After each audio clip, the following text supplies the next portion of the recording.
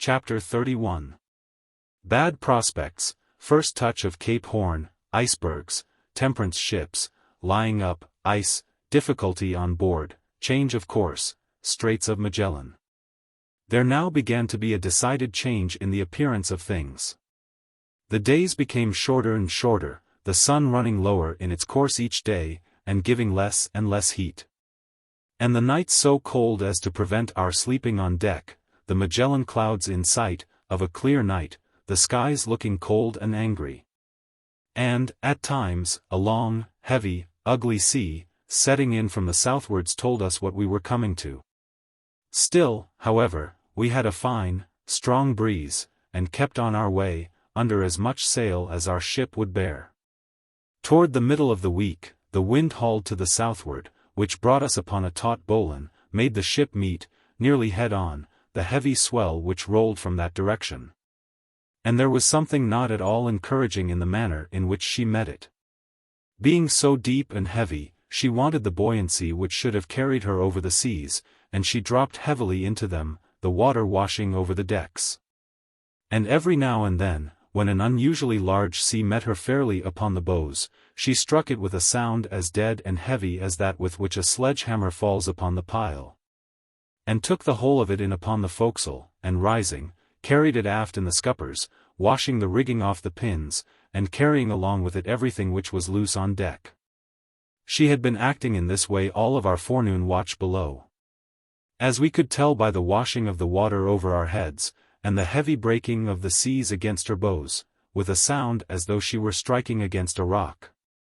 Only the thickness of the plank from our heads, as we lay in our berths, which are directly against the bows. At 8 bells, the watch was called, and we came on deck, one hand going aft to take the wheel, and another going to the galley to get the grub for dinner. I stood on the forecastle, looking at the seas, which were rolling high, as far as the eye could reach, their tops white with foam, and the body of them of a deep indigo blue, reflecting the bright rays of the sun. Our ship rose slowly over a few of the largest of them, until one immense fellow came rolling on, threatening to cover her, and which I was sailor enough to know, by the feeling of her under my feet, she would not rise over. I sprang upon the knightheads, and seizing hold of the forestay with my hands, drew myself upon it. My feet were just off the stanchion, when she struck fairly into the middle of the sea, and it washed her fore and aft, burying her in the water. As soon as she rose out of it, I looked aft, and everything forward of the mainmast, except the longboat, which was griped and double-lashed down to the ringbolts, was swept off clear. The galley, the pigsty, the hen-coop, and a large sheep pen which had been built upon the forehatch, were all gone. In the twinkling of an eye, leaving the deck as clean as a chin new-reaped, and not a stick left, to show where they had stood. In the scuppers lay the galley, bottom up, and a few boards floating about, the wreck of the sheep pen, and half a dozen miserable sheep floating among them, wet through, and not a little frightened at the sudden change that had come upon them. As soon as the sea had washed by, all hands sprung out of the forecastle to see what had become of the ship, and in a few moments the cook and old Bill crawled out from under the galley, where they had been lying in the water, nearly smothered, with the galley over them. Fortunately, it rested against the bulwarks, or it would have broken some of their bones. When the water ran off, we picked the sheep up, and put them in the longboat, got the galley back in its place, and set things a little to rights. But, had not our ship had uncommonly high bulwarks and rail, everything must have been washed overboard, not excepting old Bill and the cook. Bill had been standing at the galley door, with the kid of beef in his hand for the forecastle mess, when, away he went, kid, beef, and all. He held on to the kid till the last, like a good fellow, but the beef was gone, and when the water had run off, we saw it lying high and dry, like a rock at low tide.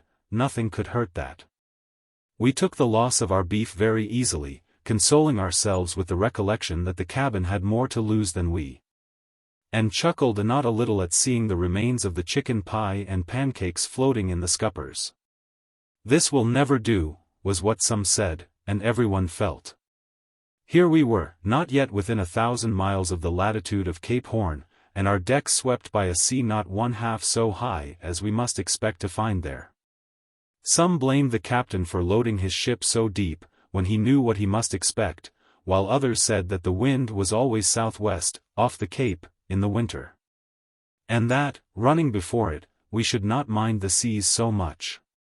When we got down into the forecastle, old Bill, who was somewhat of a croaker, having met with a great many accidents at sea, said that if that was the way she was going to act, we might as well make our wills, and balance the books at once, and put on a clean shirt. "Vast there, you bloody old owl. You're always hanging out blue lights. You're frightened by the ducking you got in the scuppers, and can't take a joke. What's the use in being always on the lookout for Davy Jones? 252, stand by," says another, "and we'll get an afternoon watch below, by this scrape." But in this they were disappointed, for at 2 bells, all hands were called and set to work, getting lashings upon everything on deck. And the captain talked of sending down the long topgallant masts, but, as the sea went down toward night, and the wind hauled abeam, we left them standing, and set the studding sails. The next day, all hands were turned to upon unbending the old sails, and getting up the new ones, for a ship, unlike people on shore, puts on her best suit in bad weather. The old sails were sent down, and 3 new topsails, and new fore and main courses, jib, and foretopmast staysail, which were made on the coast, and never had been used, were bent. With a complete set of new earrings, robbands and reef points. And reef tackles were rove to the courses, and spilling lines to the topsails. These, with new braces and clew lines, fore and aft, gave us a good suit of running rigging. The wind continued westerly, and the weather and sea less rough since the day on which we shipped the heavy sea, and we were making great progress under studding sails, with our light sails all set, keeping a little to the eastward of south. For the captain, depending upon westerly winds off the Cape, had kept so far to the westward, that though we were within about 500 miles of the latitude of Cape Horn, we were nearly 1,700 miles to the westward of it. Through the rest of the week, we continued on with a fair wind, gradually, as we got more to the southward, keeping a more easterly course, and bringing the wind on our larboard quarter. Until Sunday, June 26th, when, having a fine, clear day, the captain got a lunar observation, as well as his meridian altitude, which made us in lat. 47 degrees 50 minutes south, long. 113 degrees 49 minutes west, Cape Horn bearing, according to my calculation, E.S.E. 1/2 E, and distant 1,800 miles. Monday, June 27th. During the first part of this day, the wind continued fair, and, as we were going before it, it did not feel very cold, so that we kept at work on deck, in our common clothes and round jackets. Our watch had an afternoon watch below, for the first time since leaving San Diego, and having inquired of the third mate what the latitude was at noon, and made our usual guesses as to the time she would need to be up with the Horn, we turned in, for a nap. We were sleeping away, at the rates of knots, when 3 knocks on the scuttle, and all hands ahoy, started us from our berths. What could be the matter? It did not appear to be blowing hard, and looking up through the scuttle, we could see that it was a clear day, overhead, yet the watch were taking in sail. We thought there must be a sail in sight, and that we were about to heave to and speak her. And were just congratulating ourselves upon it, for we had seen neither sail nor land since we had left port, when we heard the mate's voice on deck. He turned in, all standing, and was always on deck the moment he was called, singing out to the men who were taking in the studding sails, and asking where his watch were. We did not wait for a second call, but tumbled up the ladder, and there, on the starboard bow, was a bank of mist, covering sea and sky, and driving directly for us. I had seen the same before, in my passage round in the Pilgrim, and knew what it meant, and that there was no time to be lost. We had nothing on but thin clothes, yet there was not a moment to spare, and at it we went. The boys of the other watch were in the tops, taking in the topgallant studding sails, and the lower and topmast studding sails were coming down by the run. It was nothing but "haul down and clew up," until we got all the studding sails in, and the royals, flying jib, and mizzen topgallant sail furled, and the ship kept off a little, to take the squall. The fore and main topgallant sails were still on her, for the old man did not mean to be frightened in broad daylight, and was determined to carry sail till the last minute. We all stood waiting for its coming, when the first blast showed us that it was not be trifled with. Rain, sleet, snow, and wind, enough to take our breath from us, and make the toughest turn his back to windward. The ship lay nearly over on her beam ends, the spars and rigging snapped and cracked, and her topgallant masts bent like whipsticks. "Clew up the fore and main topgallant sails," shouted the captain, and all hands sprang to the clewlines. The decks were standing nearly at an angle of 45 degrees, and the ship going like a mad steed through the water, the whole forward part of her in a smother of foam. The halyards were let go and the yard clewed down, and the sheet started, and in a few minutes the sails smothered and kept in by clewlines and buntlines. "Furl them, sir?" asked the mate. "Let go the topsail halyards, fore and aft," shouted the captain, in answer, at the top of his voice. Down came the topsail yards, the reef tackles were manned and hauled out, and we climbed up to windward, and sprang into the weather rigging. The violence of the wind, and the hail and sleet, driving nearly horizontally across the ocean, seemed actually to pin us down to the rigging. It was hard work making head against them. One after another, we got out upon the yards. And here we had work to do.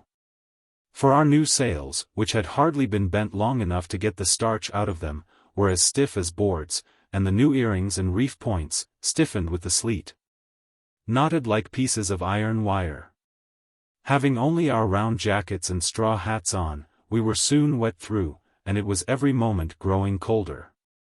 Our hands were soon stiffened and numbed, which, added to the stiffness of everything else, kept us a good while on the yard. After we had got the sail hauled upon the yard, we had to wait a long time for the weather earing to be passed. But there was no fault to be found, for French John was at the earing, and a better sailor never laid out on a yard.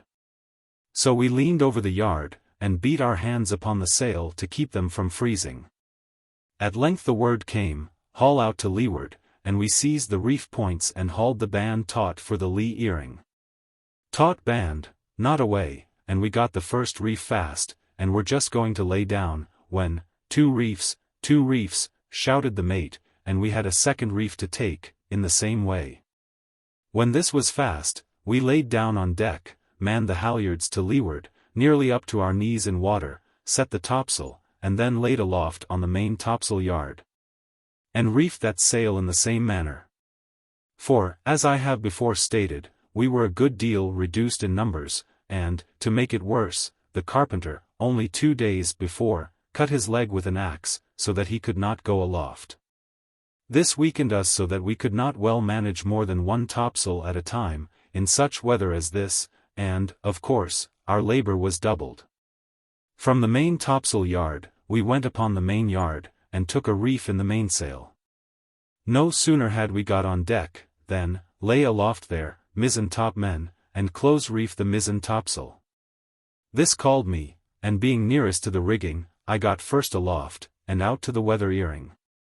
English Ben was on the yard just after me, and took the lee earing, and the rest of our gang were soon on the yard, and began to fist the sail, when the mate considerately sent up the cook and steward, to help us. I could now account for the long time it took to pass the other earrings, for, to do my best, with a strong hand to help me at the dog's ear, I could not get it past until I heard them beginning to complain in the bunt. One reef after another we took in, until the sail was close reefed, when we went down and hoisted away at the halyards. In the meantime, the jib had been furled and the staysail set, and the ship, under her reduced sail, had got more upright and was under management. But the two topgallant sails were still hanging in the buntlines, and slatting and jerking as though they would take the masts out of her. We gave a look aloft, and knew that our work was not done yet, and, sure enough, no sooner did the mate see that we were on deck, than, lay aloft there, for a view, and furl the topgallant sails. This called me again, and 2 of us went aloft, up the fore rigging, and 2 more up the main, upon the topgallant yards. The shrouds were now iced over, the sleet having formed a crust or cake round all the standing rigging, and on the weather side of the masts and yards. When we got upon the yard, my hands were so numb that I could not have cast off the knot of the gasket to have saved my life. We both lay over the yard for a few seconds, beating our hands upon the sail, until we started the blood into our fingers' ends, and at the next moment our hands were in a burning heat. My companion on the yard was a lad, who came out in the ship a weak, puny boy, from one of the Boston schools, no larger than a spritzel sheet knot, nor heavier than a paper of lampblack. And not strong enough to haul a shed off a gridiron, but who was now, as long as a spare topmast, strong enough to knock down an ox, and hearty enough to eat him. We fisted the sail together, and after 6 or 8 minutes of hard hauling and pulling and beating down the sail, which was as stiff as sheet iron, we managed to get it furled. And snugly furled it must be, for we knew the mate well enough to be certain that if it got adrift again, we should be called up from our watch below, at any hour of the night, to furl it. I had been on the lookout for a moment to jump below and clap on a thick jacket and southwester. But when we got on deck we found that 8 bells had been struck, and the other watch gone below, so that there were 2 hours of dog watch for us, and a plenty of work to do. It had now set in for a steady gale from the southwest, but we were not yet far enough to the southward to make a fair wind of it, for we must give Terra del Fuego a wide berth. The decks were covered with snow, and there was a constant driving of sleet. In fact, Cape Horn had set in with good earnest. In the midst of all this, and before it became dark, we had all the studding sails to make up and stow away, and then to lay aloft and rig in all the booms, fore and aft, and coil away the tacks, sheets, and halyards. This was pretty tough work for 4 or 5 hands, in the face of a gale which almost took us off the yards, and with ropes so stiff with ice that it was almost impossible to bend them. I was nearly half an hour out on the end of the foreyard, trying to coil away and stop down the topmast studding sail tack and lower halyards. It was after dark when we got through, and we were not a little pleased to hear 4 bells struck, which sent us below for 2 hours, and gave us each a pot of hot tea with our cold beef and bread. And, what was better yet, a suit of thick, dry clothing, fitted for the weather, in place of our thin clothes, which were wet through and now frozen stiff. This sudden turn, for which we were so little prepared, was as unacceptable to me as to any of the rest. For I had been troubled for several days with a slight toothache, and this cold weather, and wetting and freezing, were not the best things in the world for it. I soon found that it was getting strong hold, and running over all parts of my face. And before the watch was out I went aft to the mate, who had charge of the medicine chest, to get something for it. But the chest showed like the end of a long voyage, for there was nothing that would answer but a few drops of laudanum, which must be saved for any emergency. So I had only to bear the pain as well as I could. When we went on deck at 8 bells, it had stopped snowing, and there were a few stars out, but the clouds were still black, and it was blowing a steady gale. Just before midnight, I went aloft and sent down the mizzen royal yard, and had the good luck to do it to the satisfaction of the mate, who said it was done out of hand and shipshape. The next 4 hours below were but little relief to me, for I lay awake in my berth, the whole time, from the pain in my face, and heard every bell strike, and, at 4 o'clock, turned out with the watch, feeling little spirit for the hard duties of the day. Bad weather and hard work at sea can be borne up against very well, if one only has spirit and health, but there is nothing brings a man down, at such a time, like bodily pain and want of sleep. There was, however, too much to do to allow time to think. For the gale of yesterday, and the heavy seas we met with a few days before, while we had yet 10 degrees more southing to make, had convinced the captain that we had something before us which was not to be trifled with, and orders were given to send down the long topgallant masts. The topgallant and royal yards were accordingly struck, the flying jibboom rigged in, and the topgallant masts sent down on deck, and all lashed together by the side of the longboat. The rigging was then sent down and coiled away below, and everything was made snug aloft. There was not a sailor in the ship who was not rejoiced to see these sticks come down. For, so long as the yards were aloft, on the least sign of a lull, the topgallant sails were loosed, and then we had to furl them again in a snow squall. And shin up and down single ropes caked with ice, and send royal yards down in the teeth of a gale coming right from the South Pole. It was an interesting sight, too, to see our noble ship, dismantled of all her top hamper of long tapering masts and yards, and boom pointed with spearhead, which ornamented her in port. And all that canvas, which a few days before had covered her like a cloud, from the truck to the water's edge, spreading far out beyond her hull on either side, now gone. And she, stripped, like a wrestler for the fight. It corresponded, too, with the desolate character of her situation. Alone, as she was, battling with storms, wind, and ice, at this extremity of the globe, and in almost constant night. Friday, July 1st. We were now nearly up to the latitude of Cape Horn, and having over 40 degrees of easting to make, we squared away the yards before a strong westerly gale shook a reef out of the foretopsail. And stood on our way, east by south, with the prospect of being up with the Cape in a week or 10 days. As for myself, I had had no sleep for 48 hours. And the want of rest, together with constant wet and cold, had increased the swelling, so that my face was nearly as large as two, and I found it impossible to get my mouth open wide enough to eat. In this state, the steward applied to the captain for some rice to boil for me, but he only got a, "No. D.U. Tell him to eat salt junk and hard bread, like the rest of them." For this, of course, I was much obliged to him, and in truth it was just what I expected. However, I did not starve, for the mate, who was a man as well as a sailor, and had always been a good friend to me, smuggled a pan of rice into the galley, and told the cook to boil it for me. And not let the old man see it.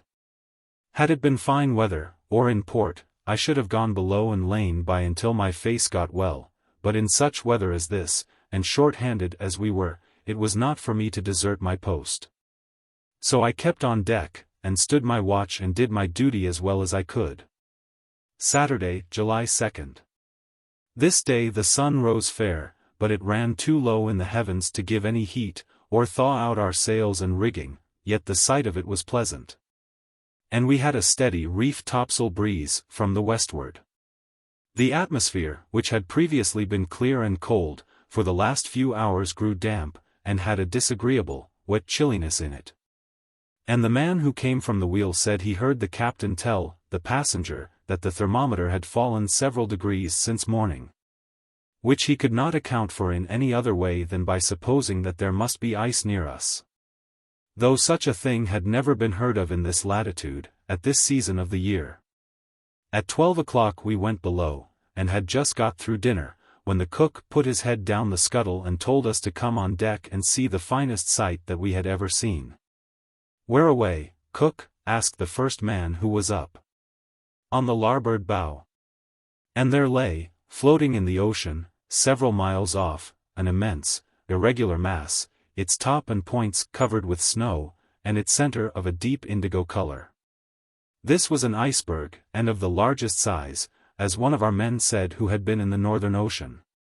As far as the eye could reach, the sea in every direction was of a deep blue color, the waves running high and fresh, and sparkling in the light, and in the midst lay this immense mountain island. Its cavities and valleys thrown into deep shade, and its points and pinnacles glittering in the sun. All hands were soon on deck, looking at it, and admiring in various ways its beauty and grandeur. But no description can give any idea of the strangeness, splendor, and, really, the sublimity, of the sight. Its great size. For it must have been from 2 to 3 miles in circumference, and several hundred feet in height. Its slow motion, as its base rose and sank in the water, and its high points nodded against the clouds. The dashing of the waves upon it, which, breaking high with foam, lined its base with a white crust. And the thundering sound of the cracking of the mass, and the breaking and tumbling down of huge pieces. Together with its nearness and approach, which added a slight element of fear, all combined to give to it the character of true sublimity. The main body of the mass was, as I have said, of an indigo color, its base crusted with frozen foam. And as it grew thin and transparent toward the edges and top, its color shaded off from a deep blue to the whiteness of snow. It seemed to be drifting slowly toward the north, so that we kept away and avoided it. It was in sight all the afternoon. And when we got to leeward of it, the wind died away, so that we lay to quite near it for a greater part of the night. Unfortunately, there was no moon, but it was a clear night, and we could plainly mark the long, regular heaving of the stupendous mass, as its edges moved slowly against the stars.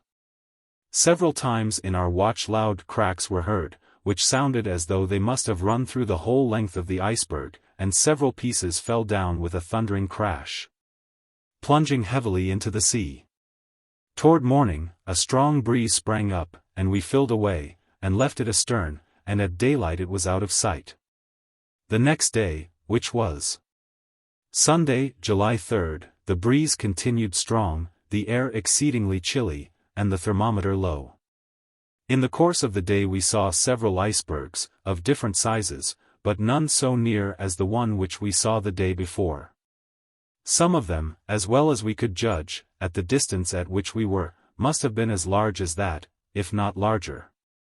At noon we were in latitude 55 degrees 12 minutes south, and supposed longitude 89 degrees 5 minutes west. Toward night the wind hauled to the southward, and headed us off our course a little, and blew a tremendous gale. But this we did not mind, as there was no rain nor snow, and we were already under close sail. Monday, July 4th. This was Independence Day, in Boston. What firing of guns, and ringing of bells, and rejoicings of all sorts, in every part of our country. The ladies, who have not gone down to Nahant, for a breath of cool air, and sight of the ocean, walking the streets with parasols over their heads. And the dandies in their white pantaloons and silk stockings. What quantities of ice cream have been eaten, and what quantities of ice brought into the city from a distance, and sold out by the lump and the pound. The smallest of the islands which we saw today would have made the fortune of poor Jack, if he had had it in Boston, and I dare say he would have had no objection to being there with it. This, to be sure, was no place to keep the 4th of July. To keep ourselves warm, and the ship out of the ice, was as much as we could do. Yet no one forgot the day. And many were the wishes, and conjectures, and comparisons, both serious and ludicrous, which were made among all hands. The sun shone bright as long as it was up, only that a scud of black clouds was ever and anon driving across it.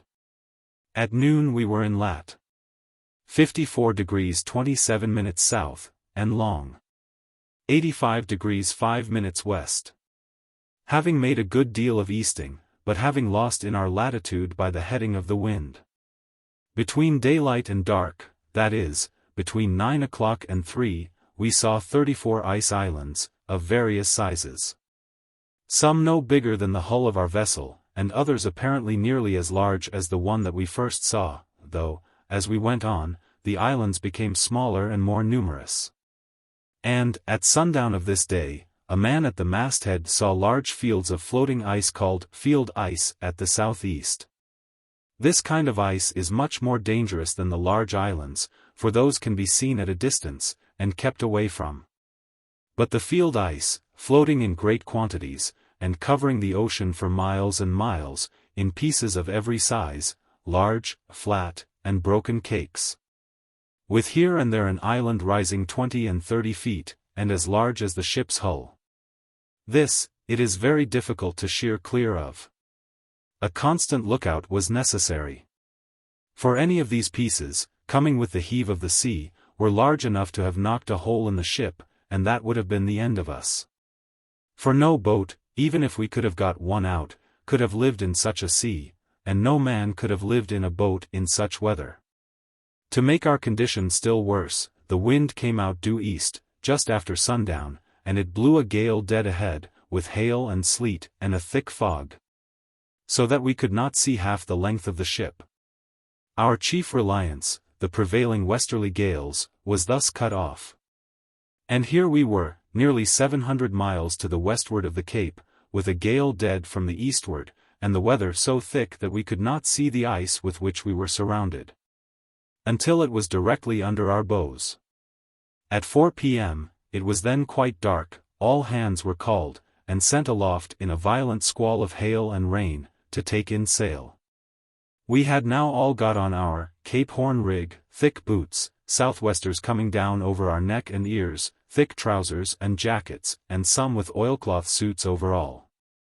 Mittens, too, we wore on deck, but it would not do to go aloft with them on, for it was impossible to work with them, and, being wet and stiff, they might let a man slip overboard. For all the hold he could get upon a rope. So, we were obliged to work with bare hands, which, as well as our faces, were often cut with the hailstones, which fell thick and large. Our ship was now all cased with ice, hull, spars, and standing rigging, and the running rigging so stiff that we could hardly bend it so as to belay it, or, still worse, take a knot with it. And the sails nearly as stiff as sheet iron. One at a time, for it was a long piece of work and required many hands, we furled the courses, mizzen topsail, and foretopmast staysail, and close-reefed the fore and main topsails. And hove the ship to under the fore, with the main hauled up by the clewlines and buntlines, and ready to be sheeted home, if we found it necessary to make sail to get to windward of an ice island. A regular lookout was then set, and kept by each watch in turn, until the morning. It was a tedious and anxious night. It blew hard the whole time, and there was an almost constant driving of either rain, hail, or snow. In addition to this, it was as thick as muck, and the ice was all about us. The captain was on deck nearly the whole night, and kept the cook in the galley, with a roaring fire, to make coffee for him, which he took every few hours. And once or twice gave a little to his officers. But not a drop of anything was there for the crew. The captain, who sleeps all the daytime, and comes and goes at night as he chooses, can have his brandy and water in the cabin, and his hot coffee at the galley. While Jack, who has to stand through everything, and work in wet and cold, can have nothing to wet his lips or warm his stomach. This was a temperance ship, and, like too many such ships, the temperance was all in the forecastle. The sailor, who only takes his one glass as it is dealt out to him, is in danger of being drunk. While the captain, who has all under his hand, and can drink as much as he chooses, and upon whose self-possession and cool judgment the lives of all depend, may be trusted with any amount to drink at his will. Sailors will never be convinced that rum is a dangerous thing, by taking it away from them, and giving it to the officers. Nor that temperance is their friend, which takes from them what they have always had, and gives them nothing in the place of it. By seeing it allowed to their officers, they will not be convinced that it is taken from them for their good, and by receiving nothing in its place, they will not believe that it is done in kindness. On the contrary, many of them look upon the change as a new instrument of tyranny. Not that they prefer rum. I never knew a sailor, in my life, who would not prefer a pot of hot coffee or chocolate, in a cold night, to all the rum afloat.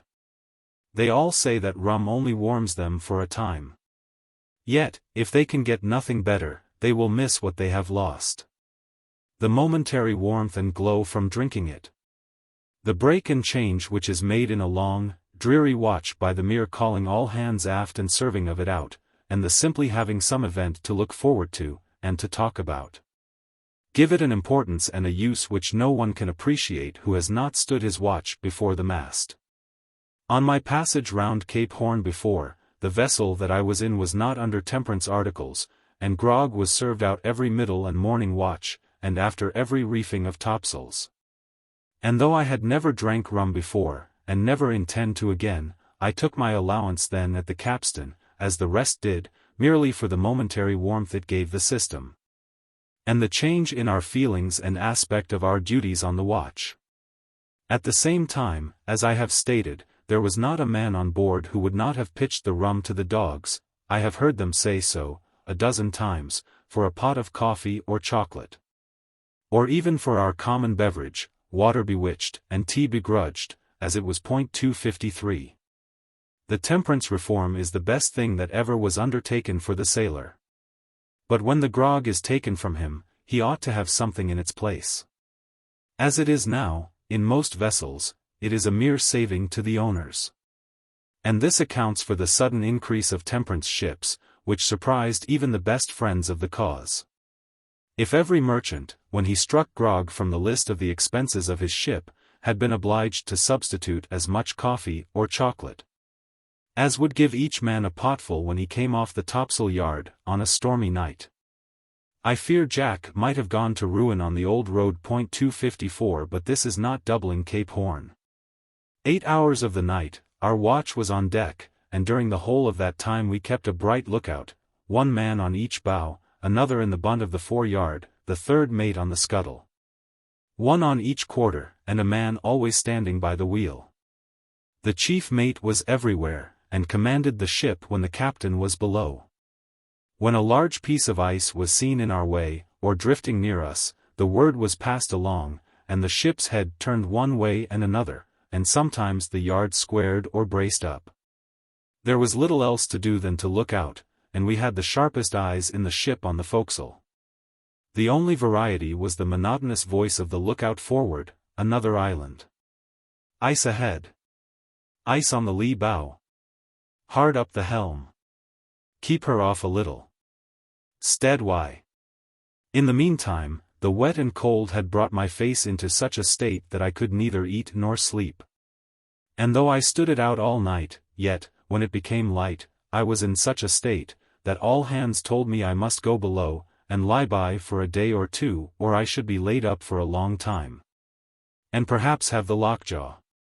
When the watch was changed I went into the steerage, and took off my hat and comforter, and showed my face to the mate, who told me to go below at once, and stay in my berth until the swelling went down, and gave the cook orders to make a poultice for me, and said he would speak to the captain. I went below and turned in, covering myself over with blankets and jackets, and lay in my berth nearly 24 hours, half asleep and half awake, stupid, from the dull pain. I heard the watch called, and the men going up and down, and sometimes a noise on deck, and a cry of ice, but I gave little attention to anything. At the end of 24 hours the pain went down, and I had a long sleep, which brought me back to my proper state. Yet my face was so swollen and tender, that I was obliged to keep to my berth for 2 or 3 days longer. During the 2 days I had been below, the weather was much the same that it had been, headwinds, and snow and rain, or, if the wind came fair, too foggy, and the ice too thick, to run. At the end of the 3rd day the ice was very thick, a complete fog bank covered the ship. It blew a tremendous gale from the eastward, with sleet and snow, and there was every promise of a dangerous and fatiguing night. At dark, the captain called all hands aft, and told them that not a man was to leave the deck that night, that the ship was in the greatest danger. Any cake of ice might knock a hole in her, or she might run on an island and go to pieces. No one could tell whether she would be a ship the next morning. The lookouts were then set, and every man was put in his station. When I heard what was the state of things, I began to put on my clothes to stand it out with the rest of them, when the mate came below, and looking at my face, ordered me back to my berth, saying that if we went down, we should all go down together, but if I went on deck I might lay myself up for life. This was the first word I had heard from aft, for the captain had done nothing, nor inquired how I was, since I went below. In obedience to the mate's orders, I went back to my berth. But a more miserable night I never wished to spend. I never felt the curse of sickness so keenly in my life. If I could only have been on deck with the rest, where something was to be done, and seen, and heard. Where there were fellow beings for companions in duty and danger, but to be cooped up alone in a black hole, in equal danger, but without the power to do, was the hardest trial. Several times, in the course of the night, I got up, determined to go on deck.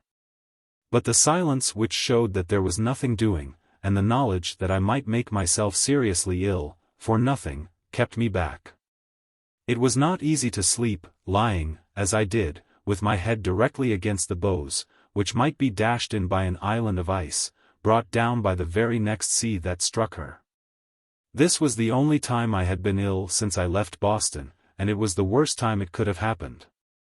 I felt almost willing to bear the plagues of Egypt 255 for the rest of the voyage, if I could but be well and strong for that one night. Yet it was a dreadful night for those on deck. A watch of 18 hours, with wet, and cold, and constant anxiety, nearly wore them out. And when they came below at 9 o'clock for breakfast, they almost dropped asleep on their chests, and some of them were so stiff that they could with difficulty sit down. Not a drop of anything had been given them during the whole time, though the captain, as on the night that I was on deck, had his coffee every 4 hours. Except that the mate stole a potful of coffee for 2 men to drink behind the galley, while he kept a lookout for the captain. Every man had his station, and was not allowed to leave it. And nothing happened to break the monotony of the night, except once setting the main topsails to run clear of a large island to leeward, which they were drifting fast upon. Some of the boys got so sleepy and stupefied, that they actually fell asleep at their posts. And the young third mate, whose station was the exposed one of standing on the fore scuttle, was so stiff, when he was relieved, that he could not bend his knees to get down.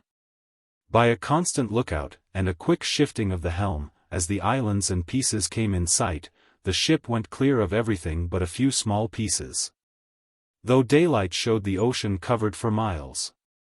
At daybreak it fell a dead calm, and with the sun, the fog cleared a little, and a breeze sprung up from the westward, which soon grew into a gale. We had now a fair wind, daylight, and comparatively clear weather, yet, to the surprise of everyone, the ship continued hove to. "Why does not he run? What is the captain about?" was asked by everyone. And from questions, it soon grew into complaints and murmurings. When the daylight was so short, it was too bad to lose it, and a fair wind, too, which everyone had been praying for. As hour followed hour, and the captain showed no sign of making sail, the crew became impatient, and there was a good deal of talking and consultation together, on the forecastle. They had been beaten out with the exposure and hardship, and impatient to get out of it, and this unaccountable delay was more than they could bear in quietness, in their excited and restless state. Some said that the captain was frightened, completely cowed, by the dangers and difficulties that surrounded us, and was afraid to make sail. While others said that in his anxiety and suspense he had made a free use of brandy and opium, and was unfit for his duty.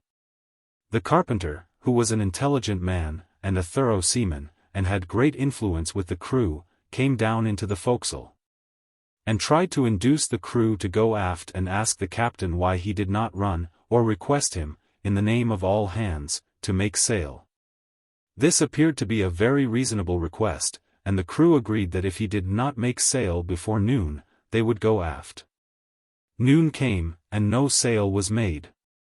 A consultation was held again, and it was proposed to take the ship from the captain and give the command of her to the mate, who had been heard to say that, if he could have his way, the ship would have been half the distance to the Cape before night, ice or no ice.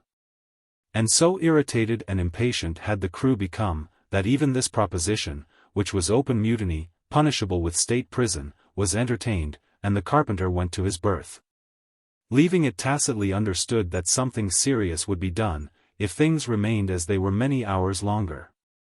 When the carpenter left, we talked it all over, and I gave my advice strongly against it. Another of the men, too, who had known something of the kind attempted in another ship by a crew who were dissatisfied with their captain, and which was followed with serious consequences, was opposed to it. Who soon came down, joined us, and we determined to have nothing to do with it. By these means, they were soon induced to give it up, for the present, though they said they would not lie where they were much longer without knowing the reason. The affair remained in this state until 4 o'clock, when an order came forward for all hands to come aft upon the quarterdeck. In about 10 minutes they came forward again, and the whole affair had been blown. The carpenter, very prematurely, and without any authority from the crew, had sounded the mate as to whether he would take command of the ship, and intimated an intention to displace the captain. And the mate, as in duty bound, had told the whole to the captain, who immediately sent for all hands aft. Instead of violent measures, or, at least, an outbreak of quarterdeck bravado, threats, and abuse, which they had every reason to expect. A sense of common danger and common suffering seemed to have tamed his spirit, and begotten something like a humane fellow-feeling. For he received the crew in a manner quiet, and even almost kind. He told them what he had heard, and said that he did not believe that they would try to do any such thing as was intimated. That they had always been good men, obedient, and knew their duty, and he had no fault to find with them. And asked them what they had to complain of, said that no one could say that he was slow to carry sail, which was true enough.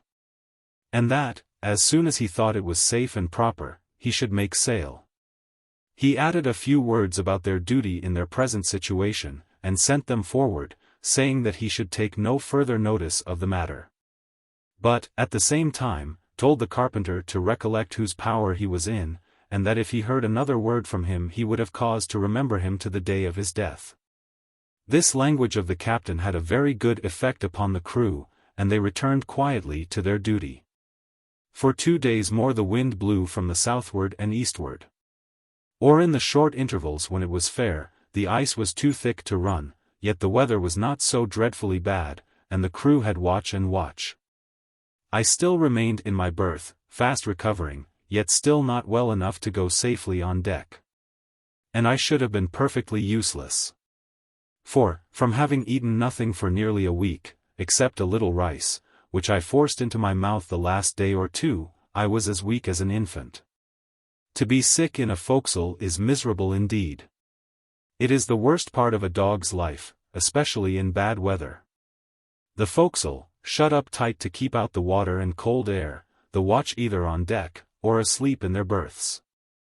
No one to speak to, the pale light of the single lamp, swinging to and fro from the beam, so dim that one can scarcely see, much less read by it. The water dropping from the beams and carlines, and running down the sides. And the forecastle so wet, and dark, and cheerless, and so lumbered up with chests and wet clothes, that sitting up is worse than lying in the berth. These are some of the evils. Fortunately, I needed no help from anyone, and no medicine, and if I had needed help, I don't know where I should have found it. Sailors are willing enough.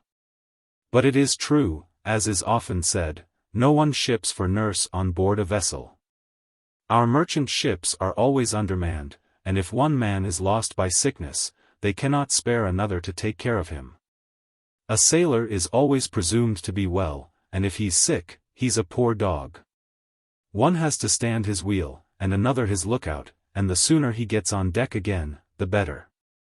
Accordingly, as soon as I could possibly go back to my duty, I put on my thick clothes and boots and southwester, and made my appearance on deck. Though I had been but a few days below, yet everything looked strangely enough. The ship was cased in ice, decks, sides, masts, yards, and rigging. 2 close-reefed topsails were all the sail she had on, and every sail and rope was frozen so stiff in its place, that it seemed as though it would be impossible to start anything. Reduced, too, to her topmasts, she had altogether a most forlorn and crippled appearance. The sun had come up brightly. The snow was swept off the decks, and ashes thrown upon them, so that we could walk, for they had been as slippery as glass. It was, of course, too cold to carry on any ship's work, and we had only to walk the deck and keep ourselves warm. The wind was still ahead, and the whole ocean, to the eastward, covered with islands and field ice.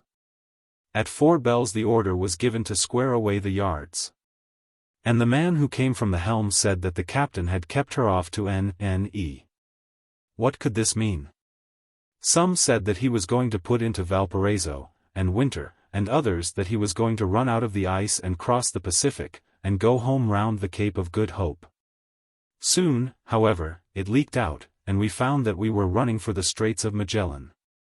The news soon spread through the ship, and all tongues were at work, talking about it. No one on board had been through the Straits, but I had in my chest an account of the passage of the ship A.J. Donaldson, of New York, through those straits, a few years before.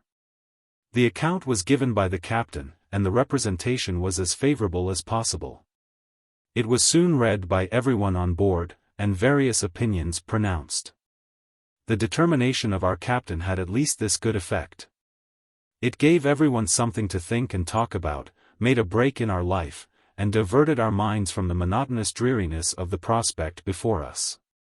Having made a fair wind of it, we were going off at a good rate, and leaving the thickest of the ice behind us.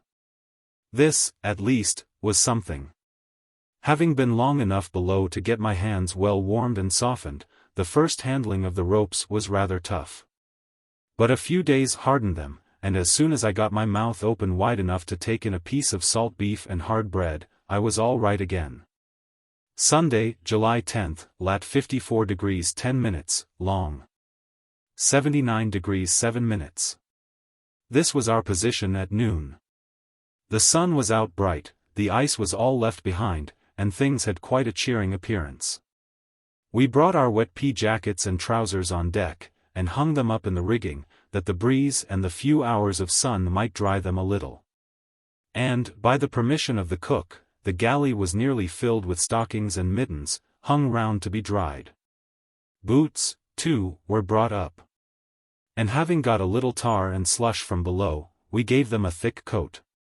After dinner, all hands were turned to get the anchors over the bows, bend on the chains, etc.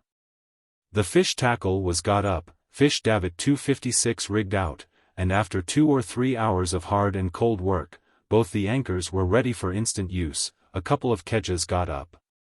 A hawser coiled away upon the forehatch, and the deep-sea lead line overhauled and got ready. Our spirits returned with having something to do, and when the tackle was manned to bows the anchor home, notwithstanding the desolation of the scene, we struck up, cheerily ho, in full chorus. This pleased the mate, who rubbed his hands and cried out, "That's right, my boys, never say die. That sounds like the old crew."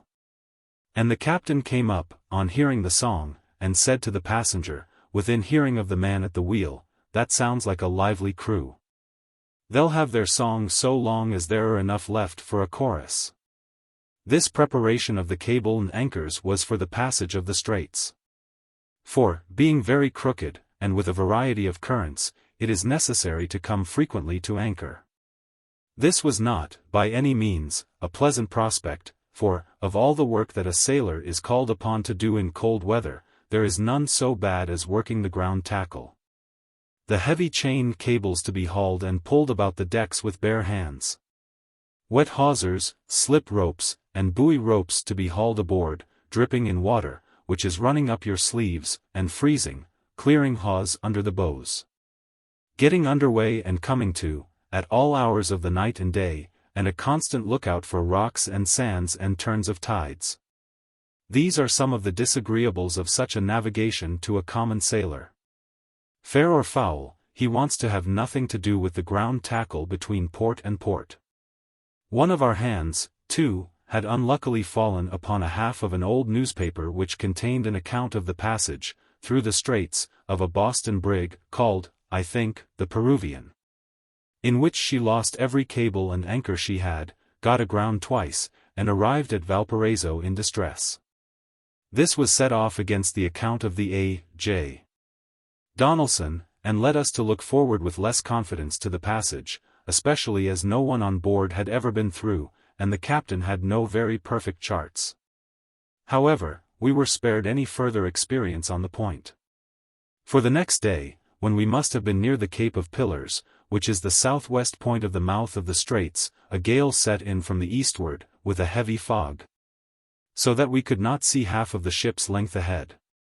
This, of course, put an end to the project, for the present, for a thick fog and a gale blowing dead ahead are not the most favorable circumstances for the passage of difficult and dangerous straits. This weather, too, seemed likely to last for some time, and we could not think of beating about the mouth of the straits for a week or two, waiting for a favorable opportunity. So we braced up on the larboard tack, put the ship's head due south, and struck her off for Cape Horn again. Chapter 32. Ice again, a beautiful afternoon, Cape Horn, land ho. Heading for home. In our first attempt to double the Cape, when we came up to the latitude of it, we were nearly 1,700 miles to the westward, but, in running for the Straits of Magellan, we stood so far to the eastward, that we made our second attempt at a distance of not more than 400 or 500 miles. And we had great hopes, by this means, to run clear of the ice, thinking that the easterly gales, which had prevailed for a long time, would have driven it to the westward. With the wind about 2 points free, the yards braced in a little, and 2 close-reefed topsails and a reefed foresail on the ship, we made great way toward the southward and, almost every watch, when we came on deck, the air seemed to grow colder, and the sea to run higher. Still, we saw no ice, and had great hopes of going clear of it altogether, when, one afternoon, about 3 o'clock, while we were taking a siesta during our watch below, all hands was called in a loud and fearful voice. "Tumble up here, men, tumble up, don't stop for your clothes, before we're upon it." We sprang out of our berths and hurried upon deck. The loud, sharp voice of the captain was heard giving orders, as though for life or death, and we ran aft to the braces, not waiting to look ahead, for not a moment was to be lost. The helm was hard up, the after yards shaking, and the ship in the act of wearing. Slowly, with stiff ropes and iced rigging, we swung the yards round, everything coming hard, and with a creaking and rending sound, like pulling up a plank which had been frozen into the ice. The ship wore round fairly, the yards were steadied, and we stood off on the other tack, leaving behind us, directly under our larboard quarter, a large ice island, peering out of the mist, and reaching high above our tops, while astern and on either side of the island, large tracts of field ice were dimly seen, heaving and rolling in the sea. We were now safe, and standing to the northward. But, in a few minutes more, had it not been for the sharp lookout of the watch, we should have been fairly upon the ice, and left our ship's old bones adrift in the Southern Ocean. After standing to the northward a few hours, we wore ship, and the wind having hauled, we stood to the southward and eastward. All night long, a bright lookout was kept from every part of the deck. And whenever ice was seen on the one bow or the other, the helm was shifted and the yards braced, and by quick working of the ship she was kept clear. The accustomed cry of "Ice ahead! Ice on the lee bow!"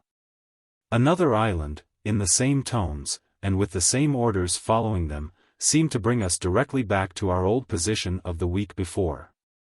During our watch on deck, which was from 12 to 4, the wind came out ahead, with a pelting storm of hail and sleet, and we lay hove to, under a close-reefed main topsail, the whole watch.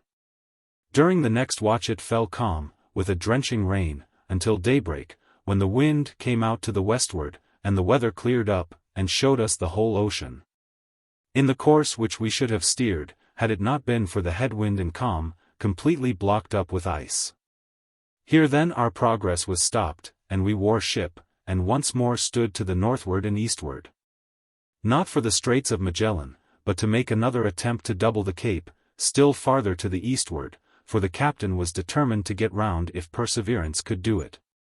And the third time, he said, never failed. With a fair wind we soon ran clear of the field ice, and by noon had only the stray islands floating far and near upon the ocean. The sun was out bright, the sea of a deep blue, fringed with the white foam of the waves which ran high before a strong southwester. Our solitary ship tore on through the water, as though glad to be out of her confinement. And the ice islands lay scattered upon the ocean here and there, of various sizes and shapes, reflecting the bright rays of the sun, and drifting slowly northward before the gale. It was a contrast to much that we had lately seen, and a spectacle not only of beauty, but of life. For it required but little fancy to imagine these islands to be animate masses which had broken loose from the thrilling regions of thick-ribbed ice, and were working their way, by wind and current, some alone, and some in fleets, to milder climes. No pencil has ever yet given anything like the true effect of an iceberg. In a picture, they are huge, uncouth masses, stuck in the sea, while their chief beauty and grandeur, their slow, stately motion, the whirling of the snow about their summits, and the fearful groaning and cracking of their parts, the picture cannot give. This is the large iceberg. While the small and distant islands, floating on the smooth sea, in the light of a clear day, look like little floating fairy isles of sapphire. From a northeast course we gradually hauled to the eastward, and after sailing about 200 miles, which brought us as near to the western coast of Terra del Fuego as was safe. And having lost sight of the ice altogether, for the third time we put the ship's head to the southward, to try the passage of the Cape. The weather continued clear and cold, with a strong gale from the westward, and we were fast getting up with the latitude of the Cape, with a prospect of soon being round. One fine afternoon, a man who had gone into the foretop to shift the rolling tackles, sung out, at the top of his voice, and with evident glee, "Sail ho!" Neither land nor sail had we seen since leaving San Diego, and anyone who has traversed the length of a whole ocean alone, can imagine what an excitement such an announcement produced on board. "Sail ho!" shouted the cook, jumping out of his galley. "Sail ho!" shouted a man, throwing back the slide of the scuttle, to the watch below, who were soon out of their berths and on deck. And "Sail ho!" shouted the captain down the companionway to the passenger in the cabin.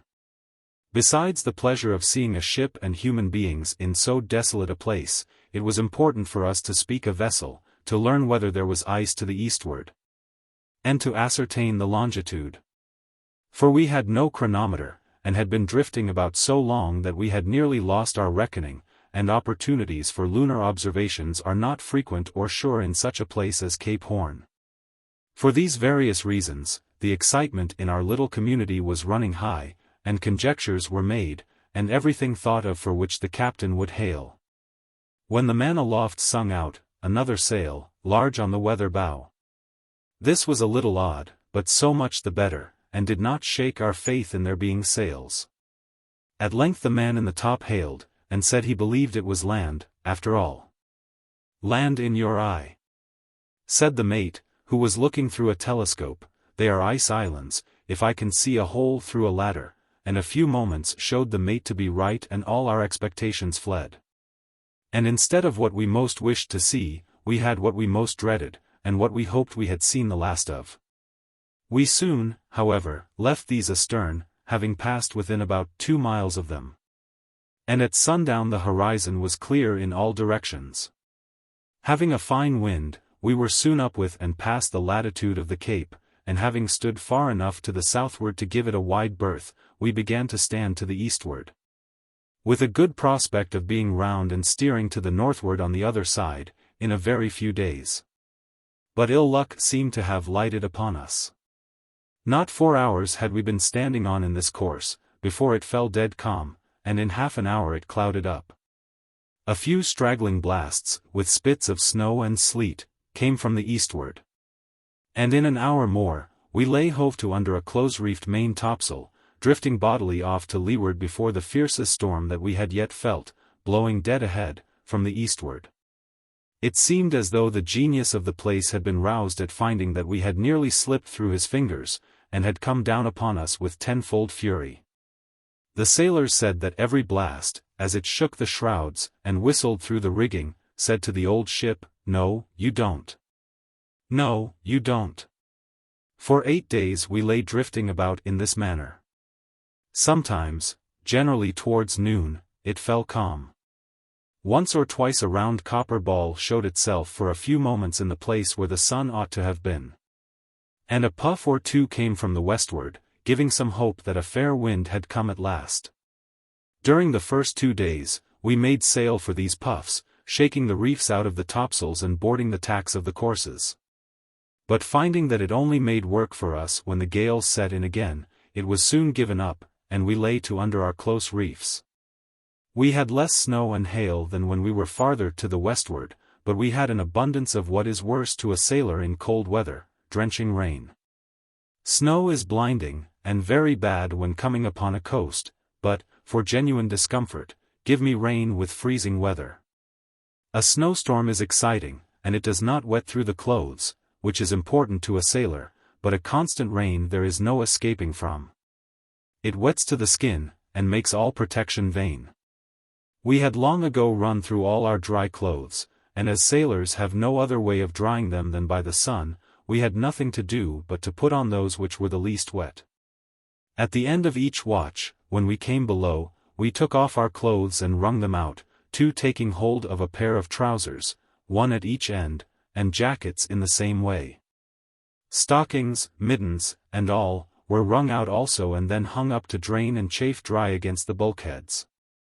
Then, feeling of all our clothes, we picked out those which were the least wet, and put them on, so as to be ready for a call, and turned in, covered ourselves up with blankets, and slept until 3 knocks on the scuttle and the dismal sound of all starbolines ahoy. 8 bells, there below. Do you hear the news, drawled out from on deck, and the sulky answer of aye, from below, sent us up again. On deck, all was as dark as a pocket, and either a dead calm, with the rain pouring steadily down, or, more generally, a violent gale dead ahead, with rain pelting horizontally, and occasional variations of hail and sleet. Decks afloat with water swashing from side to side, and constantly wet feet, for boots could not be wrung out like drawers, and no composition could stand the constant soaking. In fact, wet and cold feet are inevitable in such weather, and are not the least of those little items which go to make up the grand total of the discomforts of a winter passage round the Cape. Few words were spoken between the watches as they shifted, the wheel was relieved, the mate took his place on the quarterdeck, the lookouts in the bows, and each man had his narrow space to walk fore and aft in, or, rather, to swing himself forward and back in. From one belaying pin 257 to another, for the decks were too slippery with ice and water to allow of much walking. To make a walk, which is absolutely necessary to pass away the time, one of us hit upon the expedient of sanding the deck. And afterwards, whenever the rain was not so violent as to wash it off, the weather side of the quarterdeck and a part of the waist and forecastle were sprinkled with the sand which we had on board for holystoning. And thus we made a good promenade, where we walked fore and aft, 2 and 2, hour after hour, in our long, dull, and comfortless watches. The bells seemed to be an hour or 2 apart, instead of half an hour, and an age to elapse before the welcome sound of 8 bells. The sole object was to make the time pass on.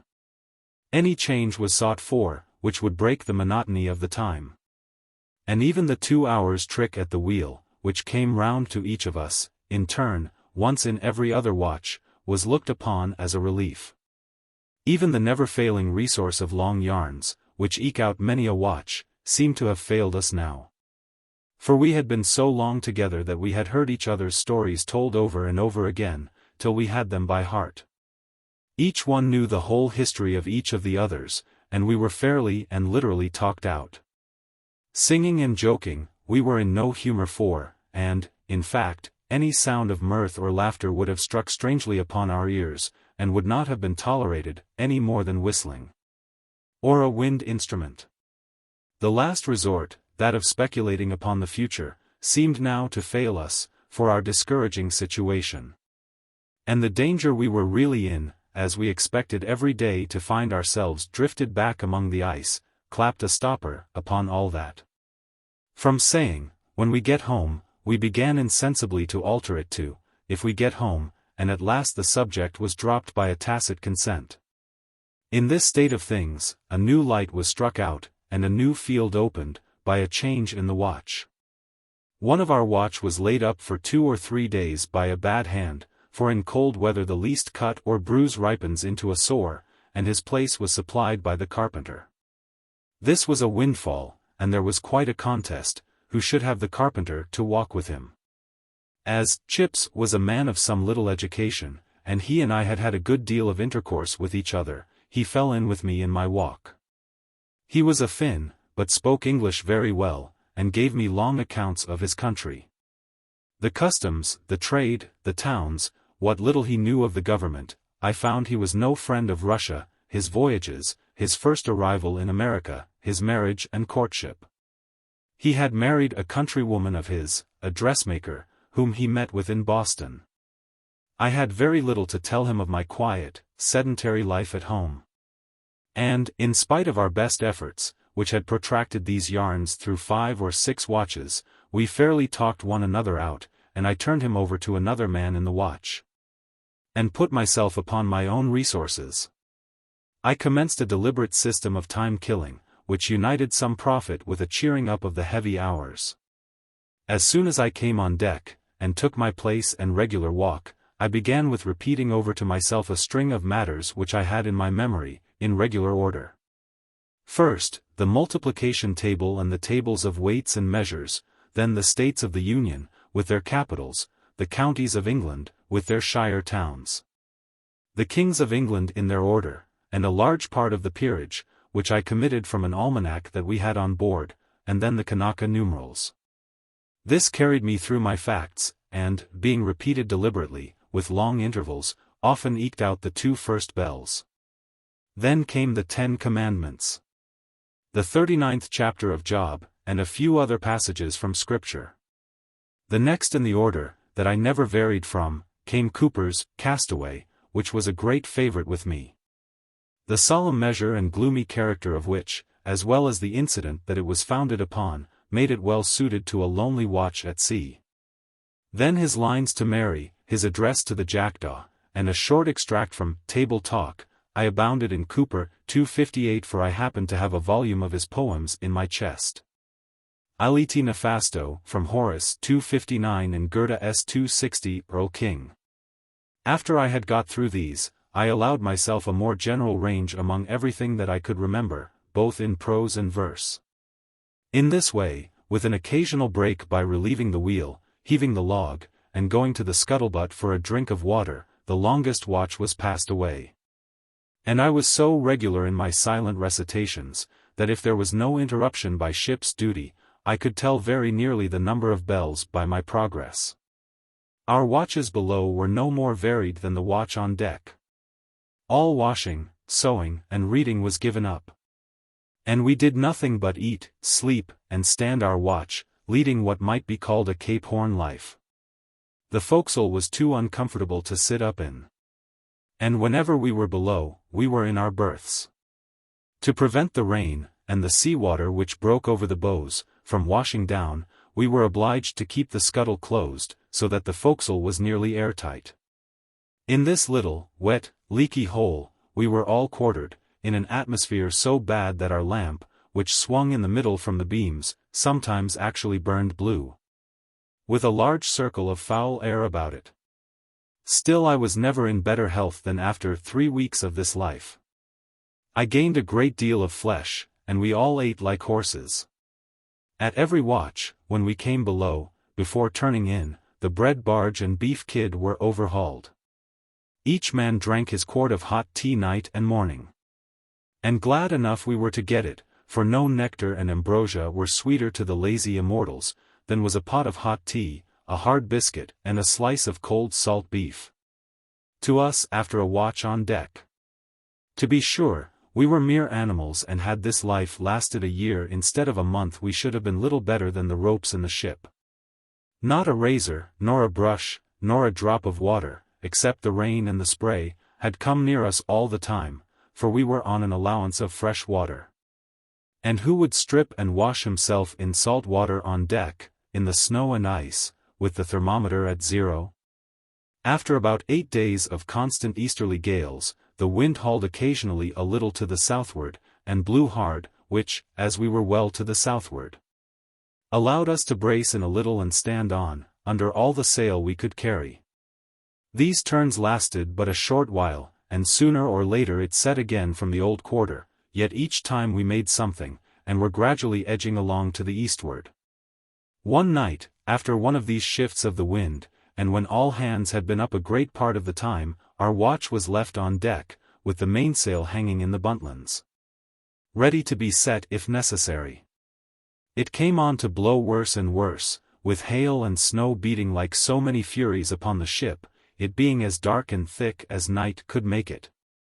The mainsail was blowing and slatting with a noise like thunder, when the captain came on deck, and ordered it to be furled. The mate was about to call all hands, when the captain stopped him, and said that the men would be beaten out if they were called up so often. That as our watch must stay on deck, it might as well be doing that as anything else. Accordingly, we went upon the yard, and never shall I forget that piece of work. Our watch had been so reduced by sickness, and by some having been left in California, that, with one man at the wheel, we had only the third mate and 3 beside myself, to go aloft. So that at most, we could only attempt to furl 1 yardarm at a time. We manned the weather yardarm, and set to work to make a furl of it. Our lower masts being short, and our yards very square, the sail had a head of nearly 50 feet, and a short leach, made still shorter by the deep reef which was in it, which brought the clew away out on the quarters of the yard, and made a bunt nearly as square as the mizzen royal yard. Beside this difficulty, the yard over which we lay was cased with ice, the gaskets and rope of the foot and leach of the sail as stiff and hard as a piece of suction hose, and the sail itself about as pliable as though it had been made of sheets of sheathing copper. It blew a perfect hurricane, with alternate blasts of snow, hail, and rain. We had to fist the sail with bare hands. No one could trust himself to middens, for if he slipped, he was a gone man. All the boats were hoisted in on deck, and there was nothing to be lowered for him. We had need of every finger God had given us. Several times we got the sail upon the yard, but it blew away again before we could secure it. It required men to lie over the yard to pass each turn of the gaskets, and when they were passed, it was almost impossible to knot them so that they would hold. Frequently we were obliged to leave off altogether and take to beating our hands upon the sail, to keep them from freezing.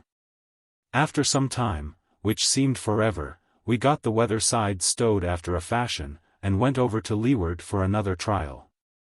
This was still worse, for the body of the sail had been blown over to leeward, and as the yard was a cockbill by the lying over of the vessel, we had to light it all up to windward. When the yardarms were furled, the bunt was all adrift again, which made more work for us. We got all secure at last, but we had been nearly an hour and a half upon the yard, and it seemed an age. It just struck 5 bells when we went up, and 8 were struck soon after we came down. This may seem slow work, but considering the state of everything, and that we had only 5 men to a sail with just half as many square yards of canvas in it as the mainsail of the Independence, 60-gun ship, which musters 700 men at her quarters, it is not wonderful that we were no quicker about it. We were glad enough to get on deck, and still more, to go below. The oldest sailor in the watch said, as he went down, "I shall never forget that main yard, it beats all my going a-fishing. Fun is fun, but furling 1 yardarm of a course, at a time, off Cape Horn, is no better than man-killing." During the greater part of the next 2 days, the wind was pretty steady from the southward. We had evidently made great progress, and had good hope of being soon up with the Cape, if we were not there already. We could put but little confidence in our reckoning, as there had been no opportunities for an observation, and we had drifted too much to allow of our dead reckoning being anywhere near the mark. If it would clear off enough to give a chance for an observation, or if we could make land, we should know where we were. And upon these, and the chances of falling in with a sail from the eastward, we depended almost entirely. Friday, July 22nd. This day we had a steady gale from the southward, and stood on under close sail, with the yards eased a little by the weather braces, the clouds lifting a little, and showing signs of breaking away. In the afternoon, I was below with Mr. H., the third mate, and 2 others, filling the bread locker in the steerage from the casks, when a bright gleam of sunshine broke out and shone down the companionway and through the skylight, lighting up everything below, and sending a warm glow through the heart of everyone. It was a sight we had not seen for weeks, an omen, a godsend. Even the roughest and hardest face acknowledged its influence. Just at that moment we heard a loud shout from all parts of the deck, and the mate called out down the companionway to the captain, who was sitting in the cabin. What he said, we could not distinguish, but the captain kicked over his chair, and was on deck at one jump. We could not tell what it was. And, anxious as we were to know, the discipline of the ship would not allow of our leaving our places. Yet, as we were not called, we knew there was no danger. We hurried to get through with our job, when, seeing the steward's black face peering out of the pantry, Mr. H. hailed him, to know what was the matter. "Lon, oh, to be sure, sir." "No, you hear sing out, Lon, oh? De cap say im Cape Horn." This gave us a new start, and we were soon through our work, and on deck. And there lay the land, fair upon the larboard beam, and slowly edging away upon the quarter. All hands were busy looking at it, the captain and mates from the quarterdeck, the cook from his galley, and the sailors from the forecastle, and even Mr. N. The passenger, who had kept in his shell for nearly a month, and hardly been seen by anybody, and who we had almost forgotten was on board, came out like a butterfly, and was hopping round as bright as a bird. The land was the island of Staten Land, and, just to the eastward of Cape Horn, and a more desolate-looking spot I never wished to set eyes upon. Bare, broken, and girt with rocks and ice, with here and there, between the rocks and broken hillocks, a little stunted vegetation of shrubs. It was a place well suited to stand at the junction of the two oceans, beyond the reach of human cultivation, and encounter the blasts and snows of a perpetual winter. Yet, dismal as it was a pleasant sight to us. Not only as being the first land we had seen, but because it told us that we had passed the Cape, were in the Atlantic, and that, with 24 hours of this breeze, might bid defiance to the Southern Ocean. It told us, too, our latitude and longitude better than any observation, and the captain now knew where we were, as well as if we were off the end of Long Wharf. In the general joy, Mr. N. said he should like to go ashore upon the island and examine a spot which probably no human being had ever set foot upon. But the captain intimated that he would see the island, specimens and all, in another place, before he would get out a boat or delay the ship one moment for him. We left the land gradually astern, and at sundown had the Atlantic Ocean clear before us. Chapter 33. Cracking on, progress homeward, a pleasant Sunday, a fine sight, byplay. It is usual, in voyages round the Cape from the Pacific, to keep to the eastward of the Falkland Islands. But as it had now set in a strong, steady, and clear southwester, with every prospect of its lasting, and we had had enough of high latitudes, the captain determined to stand immediately to the northward, running inside the Falkland Islands. Accordingly, when the wheel was relieved at 8 o'clock, the order was given to keep her due north, and all hands were turned up to square away the yards and make sail. In a moment, the news ran through the ship that the captain was keeping her off, with her nose straight for Boston, and Cape Horn over her taffrail. It was a moment of enthusiasm. Everyone was on the alert, and even the two sick men turned out to lend a hand at the halyards. The wind was now due southwest, and blowing a gale to which a vessel close-hauled could have shown no more than a single close-reefed sail, but as we were going before it, we could carry on. Accordingly, hands were sent aloft, and a reef shaken out of the topsails, and the reefed foresail set. When we came to masthead the topsail yards, with all hands at the halyards, we struck up, cheerily, men, with a chorus which might have been heard halfway to Staten Land. Under her increased sail, the ship drove on through the water. Yet she could bear it well, and the captain sang out from the quarterdeck, "Another reef out of that foretopsail, and give it to her." Two hands sprang aloft, the frozen reef points and earrings were cast adrift, the halyards manned, and the sail gave out her increased canvas to the gale. All hands were kept on deck to watch the effect of the change. It was as much as she could well carry, and with a heavy sea astern, it took 2 men at the wheel to steer her.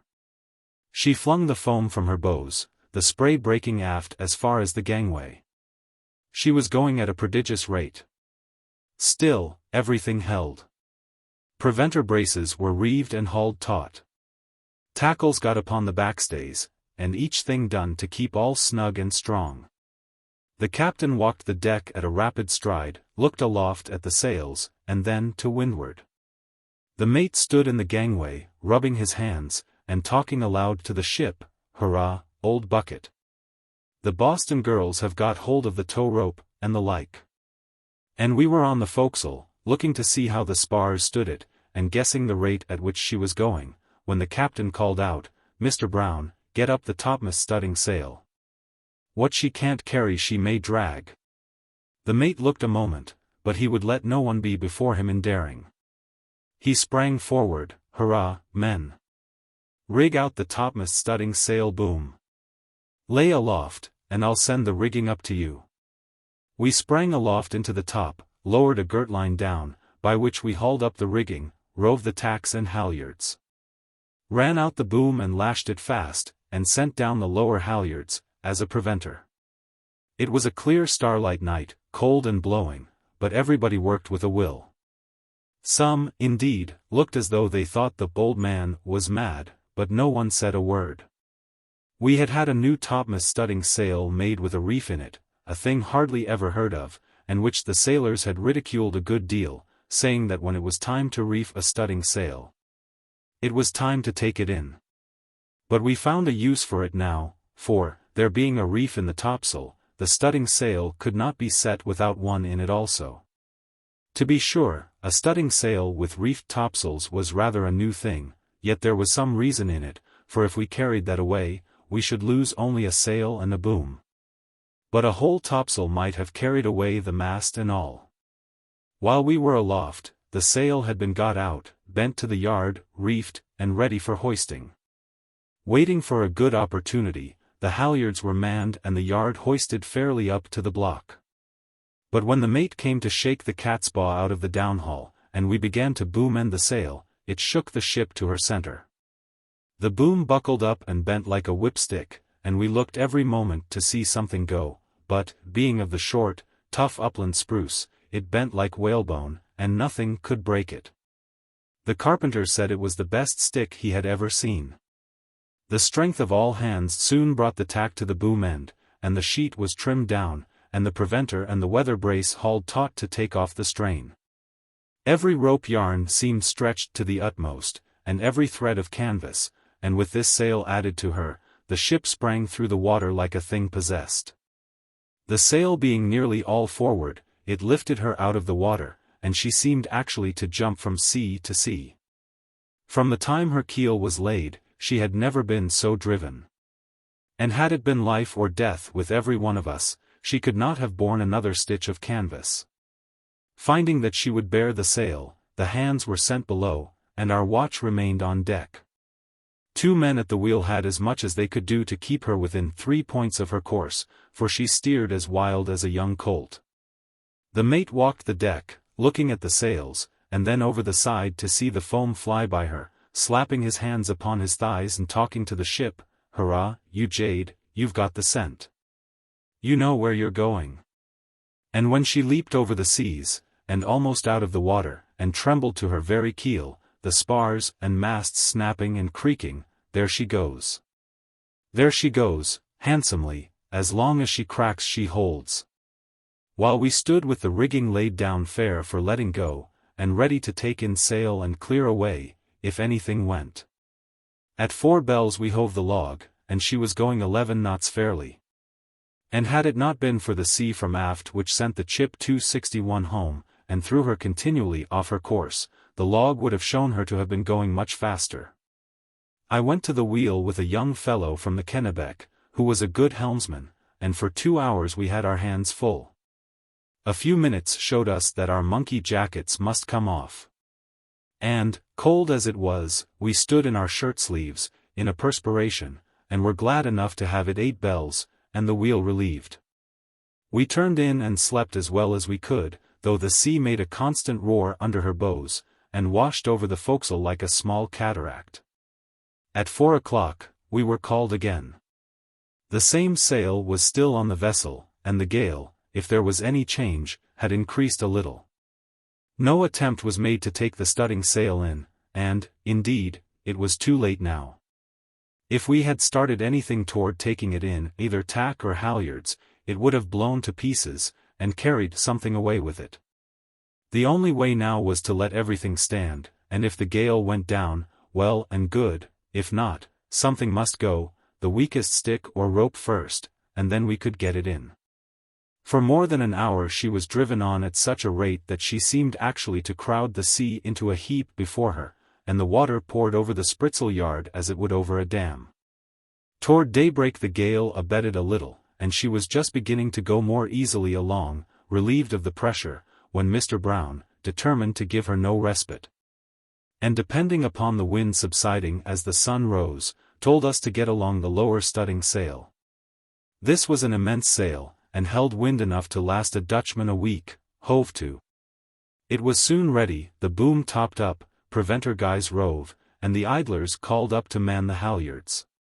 Yet such was still the force of the gale, that we were nearly an hour setting the sail, carried away the outhaul in doing it, and came very near snapping off the swinging boom.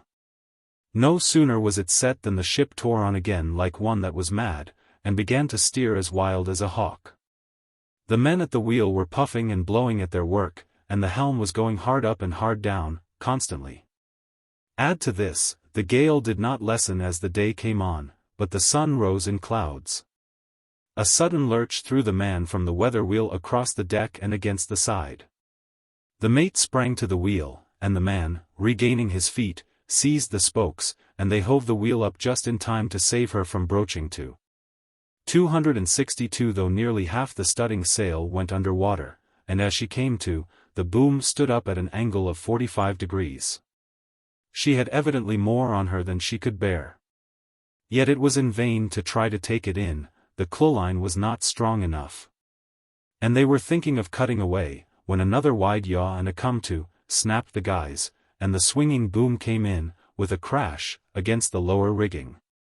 The outhaul block gave way, and the topmast studding sail boom bent in a manner which I never before supposed a stick could bend. I had my eye on it when the guys parted, and it made one spring and buckled up so as to form nearly a half circle, and sprang out again to its shape. The clewline gave way at the first pull. The cleat to which the halyards were belayed was wrenched off, and the sail blew round the spritsail yards and head guys, which gave us a bad job to get it in. A half hour served to clear all away, and she was suffered to drive on with her topmast studding sail set, it being as much as she could stagger under. During all this day and the next night, we went on under the same sail, the gale blowing with undiminished force, 2 men at the wheel all the time. Watch, and nothing to do but to steer and look out for the ship, and be blown along, until the noon of the next day. Sunday, July 24th, when we were in latitude 50 degrees 27 minutes south. Longitude 62 degrees 13 minutes west, having made 4 degrees of latitude in the last 24 hours. Being now to northward of the Falkland Islands, the ship was kept off, northeast, for the equator. And with her head for the equator, and Cape Horn over her taffrail, she went gloriously on. Every heave of the sea leaving the Cape astern, and every hour bringing us nearer to home, and to warm weather.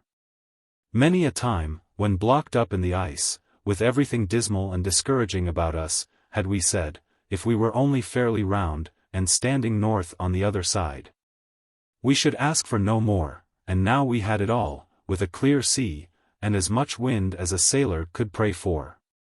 If the best part of the voyage is the last part, surely we had all now that we could wish.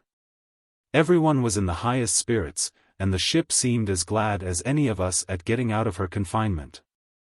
At each change of the watch, those coming on deck asked those going below, "How does she go along?" and got for answer, "The rate, and the customary addition, I." And the Boston girls have had hold of the tow rope all the watch, and can't haul half the slack in. Each day the sun rose higher in the horizon, and the nights grew shorter. And at coming on deck each morning, there was a sensible change in the temperature. The ice, too, began to melt from off the rigging and spars, and, except a little which remained in the tops and round the hounds 263 of the lower masts, was soon gone. As we left the gale behind us, the reefs were shaken out of the topsails, and sail made as fast as she could bear it. And every time all hands were sent to the halyards, a song was called for, and we hoisted away with a will. Sail after sail was added, as we drew into fine weather. And in 1 week after leaving Cape Horn, the long topgallant masts were got up, topgallant and royal yards crossed, and the ship restored to her fair proportions. The Southern Cross we saw no more after the first night, the Magellan clouds settled lower and lower in the horizon. And so great was our change of latitude each succeeding night, that we sank some constellation in the south, and raised another in the northern horizon. Sunday, July 31st. At noon we were in lat. 36 degrees 41 minutes south, long. 38 degrees 8 minutes west, having traversed the distance of 2,000 miles, allowing for changes of course, in 9 days. 1,000 miles in 4 days and a half, this is equal to steam. 264. Soon after 8 o'clock, the appearance of the ship gave evidence that this was the first Sunday we had yet had in fine weather. As the sun came up clear, with the promise of a fair, warm day, and, as usual on Sunday, there was no work going on, all hands turned to upon clearing out the forecastle. The wet and soiled clothes which had accumulated there during the past month, were brought up on deck, the chests moved. Brooms, buckets of water, swabs, scrubbing brushes, and scrapers carried down, and applied, until the forecastle floor was as white as chalk, and everything neat and in order.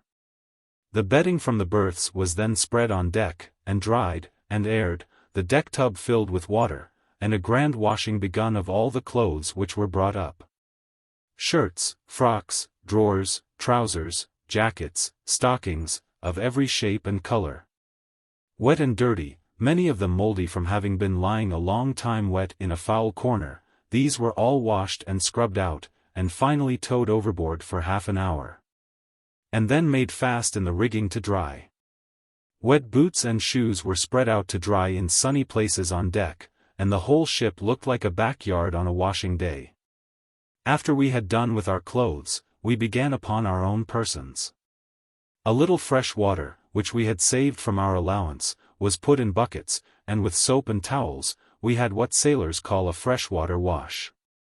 The same bucket, to be sure, had to go through several hands, and was spoken for by one after another, but as we rinsed off in salt water, pure from the ocean. And the fresh was used only to start the accumulated grime and blackness of 5 weeks, it was held of little consequence. We soaped down and scrubbed one another with towels and pieces of canvas, stripping to it, and then, getting into the head, threw buckets of water upon each other. After this, came shaving, and combing, and brushing. And when, having spent the first part of the day in this way, we sat down on the forecastle, in the afternoon, with clean duck trousers, and shirts on, washed, shaved, and combed. And looking a dozen shades lighter for it, reading, sewing, and talking at our ease, with a clear sky and warm sun over our heads, a steady breeze over the larboard quarter. Studding sails out alow and aloft, and all the flying kites aboard. We felt that we had got back into the pleasantest part of a sailor's life. At sundown the clothes were all taken down from the rigging, clean and dry, and stowed neatly away in our chests. And our southwesters, thick boots, Guernsey frocks, and other accompaniments of bad weather, put out of the way, we hoped, for the rest of the voyage. As we expected to come upon the coast early in the autumn. Notwithstanding all that has been said about the beauty of a ship under full sail, there are very few who have ever seen a ship, literally, under all her sail. A ship coming in or going out of port, with her ordinary sails, and perhaps 2 of 3 studding sails, is commonly said to be under full sail. But a ship never has all her sail upon her, except when she has a light, steady breeze, very nearly, but not quite, dead aft, and so regular that it can be trusted. And is likely to last for some time. Then, with all her sails, light and heavy, and studding sails, on each side, alow and aloft, she is the most glorious moving object in the world. Such a sight, very few, even some who have been at sea a great deal, have ever beheld, for from the deck of your own vessel you cannot see her, as you would a separate object. One night, while we were in these tropics, I went out to the end of the flying jib-boom, upon some duty, and, having finished it, turned round, and lay over the boom for a long time, admiring the beauty of the sight before me. Being so far out from the deck, I could look at the ship, as at a separate vessel. And there rose up from the water, supported only by the small black hull, a pyramid of canvas, spreading out far beyond the hull, and towering up almost, as it seemed in the indistinct night air. To the clouds. The sea was as still as an inland lake, the light trade wind was gently and steadily breathing from astern, the dark blue sky was studded with the tropical stars. There was no sound but the rippling of the water under the stem, and the sails were spread out, wide and high, the two lower studding sails stretching, on each side, far beyond the deck. The topmast studding sails, like wings to the topsails, the topgallant studding sails spreading fearlessly out above them. Still higher, the two royal studding sails, looking like two kites flying from the same string. And, highest of all, the little skysail, the apex of the pyramid, seeming actually to touch the stars, and to be out of reach of human hand. So quiet, too, was the sea, and so steady the breeze, that if these sails had been sculptured marble, they could not have been more motionless. Not a ripple upon the surface of the canvas. Not even a quivering of the extreme edges of the sail, so perfectly were they distended by the breeze. I was so lost in the sight, that I forgot the presence of the man who came out with me, until he said, for he, too, rough old man-of-war's man as he was, had been gazing at the show. Half to himself, still looking at the marble sails, how quietly they do their work. The fine weather brought work with it, as the ship was to be put in order for coming into port. This may give a landsman some notion of what is done on board ship. All the first part of a passage is spent in getting a ship ready for sea, and the last part in getting her ready for port. She is, as sailors say, like a lady's watch, always out of repair. The new, strong sails, which we had up off Cape Horn, were to be sent down, and the old set, which were still serviceable in fine weather, to be bent in their place. All the rigging to be set up, fore and aft, the mast stayed, the standing rigging to be tarred down, lower and topmast rigging rattled down, fore and aft. The ship scraped, inside and out, and painted, decks varnished, new and neat knots, seizings and coverings to be fitted. And every part put in order, to look well to the owner's eye, on coming into Boston. This, of course, was a long matter. And all hands were kept on deck at work for the whole of each day, during the rest of the voyage. Sailors call this hard usage. But the ship must be in crack order, and "we're homeward bound" was the answer to everything. We went on for several days, employed in this way, nothing remarkable occurring. And, at the latter part of the week, fell in with the southeast trades, blowing about east-southeast, which brought them nearly 2 points abaft our beam. These blew strong and steady, so that we hardly started a rope, until we were beyond their latitude. The first day of all hands, one of those little incidents occurred, which are nothing in themselves, but are great matters in the eyes of a ship's company. As they serve to break the monotony of a voyage, and afford conversation to the crew for days afterwards.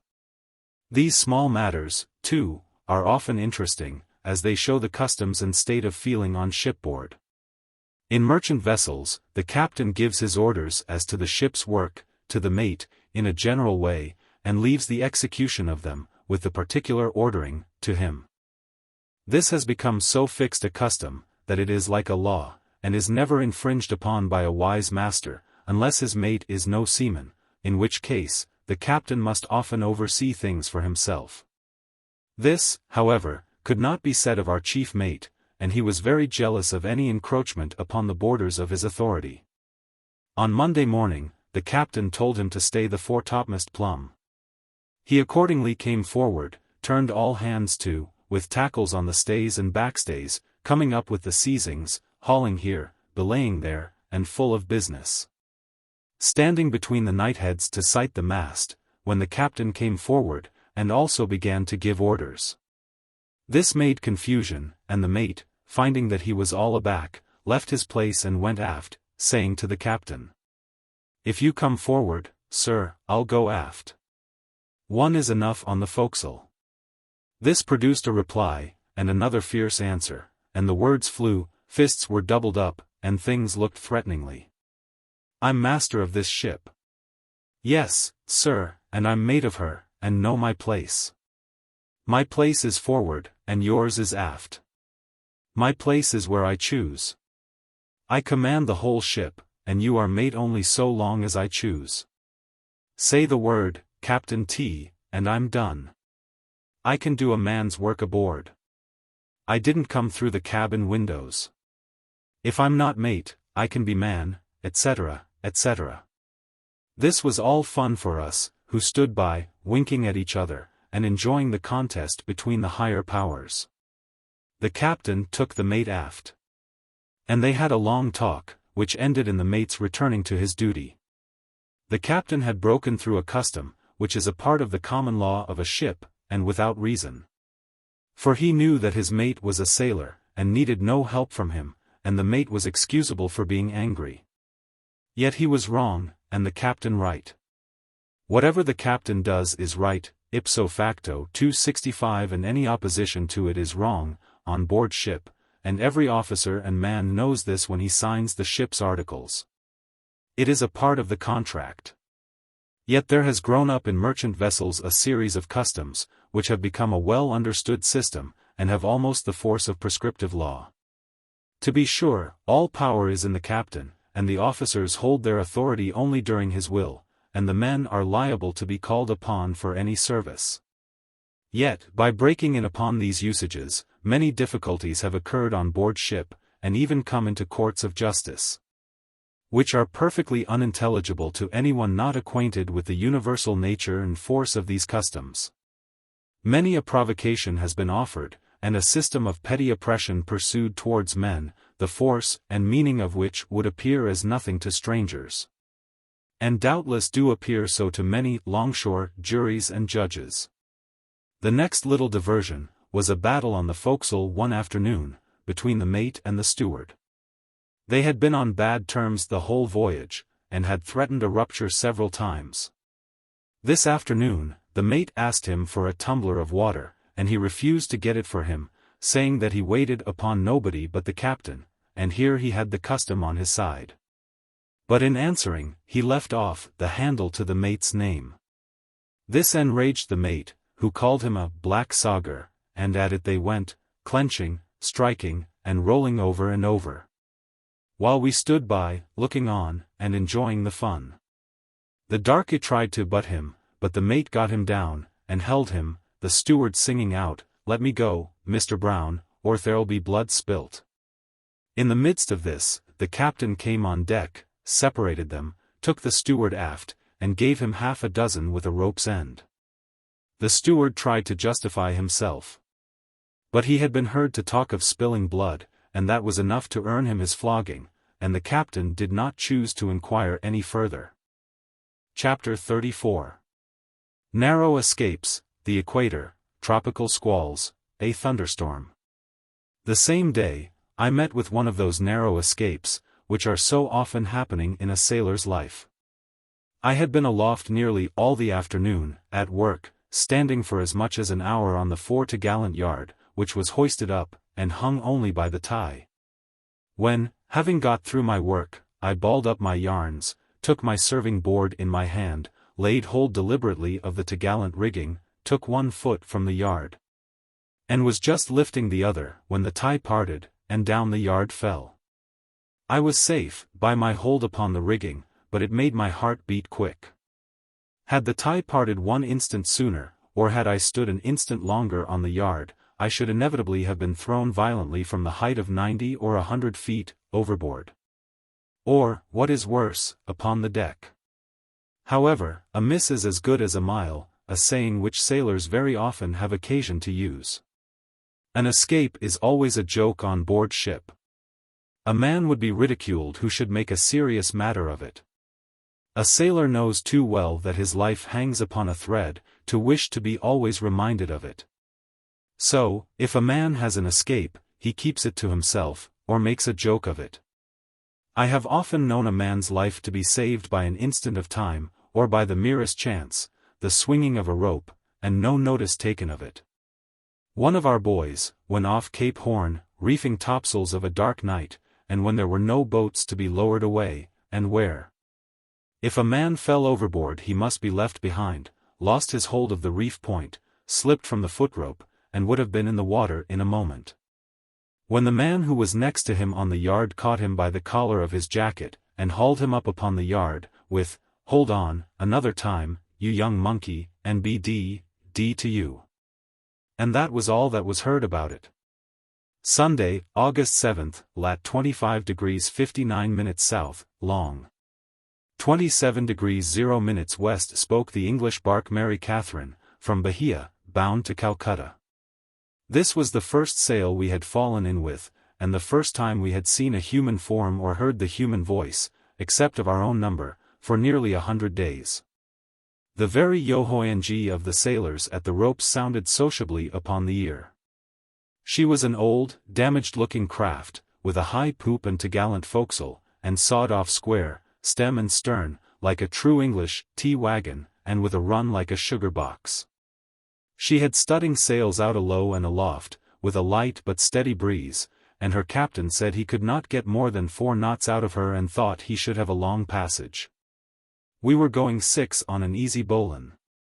The next day, about 3 p.m., passed a large corvette-built ship, close upon the wind, with royals and skysails set fore and aft, under English colors. She was standing south by east, probably bound round Cape Horn. She had men in her tops, and black mastheads, heavily sparred, with sails cut to AT, and other marks of a man-of-war. She sailed well, and presented a fine appearance, the proud, aristocratic-looking banner of St. George, the cross in a blood-red field, waving from the mizzen. We probably were as fine a sight, with our studding sails spread far out beyond the ship on either side, and rising in a pyramid to royal studding sails and skysails, burying the hull in canvas. And looking like what the whalemen on the banks, under their stump-to-gallant masts, call a Cape Horner under a cloud of sail. Friday, August 12th. At daylight made the island of Trinidad, situated in lat. 20 degrees 28 minutes south, long. 29 degrees 8 minutes west. At 12 p.m., it bore N.W. 1/2 N, distant 27 miles. It was a beautiful day, the sea hardly ruffled by the light trades, and the island looking like a small blue mound rising from a field of glass. Such a fair and peaceful-looking spot is said to have been, for a long time, the resort of a band of pirates, who ravaged the tropical seas. Thursday, August 18th. At 3 p.m. Made the island of Fernando Noronha, lying in lat. 3 degrees 55 minutes south, long. 32 degrees 35 minutes west. And between 12 o'clock Friday night and 1 o'clock Saturday morning, crossed the equator, for the 4th time since leaving Boston, in long.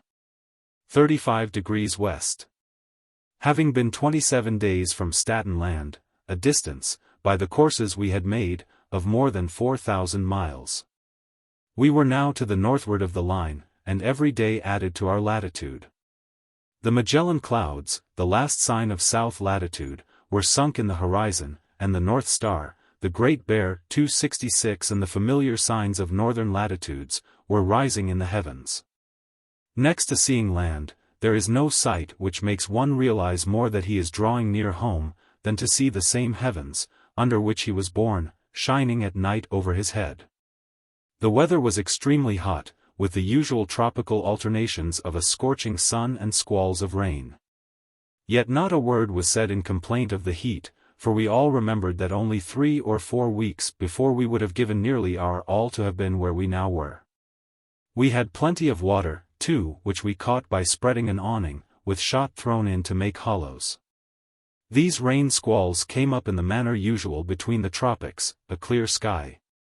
Burning, vertical sun, work going lazily on, and men about decks with nothing but duck trousers, checked shirts, and straw hats, the ship moving as lazily through the water.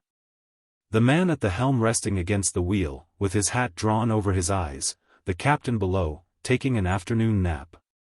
The passenger leaning over the taffrail, watching a dolphin following slowly in our wake, the sailmaker mending an old topsail on the lee side of the quarterdeck.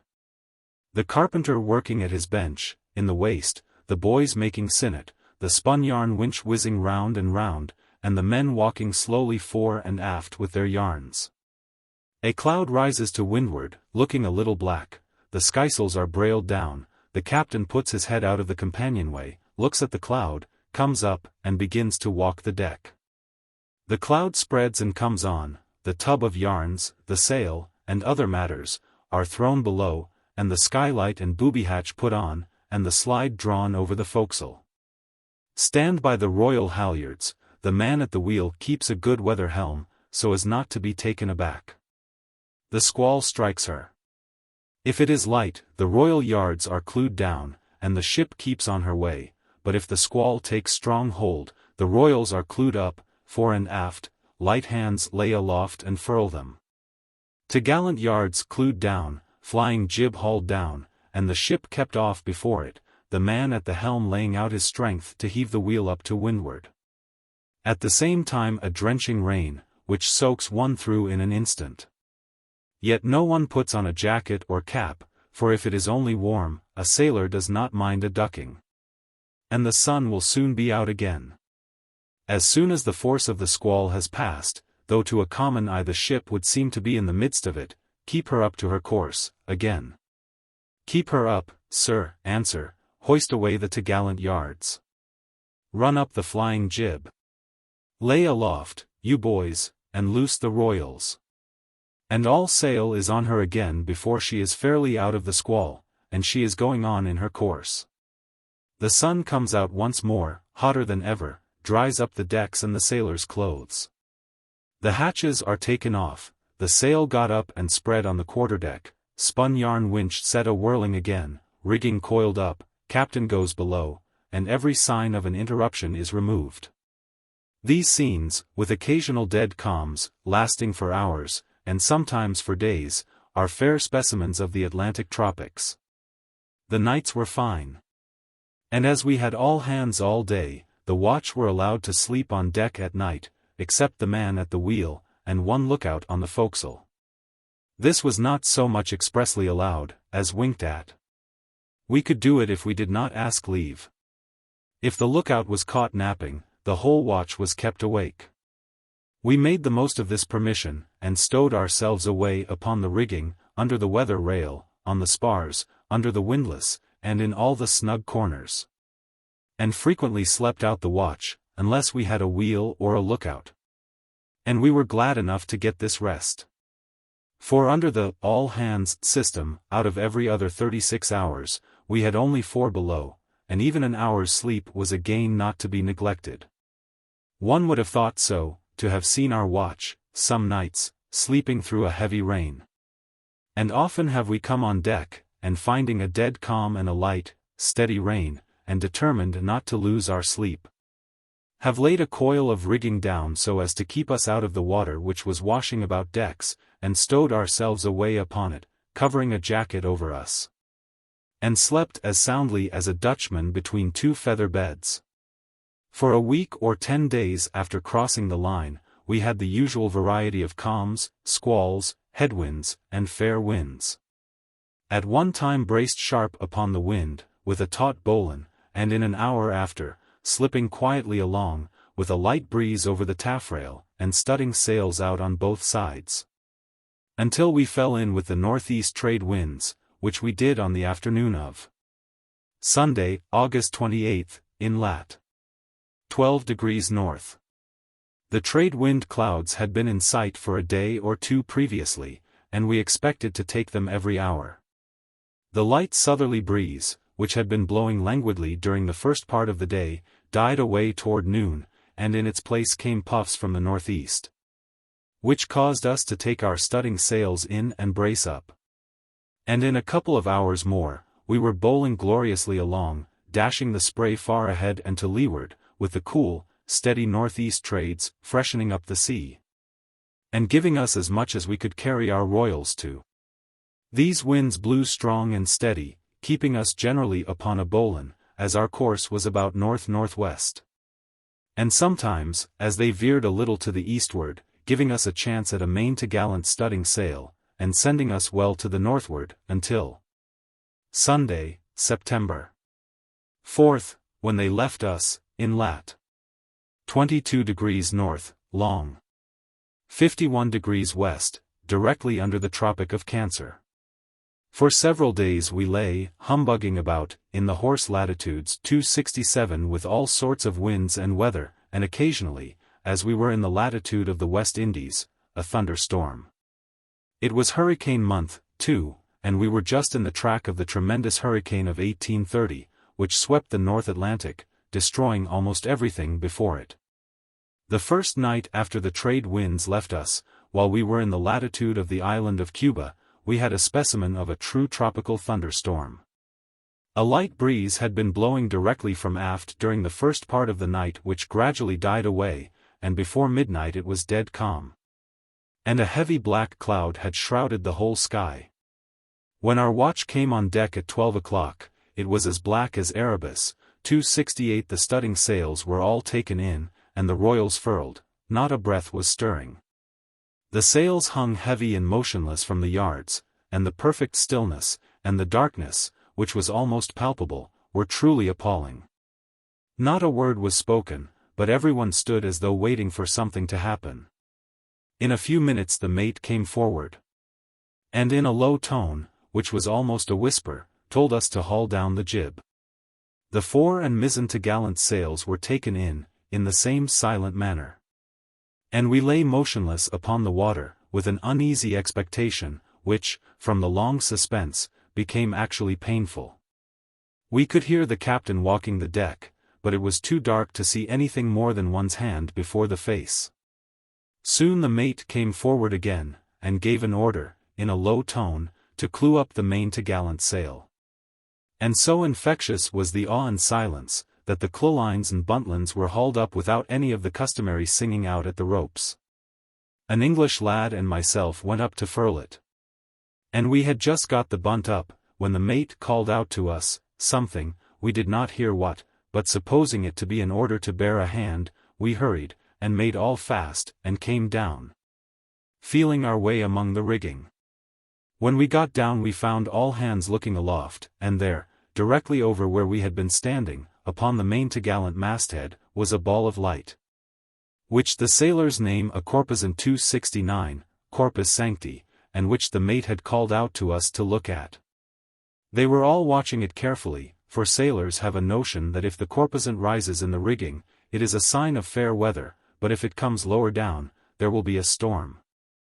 Unfortunately, as an omen, it came down, and showed itself on the topgallant yardarm.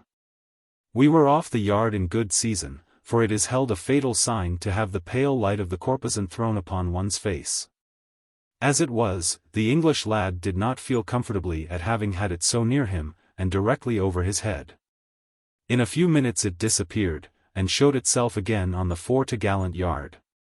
And after playing about for some time, disappeared again, when the man on the forecastle pointed to it upon the flying jib-boom end.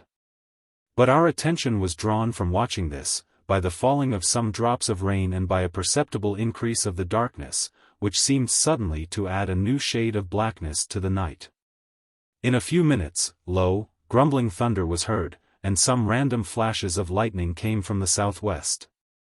Every sail was taken in but the topsails, still, no squall appeared to be coming. A few puffs lifted the topsails, but they fell again to the mast, and all was as still as ever. A moment more, and a terrific flash and peal broke simultaneously upon us, and a cloud appeared to open directly over our heads and let down the water in one body, like a falling ocean. We stood motionless, and almost stupefied, yet nothing had been struck. Peal after peal rattled over our heads, with a sound which seemed actually to stop the breath in the body, and the speedy gleams kept the whole ocean in a glare of light. The violent fall of rain lasted but a few minutes, and was succeeded by occasional drops and showers. But the lightning continued incessant for several hours, breaking the midnight darkness with irregular and blinding flashes.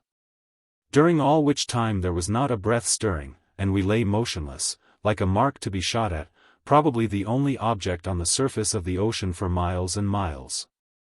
We stood hour after hour, until our watch was out, and we were relieved, at 4 o'clock. During all this time, hardly a word was spoken, no bells were struck, and the wheel was silently relieved. The rain fell at intervals in heavy showers, and we stood drenched through and blinded by the flashes, which broke the Egyptian darkness with a brightness which seemed almost malignant.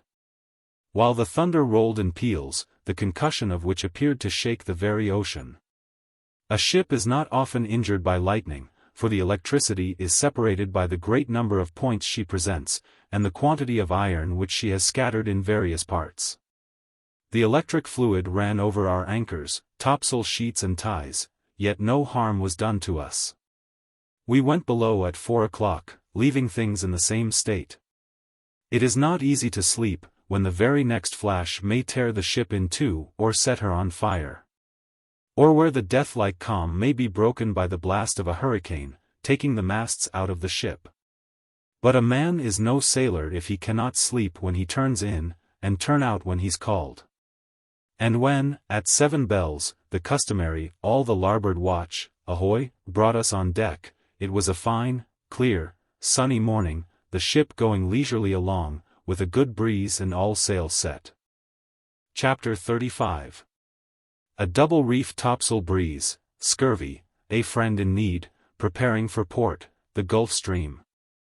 From the latitude of the West Indies, until we got inside the Bermudas, where we took the westerly and southwesterly winds, which blow steadily off the coast of the United States early in the autumn, we had every variety of weather, and 2 or 3 moderate gales, or, as sailors call them, double reef topsail breezes, which came on in the usual manner, and of which one is a specimen of all.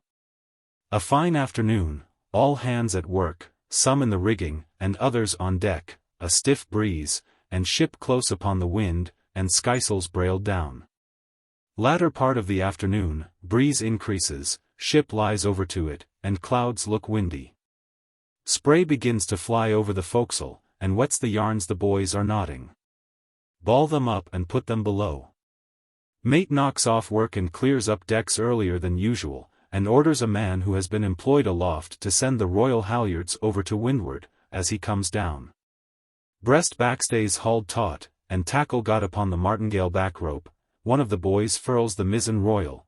Cook thinks there is going to be nasty work, and has supper ready early. Mate gives orders to get supper by the watch, instead of all hands, as usual. While eating supper, hear the watch on deck taking in the royals.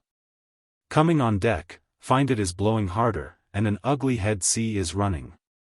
Instead of having all hands on the forecastle in the dog watch, smoking, singing, and telling yarns, one watch goes below and turns in, saying that it's going to be an ugly night.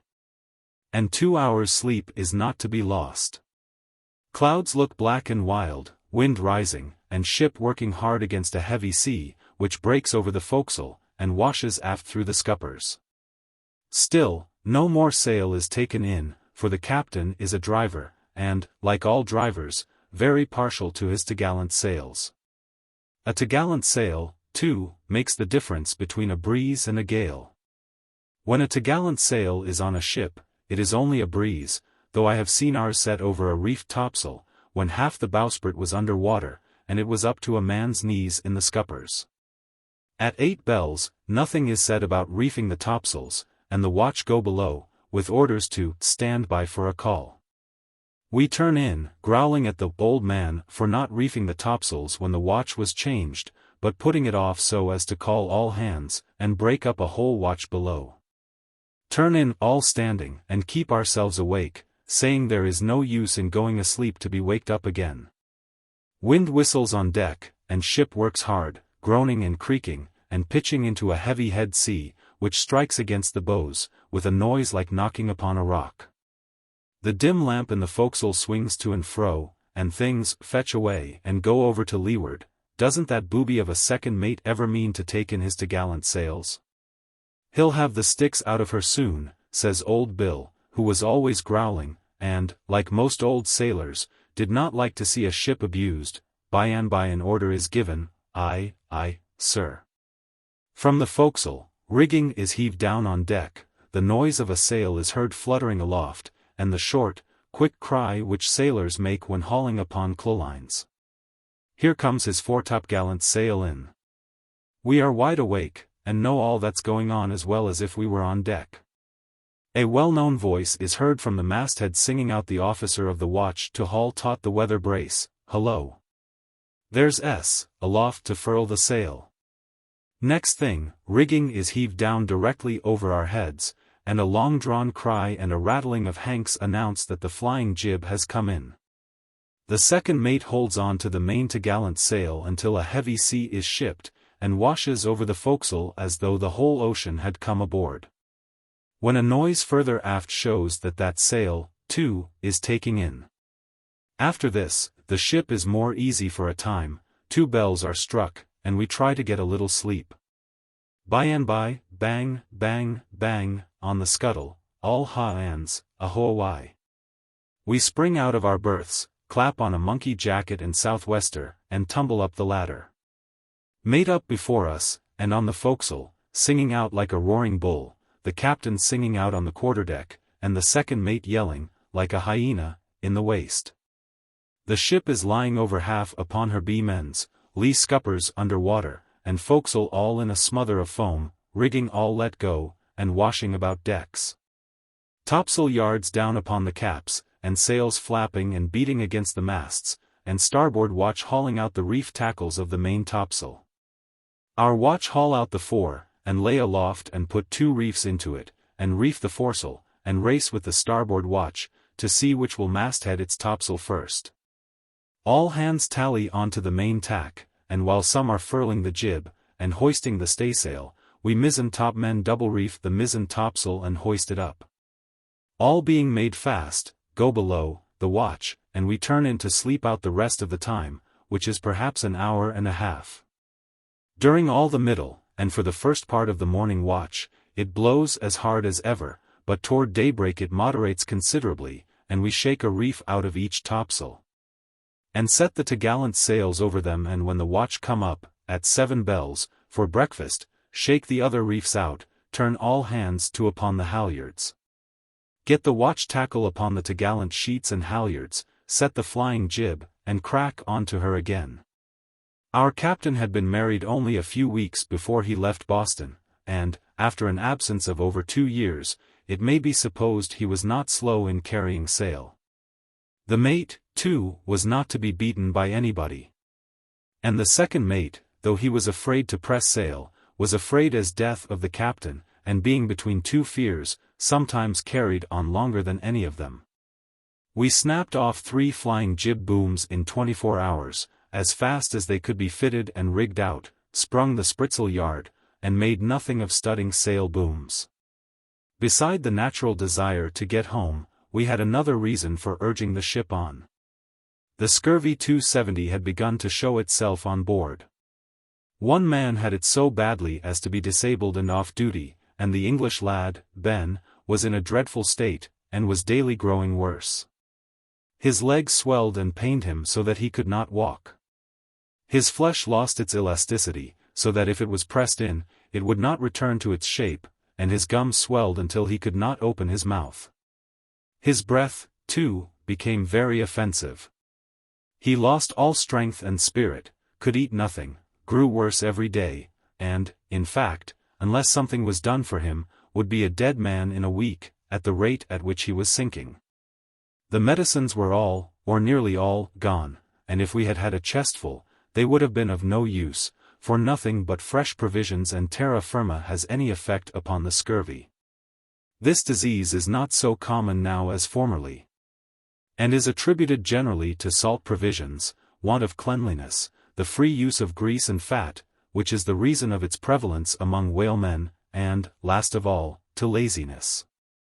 It never could have been from the latter cause on board our ship, nor from the second, for we were a very cleanly crew, kept our forecastle in neat order, and were more particular about washing and changing clothes than many better-dressed people on shore. It was probably from having none but salt provisions, and possibly from our having run very rapidly into hot weather, after having been so long in the extremest cold. Depending upon the westerly winds, which prevail off the coast in the autumn, the captain stood well to the westward, to run inside of the Bermudas, and in the hope of falling in with some vessel bound to the West Indies or the Southern States. The scurvy had spread no farther among the crew, but there was danger that it might, and these cases were bad ones. Sunday, September 11th, lat. 30 degrees 4 minutes north, long. 63 degrees 23 minutes west. The Bermudas bearing north-northwest, distant 150 miles. The next morning, about 10 o'clock, "Sail ho!" was cried on deck, and all hands turned up to see the stranger. As she drew nearer, she proved to be an ordinary-looking hermaphrodite brig, standing south-southeast, and probably bound out, from the northern states, to the West Indies. And was just the thing we wished to see. She hove to for us, seeing that we wished to speak her, and we ran down to her, boom-ended our studding sails, backed our main topsail, and hailed her, "Brig, ahoy!" "Hullo! Where are you from, pray?" "From New York, bound to Curaçao." "Have you any fresh provisions to spare?" "Aye, aye. Plenty of them." We lowered away the quarter-boat, instantly, and the captain and 4 hands sprang in, and were soon dancing over the water, and alongside the brig. In about half an hour, they returned with half a boatload of potatoes and onions, and each vessel filled away, and kept on her course. She proved to be the brig Solon, of Plymouth, from the Connecticut River, and last from New York, bound to the Spanish Main, 271 with a cargo of fresh provisions, mules, tin bake pans, and other notions. The onions were genuine and fresh, and the mate of the brig told the men in the boat, as he passed the bunches over the side, that the girls had strung them on purpose for us the day he sailed. We had supposed, on board, that a new president had been chosen, the last winter, and, just as we filled away, the captain hailed and asked who was President 272 of the United States. They answered, "Andrew Jackson," but thinking that the old general could not have been elected for a 3rd time, we hailed again, and they answered, "Jack Downing," and left us to correct the mistake at our leisure. It was just dinner time when we filled away. And the steward, taking a few bunches of onions for the cabin, gave the rest to us, with a bottle of vinegar. We carried them forward, stowed them away in the forecastle, refusing to have them cooked, and ate them raw, with our beef and bread. And a glorious treat they were. The freshness and crispness of the raw onion, with the earthy taste, give it a great relish to one who has been a long time on salt provisions. We were perfectly ravenous after them. It was like a scent of blood to a hound. We ate them at every meal, by the dozen, and filled our pockets with them, to eat in our watch on deck. And the bunches, rising in the form of a cone, from the largest at the bottom, to the smallest, no larger than a strawberry, at the top, soon disappeared. The chief use, however, of the fresh provisions, was for the men with the scurvy. One of them was able to eat, and he soon brought himself to, by gnawing upon raw potatoes. But the other, by this time, was hardly able to open his mouth, and the cook took the potatoes raw, pounded them in a mortar, and gave him the juice to drink. This he swallowed, by the teaspoonful at a time, and rinsed it about his gums and throat.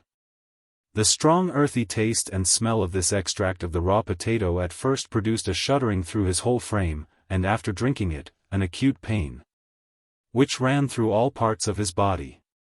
But knowing, by this, that it was taking strong hold, he persevered, drinking a spoonful every hour or so, and holding it a long time in his mouth. Until, by the effect of this drink, and of his own restored hope, for he had nearly given up, in despair, he became so well as to be able to move about, and open his mouth enough to eat the raw potatoes and onions pounded into a soft pulp. This course soon restored his appetite and strength. And in 10 days after we spoke the Solon, so rapid was his recovery, that, from lying helpless and almost hopeless in his berth, he was at the masthead, furling a royal. With a fine southwest wind, we passed inside of the Bermudas. And notwithstanding the old couplet, which was quoted again and again by those who thought we should have one more touch of a storm before our voyage was up. If the Bermudas let you pass, you must beware of Hatteras. We were to the northward of Hatteras, with good weather, and beginning to count, not the days, but the hours, to the time when we should be at anchor in Boston harbor. Our ship was in fine order, all hands having been hard at work upon her from daylight to dark, every day but Sunday, from the time we got into warm weather on this side the Cape. It is a common notion with landsmen that a ship is in her finest condition when she leaves port to enter upon her voyage, and that she comes home, after a long absence, with overweathered ribs and ragged sails, lean, rent and beggared by the strumpet wind. But so far from that, unless a ship meets with some accident, or comes upon the coast in the dead of winter, when work cannot be done upon the rigging, she is in her finest order at the end of the voyage. When she sails from port, her rigging is generally slack, the masts need staying, the decks and sides are black and dirty from taking in cargo. Riggers' seizings and overhand knots in place of nice seamanlike work, and everything, to a sailor's eye, adrift. But on the passage home, the fine weather between the tropics is spent in putting the ship into the neatest order. No merchant vessel looks better than an Indiaman, or a Cape Horner, after a long voyage. And many captains and mates will stake their reputation for seamanship upon the appearance of their ship when she hauls into the dock. All our standing rigging, fore and aft, was set up and tarred. The mast stayed, the lower and topmast rigging rattled down, or up, as the fashion now is. And so careful were our officers to keep the ratlins taut and straight, that we were obliged to go aloft upon the ropes and sheerpoles with which the rigging was swift in. And these were used as jury ratlins until we got close upon the coast. After this, the ship was scraped, inside and out, decks, masts, booms and all. A stage being rigged outside, upon which we scraped her down to the waterline, pounding the rust off the chains, bolts and fastenings. Then, taking 2 days of calm under the line, we painted her on the outside, giving her open ports in her streak, and finishing off the nice work upon the stern, where sat Neptune in his car, holding his trident, drawn by seahorses, and retouched the gilding and coloring of the cornucopia which ornamented her billet head. The inside was then painted, from the skysail truck to the waterways, the yards black. Mastheads and tops, white, monkey rail, black, white, and yellow, bulwarks, green, plank sheer, white, waterways, lead color, etc., etc. The anchors and ringbolts, and other iron work, were blackened with coal tar, and the steward kept at work, polishing the brass of the wheel, bell, capstan, etc. The cabin, too, was scraped, varnished, and painted, and the forecastle scraped and scrubbed, there being no need of paint and varnish for Jack's quarters. The decks were then scraped and varnished, and everything useless thrown overboard, among which the empty tar barrels were set on fire and thrown overboard, on a dark night, and left blazing astern, lighting up the ocean for miles. Add to all this labor, the neat work upon the rigging, the knots, Flemish eyes, splices, seizings, coverings, pointings, and graftings, which show a ship in crack order. The last preparation, and which looked still more like coming into port, was getting the anchors over the bows, bending the cables, rousing the hawsers up from between decks, and overhauling the deep-sea lead line. Thursday, September 15th. This morning the temperature and peculiar appearance of the water, the quantities of gulf weed floating about, and a bank of clouds lying directly before us, showed that we were on the border of the Gulf Stream. This remarkable current, running northeast, nearly across the ocean, is almost constantly shrouded in clouds, and is the region of storms and heavy seas. Vessels often run from a clear sky and light wind, with all sail, at once into a heavy sea and cloudy sky, with double-reefed topsails. A sailor told me that on a passage from Gibraltar to Boston, his vessel neared the Gulf Stream with a light breeze, clear sky, and studding sails out, alow and aloft, while, before it, was a long line of heavy, black clouds, lying like a bank upon the water, and a vessel coming out of it, under double-reefed topsails, and with royal yards sent down. As they drew near, they began to take in sail after sail, until they were reduced to the same condition. And, after 12 or 14 hours of rolling and pitching in a heavy sea, before a smart gale, they ran out of the bank on the other side, and were in fine weather again. and under their royals and skysails. As we drew into it, the sky became cloudy, the sea high, and everything had the appearance of the going off, or the coming on, of a storm. It was blowing no more than a stiff breeze. Yet the wind, being northeast, which is directly against the course of the current, made an ugly, chopping sea, which heaved and pitched the vessel about. So that we were obliged to send down the royal yards, and to take in our light sails. At noon, the thermometer, which had been repeatedly lowered into the water, showed the temperature to be 70. Which was considerably above that of the air, as is always the case in the center of the stream. A lad who had been at work at the royal masthead, came down upon the deck, and took a turn round the longboat. And looking very pale, said he was so sick that he could stay aloft no longer, but was ashamed to acknowledge it to the officer. He went up again, but soon gave out and came down, and leaned over the rail, as sick as a lady passenger. He had been to sea several years, and had, he said, never been sick before. He was made so by the irregular, pitching motion of the vessel, increased by the height to which he had been above the hull, which is like the fulcrum of the lever.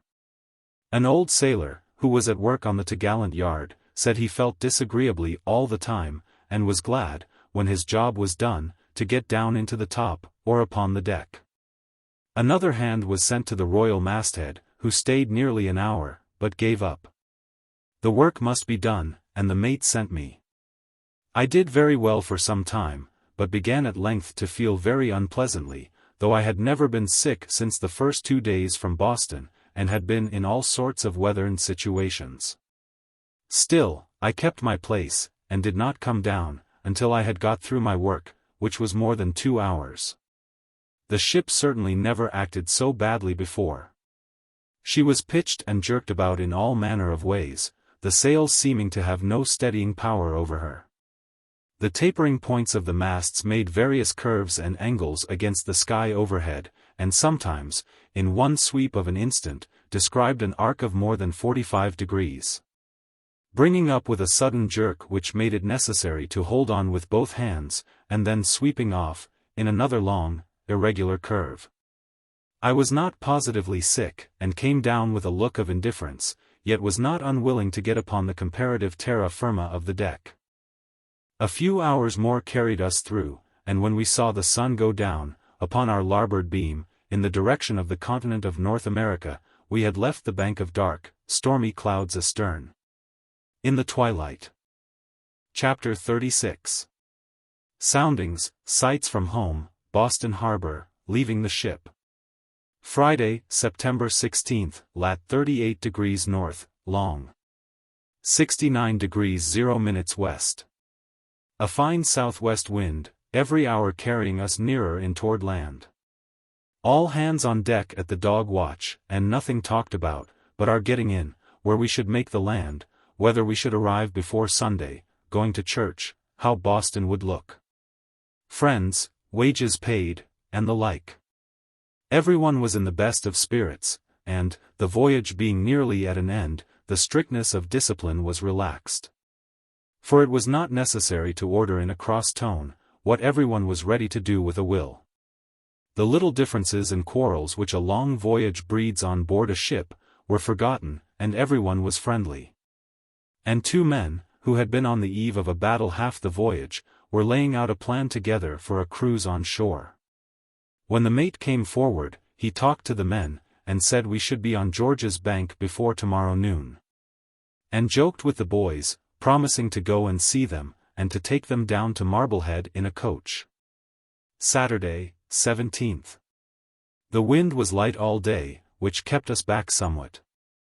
But a fine breeze springing up at nightfall, we were running fast in toward the land. At 6 o'clock we expected to have the ship hove to for soundings, as a thick fog, coming up showed we were near them, but no order was given, and we kept on our way. 8 o'clock came, and the watch went below, and, for the whole of the first hour, the ship was tearing on, with studding sails out, alow and aloft, and the night as dark as a pocket.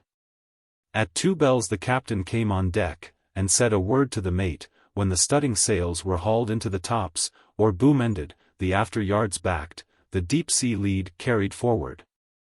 And everything got ready for sounding. A man on the spritsail yard with the lead, another on the cathead with a handful of the line coiled up, another in the fore chains, another in the waist, and another in the main chains. Each with a quantity of the line coiled away in his hand. All ready there, forward? Aye, sir. Heave. Watch. Ho. Watch, sings out the man on the spritsail yard, and the heavy lead drops into the water. Watch. Ho. Watch.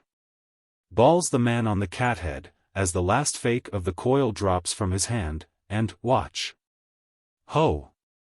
Watch, is shouted by each one as the line falls from his hold. Until it comes to the mate, who tends the lead, and has the line in coils on the quarterdeck. 80 fathoms, and no bottom. A depth as great as the height of St. Peter's. 273 The line is snatched in a block upon the swifter, 274 and 3 or 4 men haul it in and coil it away. The after yards are braced full, the studding sails hauled out again, and in a few minutes more the ship had her whole way upon her. At 4 bells, backed again, hove the lead, and, soundings. At 60 fathoms. Hurrah for Yankee land! Hand over hand, we hauled the lead in, and the captain, taking it to the light, found black mud on the bottom. Studding sails taken in. After yards filled, and ship kept on under easy sail all night, the wind dying away. The soundings on the American coast are so regular that a navigator knows as well where he has made land, by the soundings, as he would by seeing the land. Black mud is the soundings of Block Island. As you go toward Nantucket, it changes to a dark sand, then, sand and white shells, and on George's banks, white sand, and so on. Being off Block Island, our course was due east, to Nantucket Shoals, and the South Channel, but the wind died away and left us becalmed in a thick fog, in which we lay the whole of Sunday. At noon of Sunday, 18th, Block Island bore, by calculation, N.W. 1/4 W 15 miles, but the fog was so thick all day that we could see nothing. Having got through the ship's duty, and washed and shaved, we went below, and had a fine time overhauling our chests. Laying aside the clothes we meant to go ashore in and throwing overboard all that were worn out and good for nothing. Away went the woolen caps in which we had carried hides upon our heads, for 16 months, on the coast of California, the duck frocks, for tarring down rigging. And the worn-out and darned mittens and patched woolen trousers which had stood the tug of Cape Horn. We hove them overboard with a good will. For there is nothing like being quit of the very last appendages and remnants of our evil fortune. We got our chests all ready for going ashore, ate the last duff we expected to have on board the ship Alert, and talked as confidently about matters on shore as though our anchor were on the bottom. Who'll go to church with me a week from today? I will, says Jack, who said I to everything. Go away, salt water, says Tom. As soon as I get both legs ashore, I'm going to shoe my heels, and button my ears behind me, and start off into the bush, a straight course, and not stop till I'm out of the sight of salt water. Oh! Belay that. Spin that yarn where nobody knows you're filling. If you get once moored, stem and stern, in old B.'s grog shop, with a coal fire ahead and the bar under your lee, you won't see daylight for 3 weeks. No. Says Tom, I'm going to knock off grog, and go and board at the home, and see if they won't ship me for a deacon. And I, says Bill, am going to buy a quadrant and ship for navigator of a Hingham packet. These and the like jokes served to pass the time while we were lying waiting for a breeze to clear up the fog and send us on our way. Toward night a moderate breeze sprang up. The fog however continuing as thick as before, and we kept on to the eastward. About the middle of the first watch, a man on the forecastle sang out, in a tone which showed that there was not a moment to be lost, hard up the helm. And a great ship loomed up out of the fog, coming directly down upon us. She luffed at the same moment, and we just passed one another, our spanker boom grazing over her quarter. The officer of the deck had only time to hail, and she answered, as she went into the fog again, something about Bristol, probably, a whaleman from Bristol, Rhode Island, bound out. The fog continued through the night, with a very light breeze, before which we ran to the eastward, literally feeling our way along.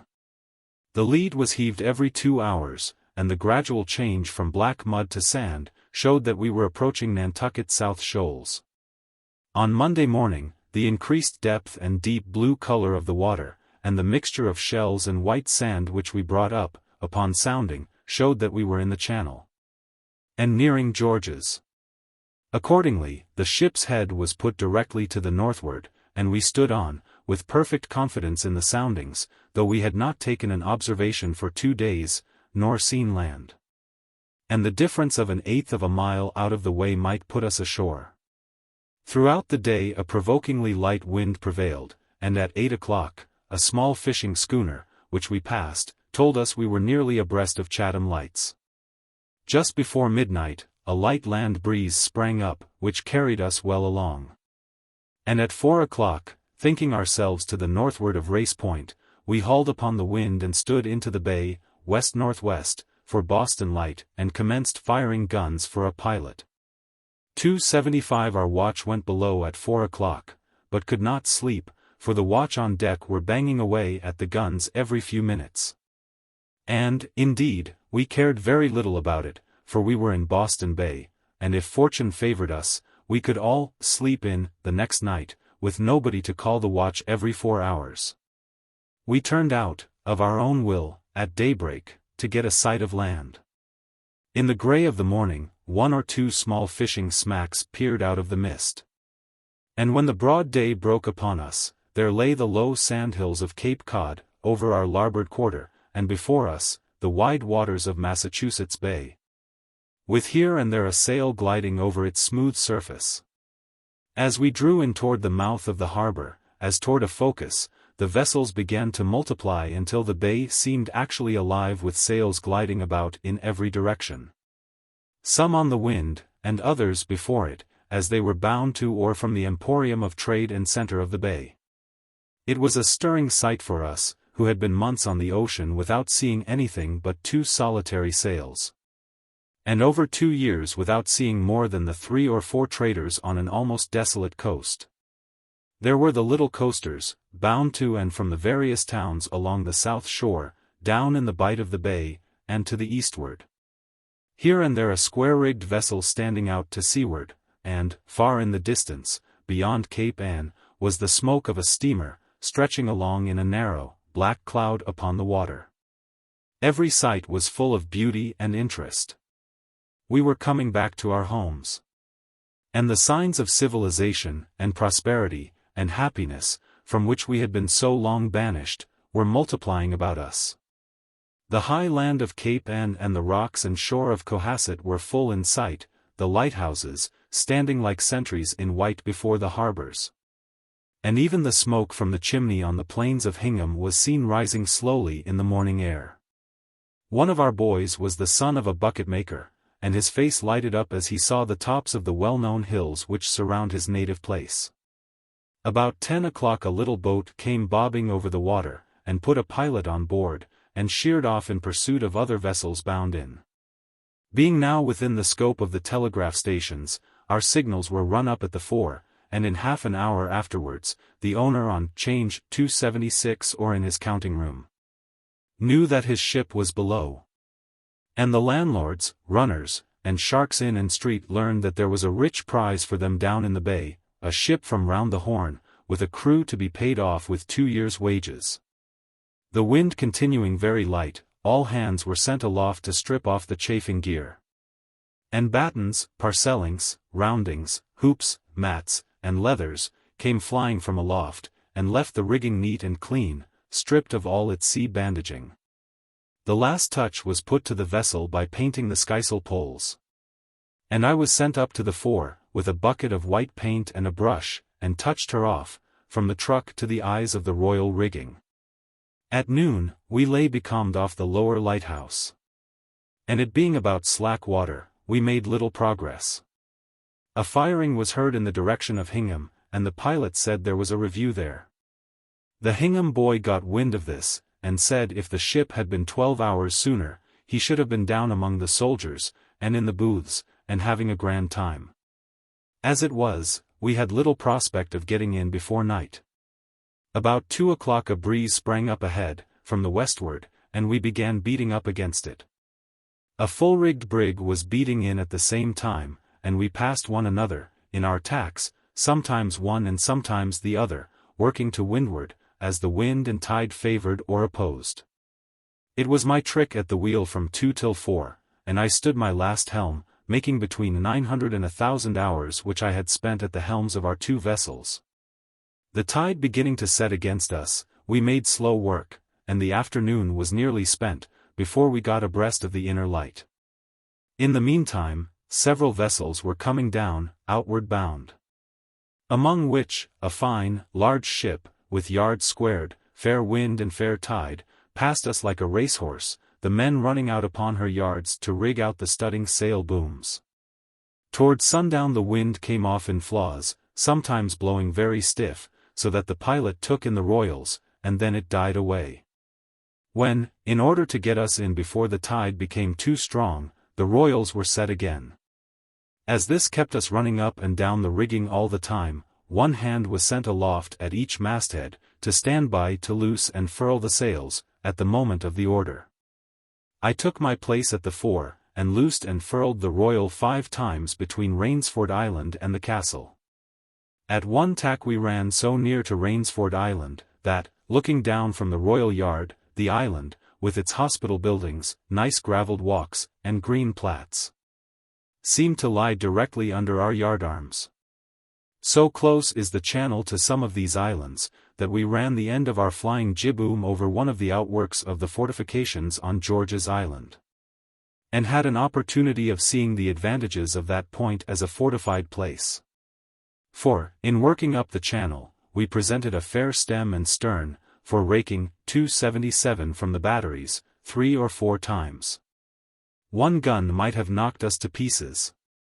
We had all set our hearts upon getting up to town before night and going ashore, but the tide beginning to run strong against us, and the wind, what there was of it, being ahead, we made but little by weather bowing the tide, and the pilot gave orders to cockbill the anchor and overhaul the chain.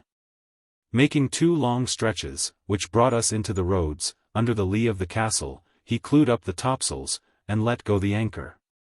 And for the first time since leaving San Diego, 135 days, our anchor was upon bottom. In half an hour more, we were lying snugly, with all sails furled, safe in Boston harbor. Our long voyage ended, the well-known scene about us, the dome of the State House fading in the western sky, the lights of the city starting into sight, as the darkness came on. And at 9 o'clock the clangor of the bells, ringing their accustomed peals, among which the Boston boys tried to distinguish the well-known tone of the Old South. We had just done furling the sails, when a beautiful little pleasure boat luffed up into the wind, under our quarter, and the junior partner of the firm to which our ship belonged, jumped on board. I saw him from the mizzen topsail yard, and knew him well. He shook the captain by the hand, and went down into the cabin, and in a few moments came up and inquired of the mate for me.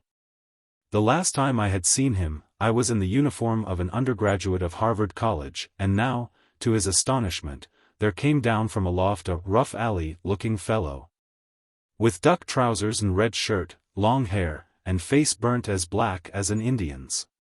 He shook me by the hand, congratulated me upon my return and my appearance of health and strength, and said my friends were all well. I thanked him for telling me what I should not have dared to ask.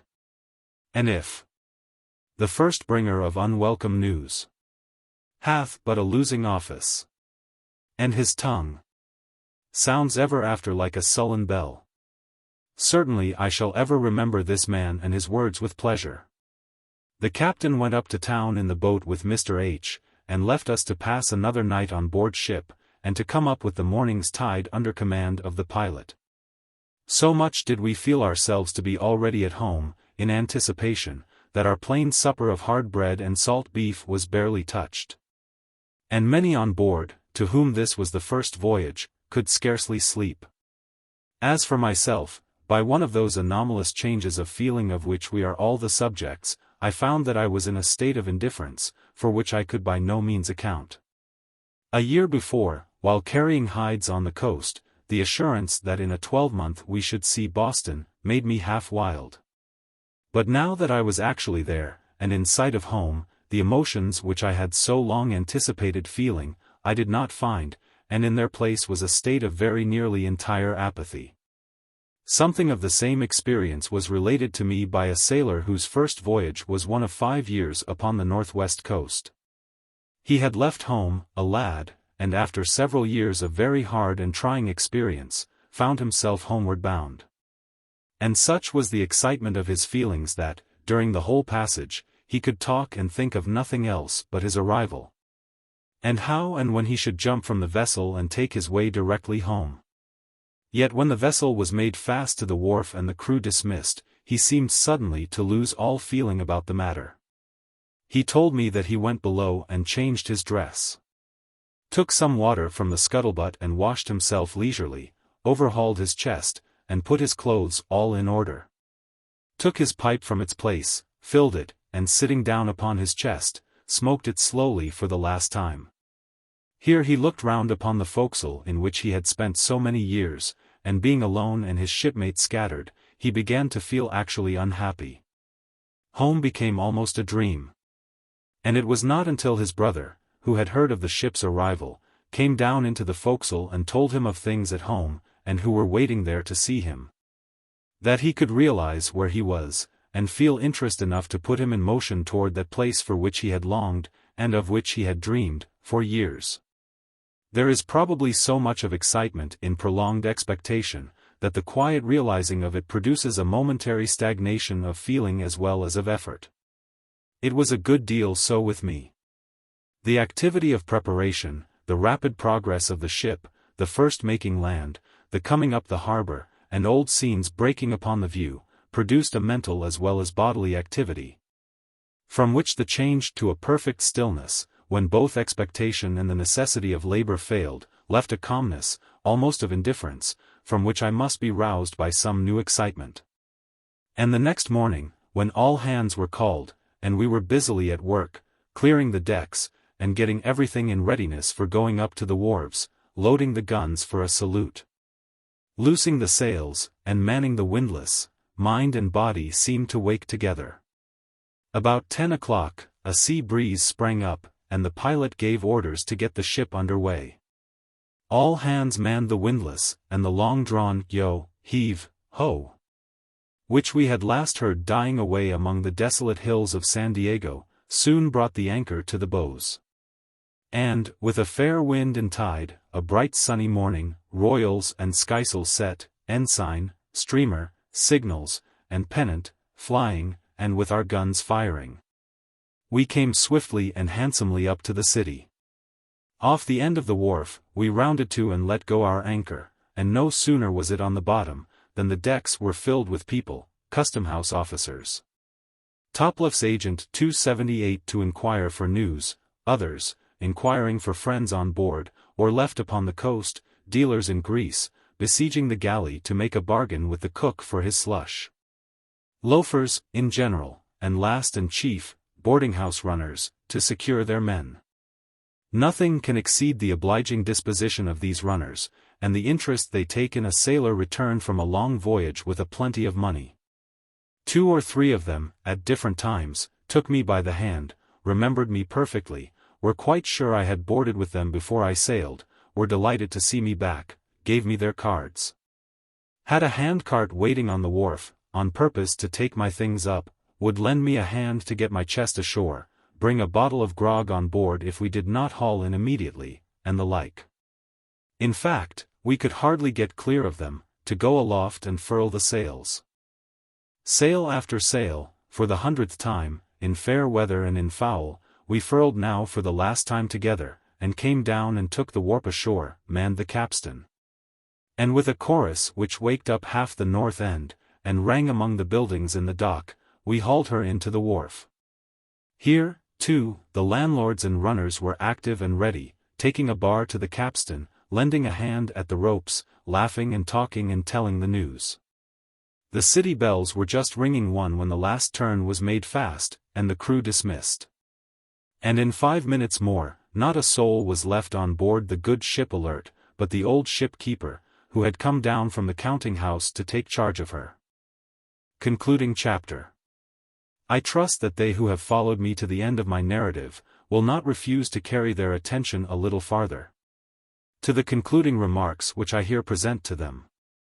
This chapter is written after the lapse of a considerable time since the end of my voyage, and after a return to my former pursuits. And in it I design to offer those views of what may be done for seamen, and of what is already doing, which I have deduced from my experiences, and from the attention which I have since gladly given to the subject. The romantic interest which many take in the sea, and in those who live upon it, may be of use in exciting their attention to this subject. Though I cannot but feel sure that all who have followed me in my narrative must be convinced that the sailor has no romance in his everyday life to sustain him, but that it is very much the same plain, matter-of-fact drudgery and hardship, which would be experienced on shore. If I have not produced this conviction, I have failed in persuading others of what my own experience has most fully impressed upon myself. There is a witchery in the sea, its songs and stories, and in the mere sight of a ship, and the sailor's dress, especially to a young mind, which has done more to man navies, and fill merchantmen, than all the press-gangs 279 of Europe. I have known a young man with such a passion for the sea, that the very creaking of a block stirred up his imagination so that he could hardly keep his feet on dry ground. And many are the boys, in every seaport, who are drawn away, as by an almost irresistible attraction, from their work in schools, and hang about the decks and yards of vessels, with a fondness which, it is plain, will have its way. No sooner, however, has the young sailor begun his new life in earnest, than all this fine drapery falls off, and he learns that it is but work and hardship, after all. This is the true light in which a sailor's life is to be viewed.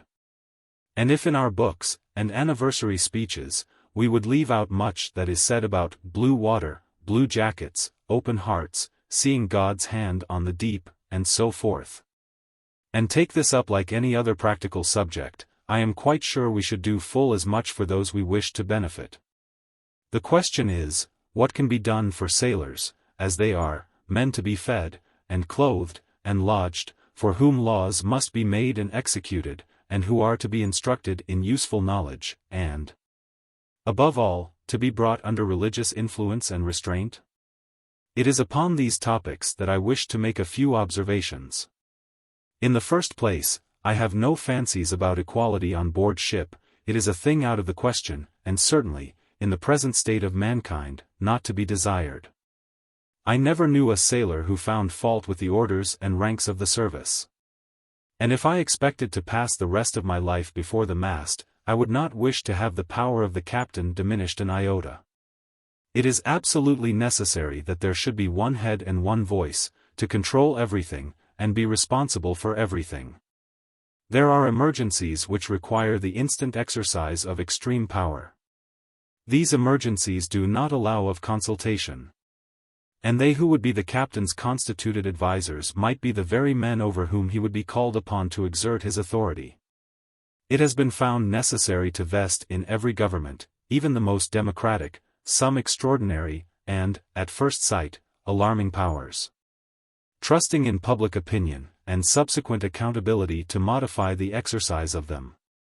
These are provided to meet exigencies, which all hope may never occur, but which yet by possibility may occur, and if they should, and there were no power to meet them instantly, there would be an end put to the government at once.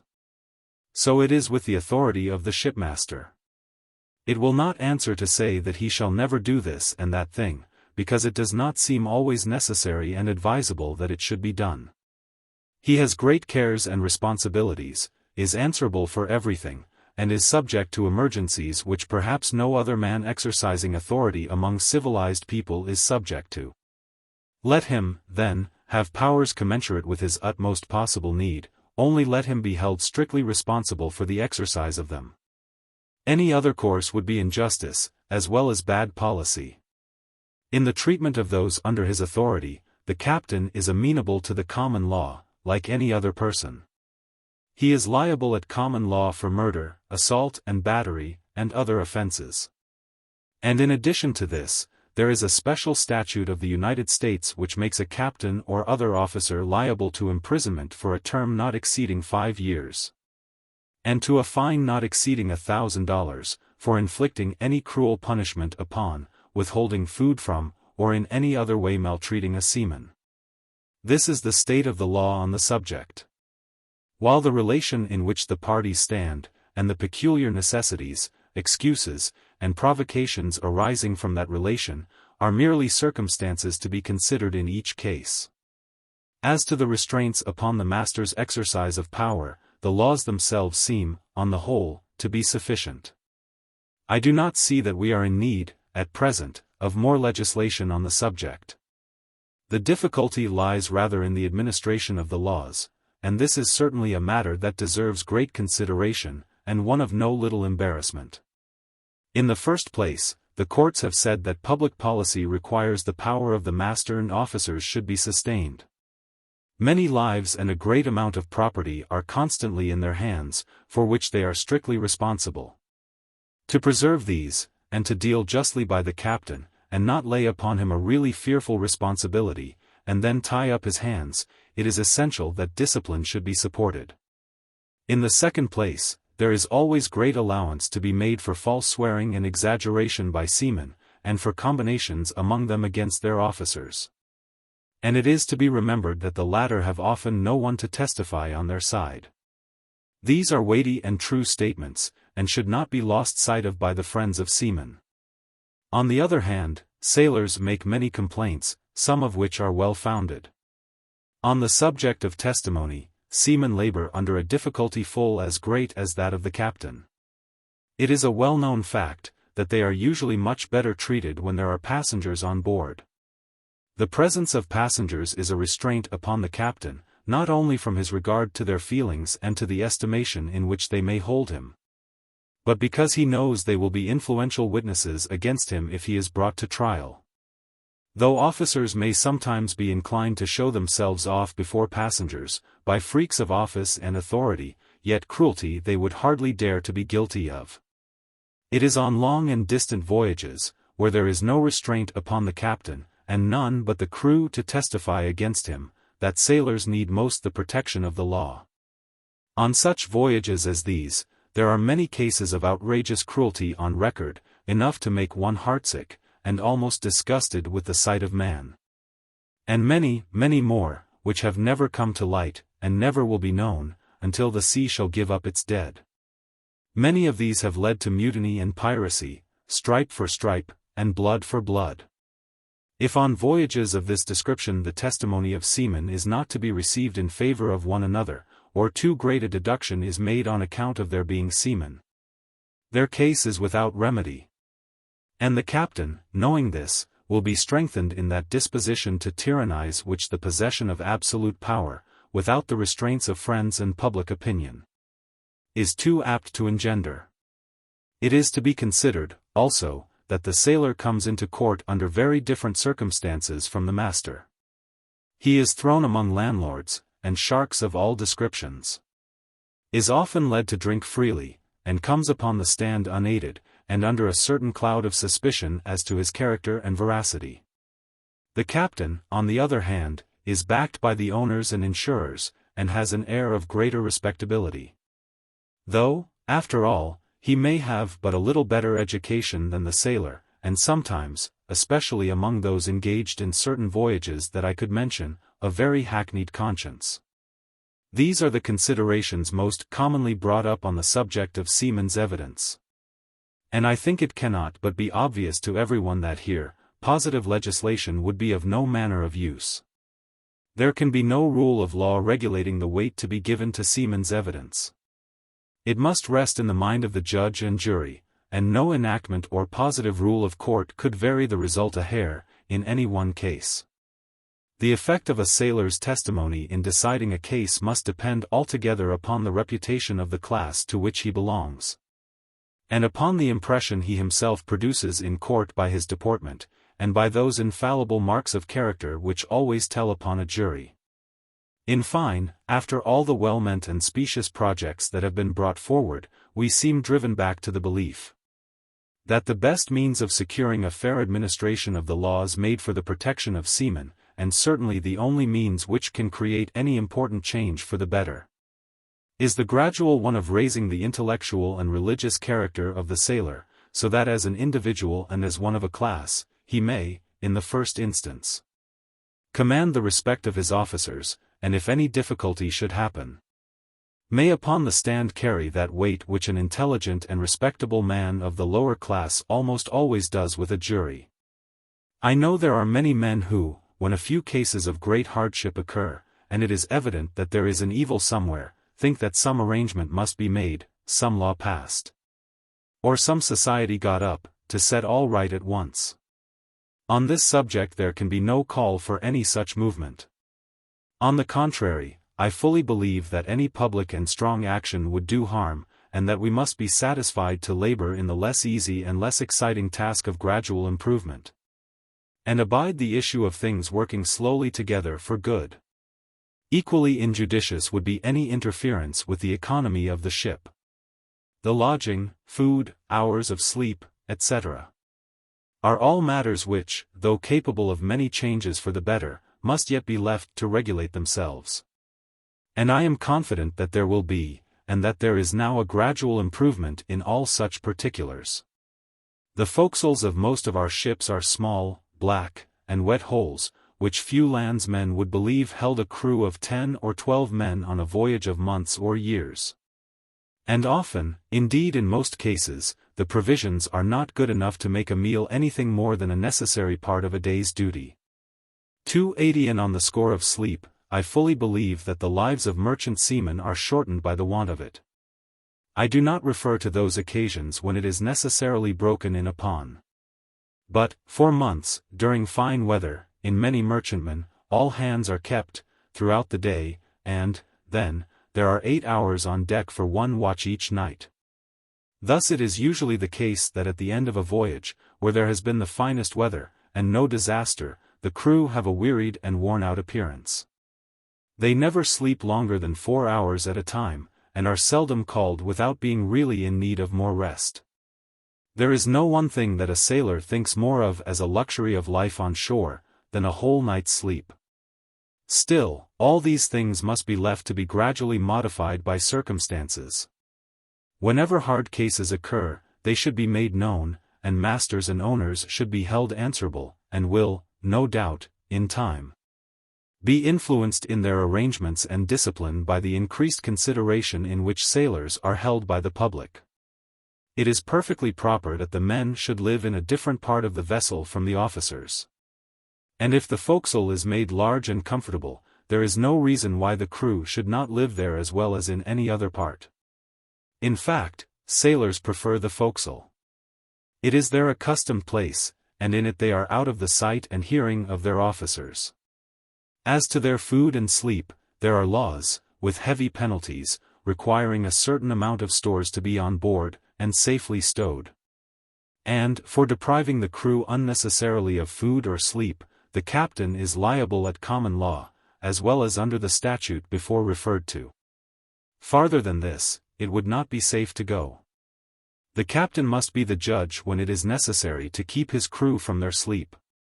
And sometimes a retrenching, not of the necessaries, but of some of the little niceties of their meals, as, for instance, duff on Sunday, may be a mode of punishment, though I think generally an injudicious one. I could not do justice to this subject without noticing one part of the discipline of a ship, which has been very much discussed of late, and has brought out strong expressions of indignation from many. I mean the infliction of corporal punishment. Those who have followed me in my narrative will remember that I was witness to an act of great cruelty inflicted upon my own shipmates. And indeed I can sincerely say that the simple mention of the word flogging brings up in me feelings which I can hardly control. Yet, when the proposition is made to abolish it entirely and at once, to prohibit the captain from ever, under any circumstances, inflicting corporal punishment. I am obliged to pause, and, I must say, to doubt exceedingly the expediency of making any positive enactment which shall have that effect. If the design of those who are writing on this subject is merely to draw public attention to it, and to discourage the practice of flogging, and bring it into disrepute, it is well. And, indeed, whatever may be the end they have in view, the mere agitation of the question will have that effect, and, so far, must do good. Yet I should not wish to take the command of a ship tomorrow, running my chance of a crew, as most masters must, and know, and have my crew know, that I could not, under any circumstances, inflict even moderate chastisement. I should trust that I might never have to resort to it, and, indeed, I scarcely know what risk I would not run, and to what inconvenience I would not subject myself, rather than do so. Yet not to have the power of holding it up in terrorem, and indeed of protecting myself, and all under my charge, by it, if some extreme case should arise, would be a situation I should not wish to be placed in myself, or to take the responsibility of placing another in.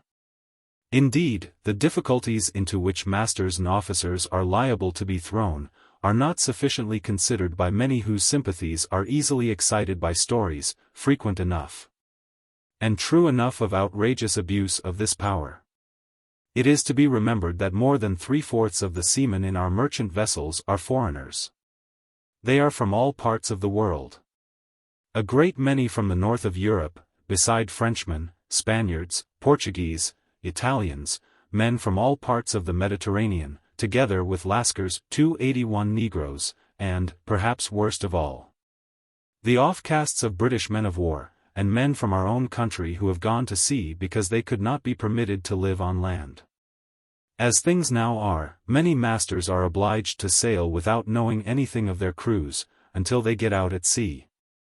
There may be pirates or mutineers among them. And one bad man will often infect all the rest.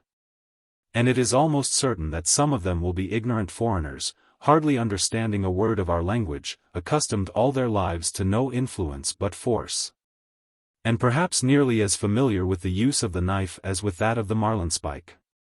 No prudent master, however peaceably inclined, would go to sea without his pistols and handcuffs. Even with such a crew as I have supposed, kindness and moderation would be the best policy, and the duty of every conscientious man.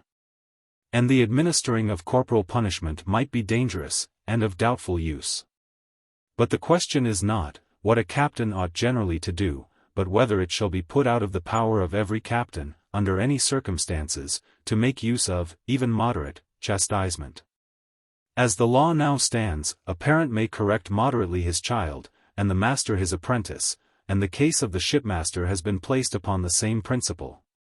The statutes, and the common law as expounded in the decisions of courts, and in the books of commentators, are express and unanimous to this point. That the captain may inflict moderate corporal chastisement, for a reasonable cause. If the punishment is excessive, or the cause not sufficient to justify it, he is answerable. And the jury are to determine, by their verdict in each case, whether, under all the circumstances, the punishment was moderate, and for a justifiable cause. This seems to me to be as good a position as the whole subject can be left in.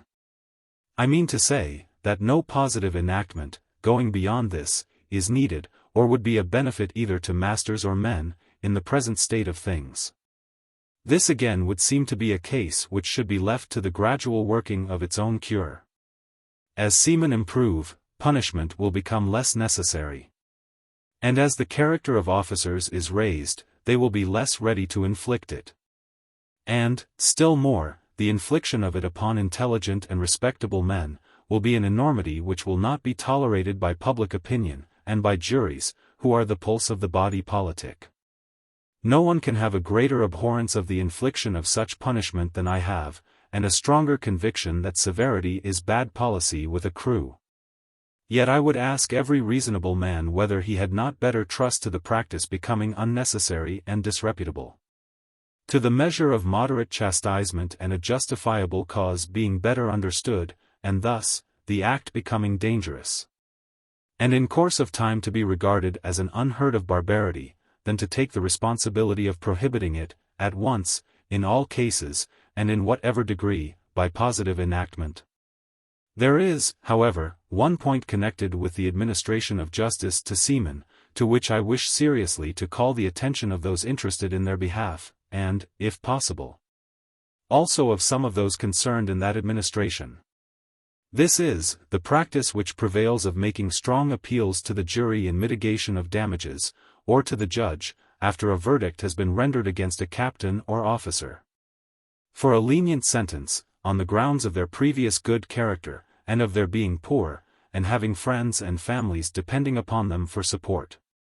These appeals have been allowed a weight which is almost incredible, and which, I think, works a greater hardship upon seamen than any one other thing in the laws, or the execution of them.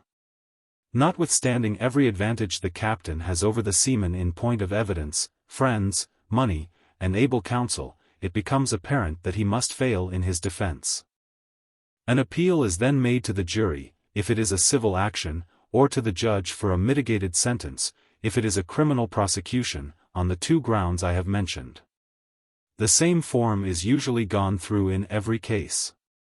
In the first place, as to the previous good character of the party, witnesses are brought from the town in which he resides, to testify to his good character, and to his unexceptionable conduct when on shore.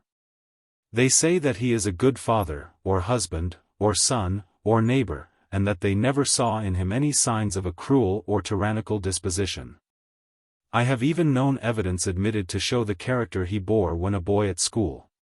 The owners of the vessel, and other merchants, and perhaps the president of the insurance company, are then introduced.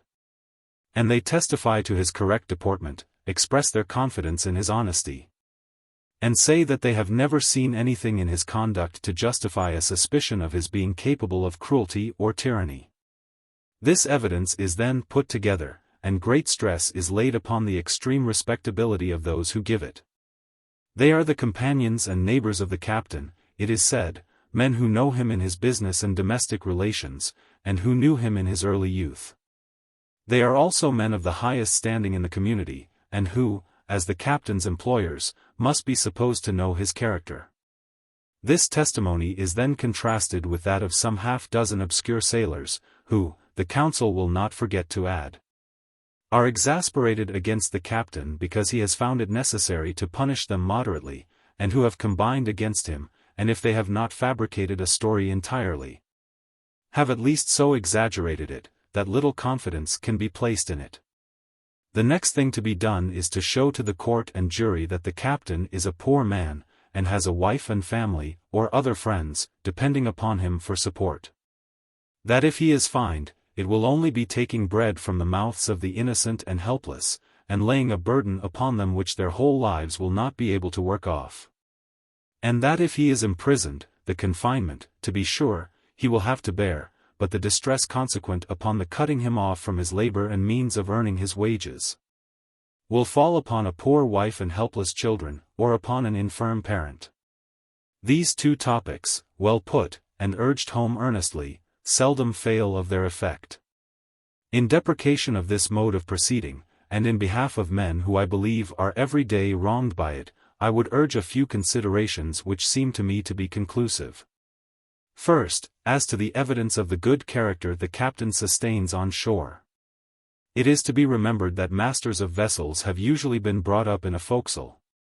And upon all men, and especially upon those taken from lower situations, the conferring of absolute power is too apt to work a great change.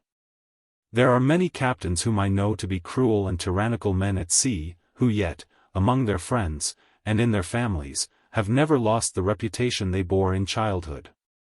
In fact, the sea captain is seldom at home, and when he is, his stay is short, and during the continuance of it he is surrounded by friends who treat him with kindness and consideration. And he has everything to please, and at the same time to restrain him. He would be a brute indeed, if, after an absence of months or years, during his short stay, so short that the novelty and excitement of it has hardly time to wear off, and the attentions he receives as a visitor and stranger hardly time to slacken, if, under such circumstances, A townsman or neighbor would be justified in testifying against his correct and peaceable deportment. With the owners of the vessel, also, to which he is attached, and among merchants and insurers generally, he is a very different man from what he may be at sea, when his own master. And the master of everybody and everything about him. He knows that upon such men, and their good opinion of him, he depends for his bread. So far from their testimony being of any value in determining what his conduct would be at sea, one would expect that the master who would abuse and impose upon a man under his power would be the most compliant and deferential to his employers at home. As to the appeal made in the captain's behalf on the ground of his being poor and having persons depending upon his labor for support, the main and fatal objection to it is that it will cover every case of the kind, and exempt nearly the whole body of masters and officers from the punishment the law has provided for them. There are very few, if any masters or other officers of merchantmen in our country, who are not poor men, and having either parents, wives, children, or other relatives, depending mainly or wholly upon their exertions for support in life. Few others follow the sea for subsistence. Now if this appeal is to have weight with courts in diminishing the penalty the law would otherwise inflict, is not the whole class under a privilege which will, in a degree, protect it in wrongdoing? It is not a thing that happens now and then. It is the invariable appeal, the last resort, of counsel, when everything else has failed. I have known cases of the most flagrant nature, where after every effort has been made for the captain, and yet a verdict rendered against him, and all other hope failed, this appeal has been urged. And with such success that the punishment has been reduced to something little more than nominal. The court not seeming to consider that it might be made in almost every such case that could come before them. It is a little singular, too, that it seems to be confined to cases of shipmasters and officers. No one ever heard of a sentence, for an offense committed on shore, being reduced by the court on the ground of the prisoner's poverty, and the relation in which he may stand to third persons. On the contrary, it had been thought that the certainty that disgrace and suffering will be brought upon others as well as himself, is one of the chief restraints upon the criminally disposed. Besides, this course works a peculiar hardship in the case of the sailor. For if poverty is the point in question, the sailor is the poorer of the two. And if there is a man on earth who depends upon whole limbs and an unbroken spirit for support, it is the sailor. He, too, has friends to whom his hard earnings may be a relief, and whose hearts will bleed at any cruelty or indignity practiced upon him. Yet I never knew this side of the case to be once adverted to in these arguments addressed to the leniency of the court, which are now so much in vogue. And certainly they are never allowed a moment's consideration when a sailor is on trial for revolt, or for an injury done to an officer. Notwithstanding the many difficulties which lie in a seaman's way in a court of justice, presuming that they will be modified in time, there would be little to complain of, were it not for these two appeals. It is no cause of complaint that the testimony of seamen against their officers is viewed with suspicion, and that great allowance is made for combinations and exaggeration. On the contrary, it is the judge's duty to charge the jury on these points strongly.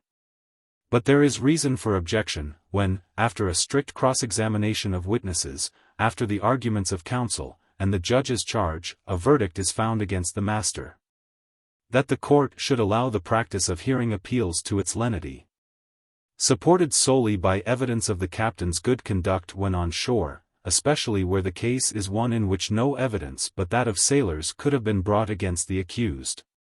And then, on this ground, and on the invariable claims of the wife and family, be induced to cut down essentially the penalty imposed by a statute made expressly for masters and officers of merchantmen, and for no one else. There are many particulars connected with the manning of vessels, the provisions given to crews, and the treatment of them while at sea, upon which there might be a good deal said. But as I have, for the most part, remarked upon them as they came up in the course of my narrative, I will offer nothing further now, except on the single point of the manner of shipping men. This, it is well known, is usually left entirely to the shipping masters, and is a cause of a great deal of difficulty, which might be remedied by the captain or owner. if he has any knowledge of seamen, attending to it personally. One of the members of the firm to which our ship belonged, Mr. S., had been himself a master of a vessel, and generally selected the crew from a number sent down to him from the shipping office. In this way he almost always had healthy, serviceable, and respectable men. For anyone who has seen much of sailors can tell pretty well at first sight, by a man's dress, countenance, and deportment, what he would be on board ship. This same gentleman was also in the habit of seeing the crew together, and speaking to them previously to their sailing. On the day before our ship sailed, while the crew were getting their chests and clothes on board, he went down into the forecastle and spoke to them about the voyage, the clothing they would need, the provision he had made for them, and saw that they had a lamp and a few other conveniences. If owners or masters would more generally take the same pains, they would often save their crews a good deal of inconvenience, beside creating a sense of satisfaction and gratitude, which makes a voyage begin under good auspices, and goes far toward keeping up a better state of feeling throughout its continuance. It only remains for me now to speak of the associated public efforts which have been making of late years for the good of seamen, a far more agreeable task than that of finding fault, even where fault there is. The exertions of the General Association, called the American Seamen's Friends Society, and of the other smaller societies throughout the Union, have been a true blessing to the seaman, and bid fair, in course of time, to change the whole nature of the circumstances in which he is placed, and give him a new name, as well as a new character. These associations have taken hold in the right way, and aimed both at making the sailor's life more comfortable and creditable, and at giving him spiritual instruction. Connected with these efforts, the spread of temperance among seamen, by means of societies, called, in their own nautical language, windward anchor societies, and the distribution of books. The establishment of sailors' homes, where they can be comfortably and cheaply boarded, live quietly and decently, and be in the way of religious services, reading and conversation. Also the institution of savings banks for seamen, the distribution of tracts and Bibles, are all means which are silently doing a great work for this class of men. These societies make the religious instruction of seamen their prominent object. If this is gained, there is no fear but that all other things necessary will be added unto them. A sailor never becomes interested in religion, without immediately learning to read, if he did not know how before. And regular habits, forehandedness, if I may use the word, in worldly affairs, and hours reclaimed from indolence and vice, which follow in the wake of the converted man, make it sure that he will instruct himself in the knowledge necessary and suitable to his calling. The religious change is the great object. If this is secured, there is no fear but that knowledge of things of the world will come in fast enough. With the sailor, as with all other men in fact, the cultivation of the intellect, and the spread of what is commonly called useful knowledge, while religious instruction is neglected, is little else than changing an ignorant sinner into an intelligent and powerful one. That sailor upon whom, of all others, the preaching of the cross is least likely to have effect, is the one whose understanding has been cultivated, while his heart has been left to its own devices. I fully believe that those efforts which have their end in the intellectual cultivation of the sailor, in giving him scientific knowledge, putting it in his power to read everything, without securing, first of all, a right heart which shall guide him in judgment, in giving him political information, and interesting him in newspapers, an end in the furtherance of which he is exhibited at ladies' fairs and public meetings, and complimented for his gallantry and generosity, are all doing a harm which the labors of many faithful men cannot undo.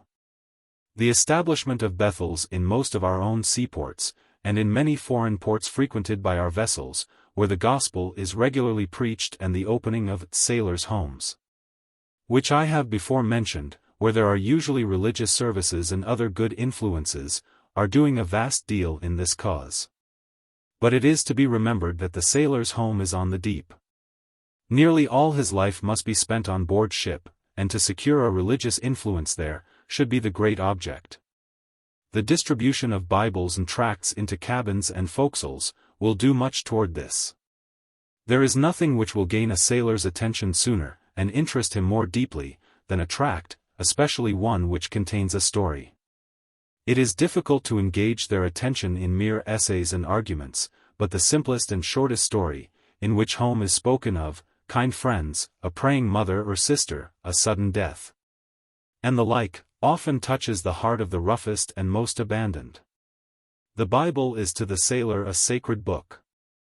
It may lie in the bottom of his chest, voyage after voyage, but he never treats it with positive disrespect. I never knew but one sailor who doubted its being the inspired word of God.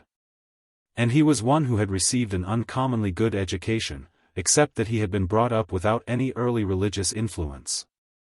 The most abandoned man of our crew, one Sunday morning, asked one of the boys to lend him his Bible. The boy said he would, but was afraid he would make sport of it. "No," said the man, "I don't make sport of God Almighty." This is a feeling general among sailors, and is a good foundation for religious influence. A still greater gain is made whenever, by means of a captain who is interested in the eternal welfare of those under his command, there can be secured the performance of regular religious exercises, and the exertion, on the side of religion, of that mighty influence which a captain possesses for good, or for evil. There are occurrences at sea which he may turn to great account, a sudden death, the apprehension of danger, or the escape from it, and the like, and all the calls for gratitude and faith. Besides, this state of thing alters the whole current of feeling between the crew and their commander. His authority assumes more of the parental character, and kinder feelings exist. Godwin, though an infidel, in one of his novels, describing the relation in which a tutor stood to his pupil, says that the conviction the tutor was under, that he and his ward were both alike awaiting a state of eternal happiness or misery, and that they must appear together before the same judgment seat, operated so upon his naturally morose disposition, as to produce a feeling of kindness and tenderness toward his ward, which nothing else could have caused. Such must be the effect upon the relation of master and common seaman. There are now many vessels sailing under such auspices, in which great good is done. Yet I never happened to fall in with one of them. I did not hear a prayer made, a chapter read in public, nor see anything approaching to a religious service, for 2 years and a quarter. There were, in the course of the voyage, many incidents which made, for the time, serious impressions upon our minds, and which might have been turned to our good. But there being no one to use the opportunity, and no services, the regular return of which might have kept something of the feeling alive in us, the advantage of them was lost, to some, perhaps, forever. The good which a single religious captain may do can hardly be calculated. In the first place, as I have said, a kinder state of feeling exists on board the ship. There is no profanity allowed. And the men are not called by any opprobrious names, which is a great thing with sailors. The Sabbath is observed. This gives the men a day of rest, even if they pass it in no other way. Such a captain, too, will not allow a sailor on board his ship to remain unable to read his Bible and the books given to him, and will usually instruct those who need it, in writing, arithmetic, and navigation, since he has a good deal of time on his hands, which he can easily employ in such a manner. He will also have regular religious services. And, in fact, by the power of his example, and, where it can judiciously be done, by the exercise of his authority, will give a character to the ship and all on board.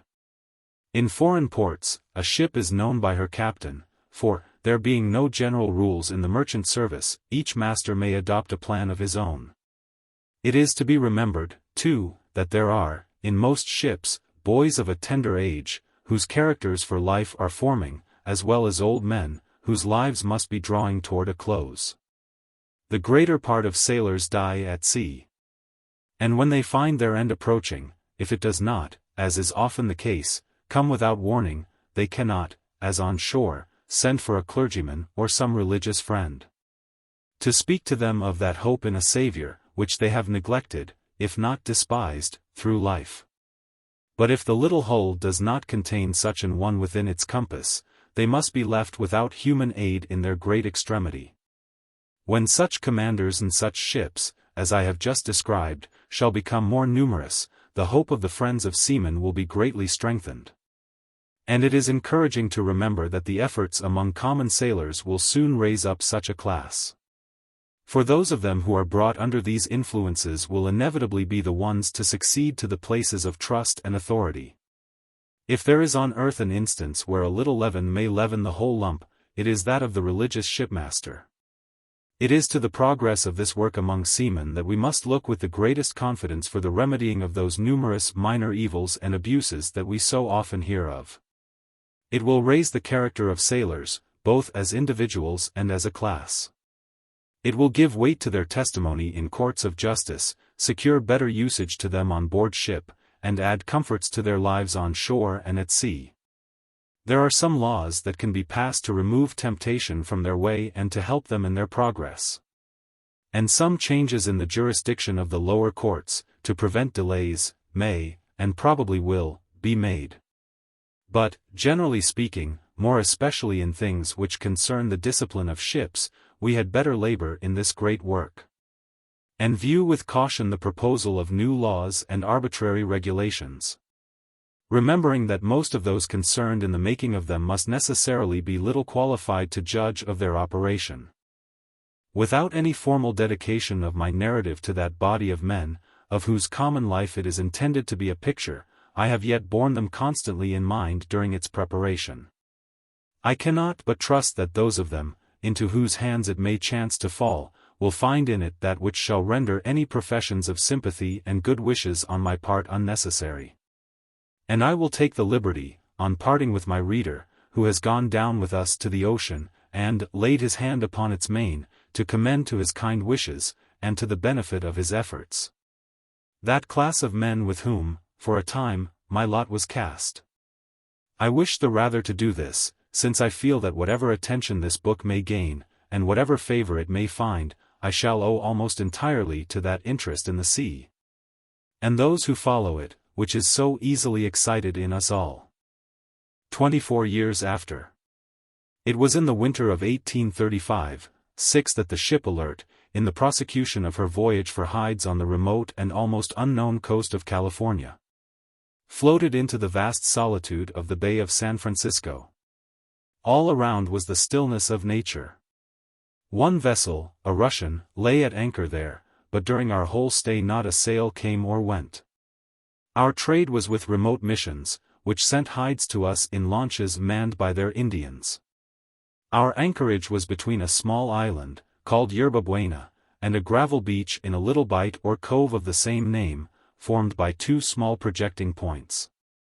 Beyond, to the westward of the landing place, were dreary sandhills, with little grass to be seen, and few trees, and beyond them higher hills, steep and barren, their sides gullied by the rains. Some 5 or 6 miles beyond the landing place, to the right, was a ruinous presidio, and some 3 or 4 miles to the left was the mission of Dolores, as ruinous as the presidio. Almost deserted, with but few Indians attached to it, and but little property in cattle. Over a region far beyond our sight there were no other human habitations, except that an enterprising Yankee, years in advance of his time, had put up, on the rising ground above the landing, a shanty of rough boards, where he carried on a very small retail trade between the hide ships and the Indians. Vast banks of fog, invading us from the North Pacific, drove in through the entrance, and covered the whole bay.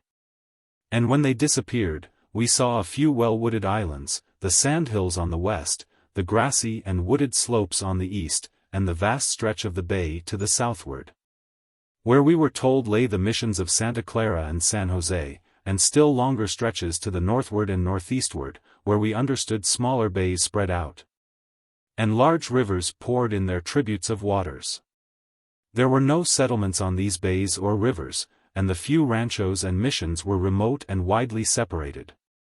Not only the neighborhood of our anchorage, but the entire region of the Great Bay, was a solitude. On the whole coast of California there was not a lighthouse, a beacon, or a buoy, and the charts were made up from old and disconnected surveys by British, Russian, and Mexican voyagers. Birds of prey in passage swooped and dived about us, wild beasts ranged through the oak groves, and as we slowly floated out of the harbor with the tide, herds of deer came to the water's edge. On the northerly side of the entrance, to gaze at the strange spectacle. On the evening of Saturday, the 13th of August 1859, the superb steamship Golden Gate, gay with crowds of passengers, and lighting the sea for miles around with the glare of her signal lights of red, green, and white, and brilliant with lighted saloons and staterooms, bound up from the Isthmus of Panama, neared the entrance to San Francisco, the great center of a worldwide commerce. Miles out at sea, on the desolate rocks of the Farallones, gleamed the powerful rays of one of the most costly and effective lighthouses in the world. As we drew in through the Golden Gate, another lighthouse met our eyes, and in the clear moonlight of the unbroken California summer we saw, on the right, a large fortification protecting the narrow entrance, and just before us the little island of Alcatraz confronted us, one entire fortress.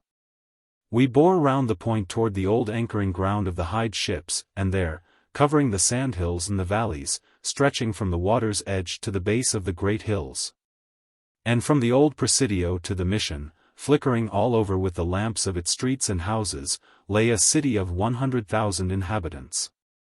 Clocks told the hour of midnight from its steeples, but the city was alive from the salute of our guns, spreading the news that the fortnightly steamer had come, bringing mails and passengers from the Atlantic world. Clipper ships of the largest size lay at anchor in the stream, or were girt to the wharves. And capacious high-pressure steamers, as large and showy as those of the Hudson or Mississippi, bodies of dazzling light, awaited the delivery of our mails to take their courses up the bay, stopping at Benicia and the United States Naval Station, and then up the great tributaries, the Sacramento, San Joaquin, and Feather Rivers, to the far inland cities of Sacramento, Stockton, and Marysville. The dock into which we drew, and the streets about it, were densely crowded with express wagons and handcarts to take luggage, coaches and cabs for passengers, and with men, some looking out for friends among our hundreds of passengers, agents of the press, and a greater multitude eager for newspapers and verbal intelligence from the great Atlantic and European world. Through this crowd I made my way, along the well-built and well-lighted streets, as alive as by day, where boys in high-keyed voices were already crying the latest New York papers. And between 1 and 2 o'clock in the morning found myself comfortably abed in a commodious room, in the Oriental Hotel, which stood, as well as I could learn, on the filled-up cove, and not far from the spot where we used to beach our boats from the Alert. Sunday, August 14th. When I awoke in the morning, and looked from my windows over the city of San Francisco, with its storehouses, towers, and steeples, its courthouses, theaters, and hospitals, its daily journals, its well-filled learned professions, its fortresses and lighthouses, its wharves and harbor, with their 1,000-ton clipper ships, more in number than London or Liverpool sheltered that day, itself one of the capitals of the American Republic, and the sole emporium of a new world, the awakened Pacific. When I looked across the bay to the eastward, and beheld a beautiful town on the fertile, wooded shores of the Contra Costa, and steamers, large and small, the ferryboats to the Contra Costa, and capacious freighters and passenger carriers to all parts of the Great Bay and its tributaries, with lines of their smoke in the horizon, when I saw all these things, and reflected on what I once was and saw here, and what now surrounded me, I could scarcely keep my hold on reality at all, or the genuineness of anything, and seemed to myself like one who had moved in worlds not realized. I could not complain that I had not a choice of places of worship. The Roman Catholics have an archbishop, a cathedral, and 5 or 6 smaller churches, French, German, Spanish, and English. And the Episcopalians, a bishop, a cathedral, and 3 other churches. The Methodists and Presbyterians have 3 or 4 each, and there are Congregationalists, Baptists, a Unitarian, and other societies. On my way to church, I met 2 classmates of mine at Harvard standing in a doorway, one a lawyer and the other a teacher, and made appointments for a future meeting. A little farther on I came upon another Harvard man, a fine scholar and wit, and full of cleverness and good humor, who invited me to go to breakfast with him at the French house. He was a bachelor, and a late riser on Sundays. I asked him to show me the way to Bishop Kipp's church. He hesitated, looked a little confused, and admitted that he was not as well up in certain classes of knowledge as in others, but, by a desperate guess, pointed out a wooden building at the foot of the street, which anyone might have seen could not be right, and which turned out to be an African Baptist meeting house.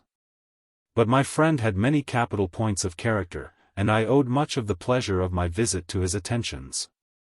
The congregation at the bishop's church was precisely like one you would meet in New York, Philadelphia, or Boston. To be sure, the identity of the service makes one feel at once at home, but the people were alike, nearly all of the English race, though from all parts of the Union. The latest French bonnets were at the head of the chief pews, and business men at the foot. The music was without character, but there was an instructive sermon, and the church was full. I found that there were no services at any of the Protestant churches in the afternoon. They have 2 services on Sunday, at 11 a.m., and after dark. The afternoon is spent at home, or in friendly visiting, or teaching of Sunday schools, or other humane and social duties. This is as much the practice with what at home are called the strictest denominations as with any others.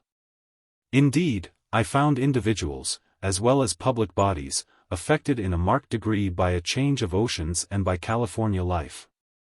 One Sunday afternoon I was surprised at receiving the card of a man whom I had last known, some 15 years ago, as a strict and formal deacon of a Congregational society in New England. He was a deacon still, in San Francisco, a leader in all pious works, devoted to his denomination and to total abstinence, the same internally, but externally, what a change!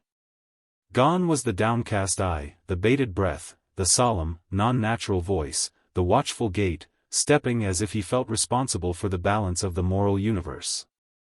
He walked with a stride, an uplifted open countenance, his face covered with beard, whiskers, and mustache, his voice strong and natural. And, in short, he had put off the New England deacon and become a human being.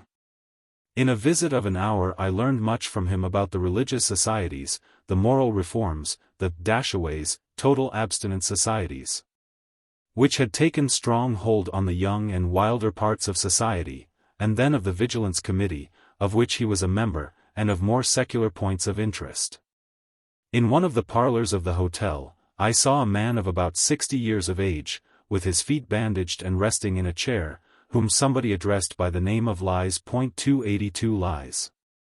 Thought I, that must be the man who came across the country from Kentucky to Monterey while we lay there in the Pilgrim in 1835, and made a passage in the Alert, when he used to shoot with his rifle bottles hung from the topgallant studding sail boom ends. He married the beautiful Dona Rosalia Vallejo, sister of Don Guadalupe. There were the old high features and sandy hair. I put my chair beside him, and began conversation, as anyone may do in California. Yes, he was the Mr. Lies, and when I gave my name he professed at once to remember me, and spoke of my book. I found that almost, I might perhaps say quite, every American in California had read it. For when California broke out, as the phrase is, in 1848, and so large a portion of the Anglo-Saxon race flocked to it, there was no book upon California but mine. Many who were on the coast at the time the book refers to, and afterwards read it, and remembered the Pilgrim and Alert, thought they also remembered me. But perhaps more did remember me than I was inclined at first to believe, for the novelty of a collegian coming out before the mast had drawn more attention to me than I was aware of at the time. Late in the afternoon, as there were vespers at the Roman Catholic churches, I went to that of Notre Dame de Victoires. The congregation was French, and a sermon in French was preached by an abbé. The music was excellent, all things airy and tasteful, and making one feel as if in one of the chapels in Paris. The Cathedral of St.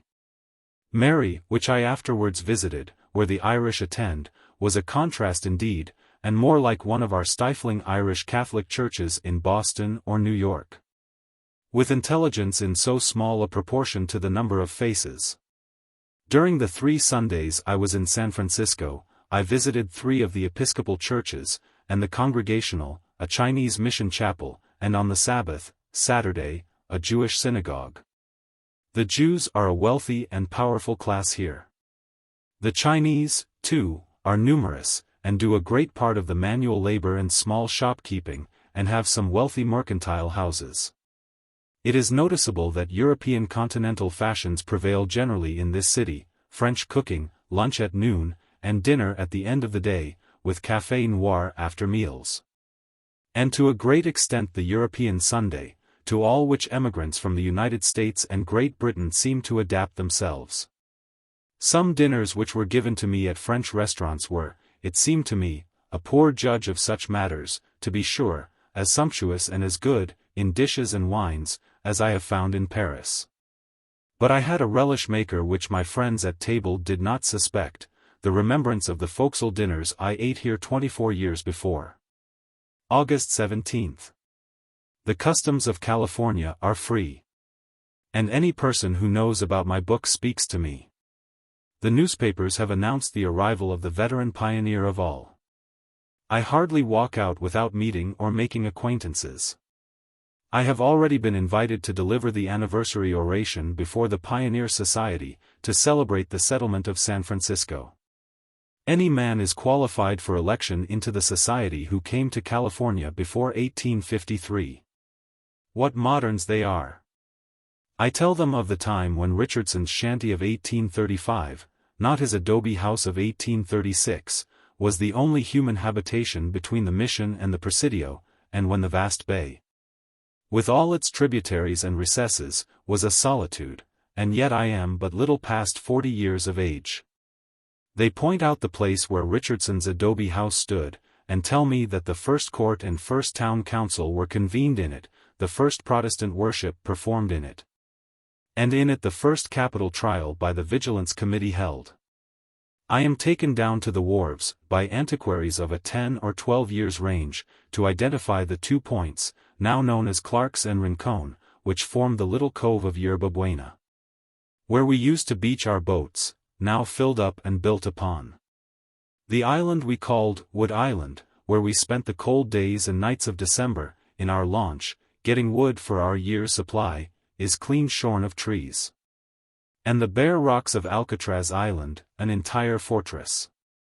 I have looked at the city from the water and islands from the city, but I can see nothing that recalls the times gone by, except the venerable Mission, the ruinous Presidio, the high hills in the rear of the town, and the great stretches of the bay in all directions. Today I took a California horse of the old style, the run, the loping gait, and visited the Presidio. The walls stand as they did, with some changes made to accommodate a small garrison of United States troops. It has a noble situation, and I saw from it a clipper ship of the very largest class, coming through the gate, under her fore and aft sails. Thence I rode to the fort, now nearly finished, on the southern shore of the gate, and made an inspection of it. It is very expensive and of the latest style.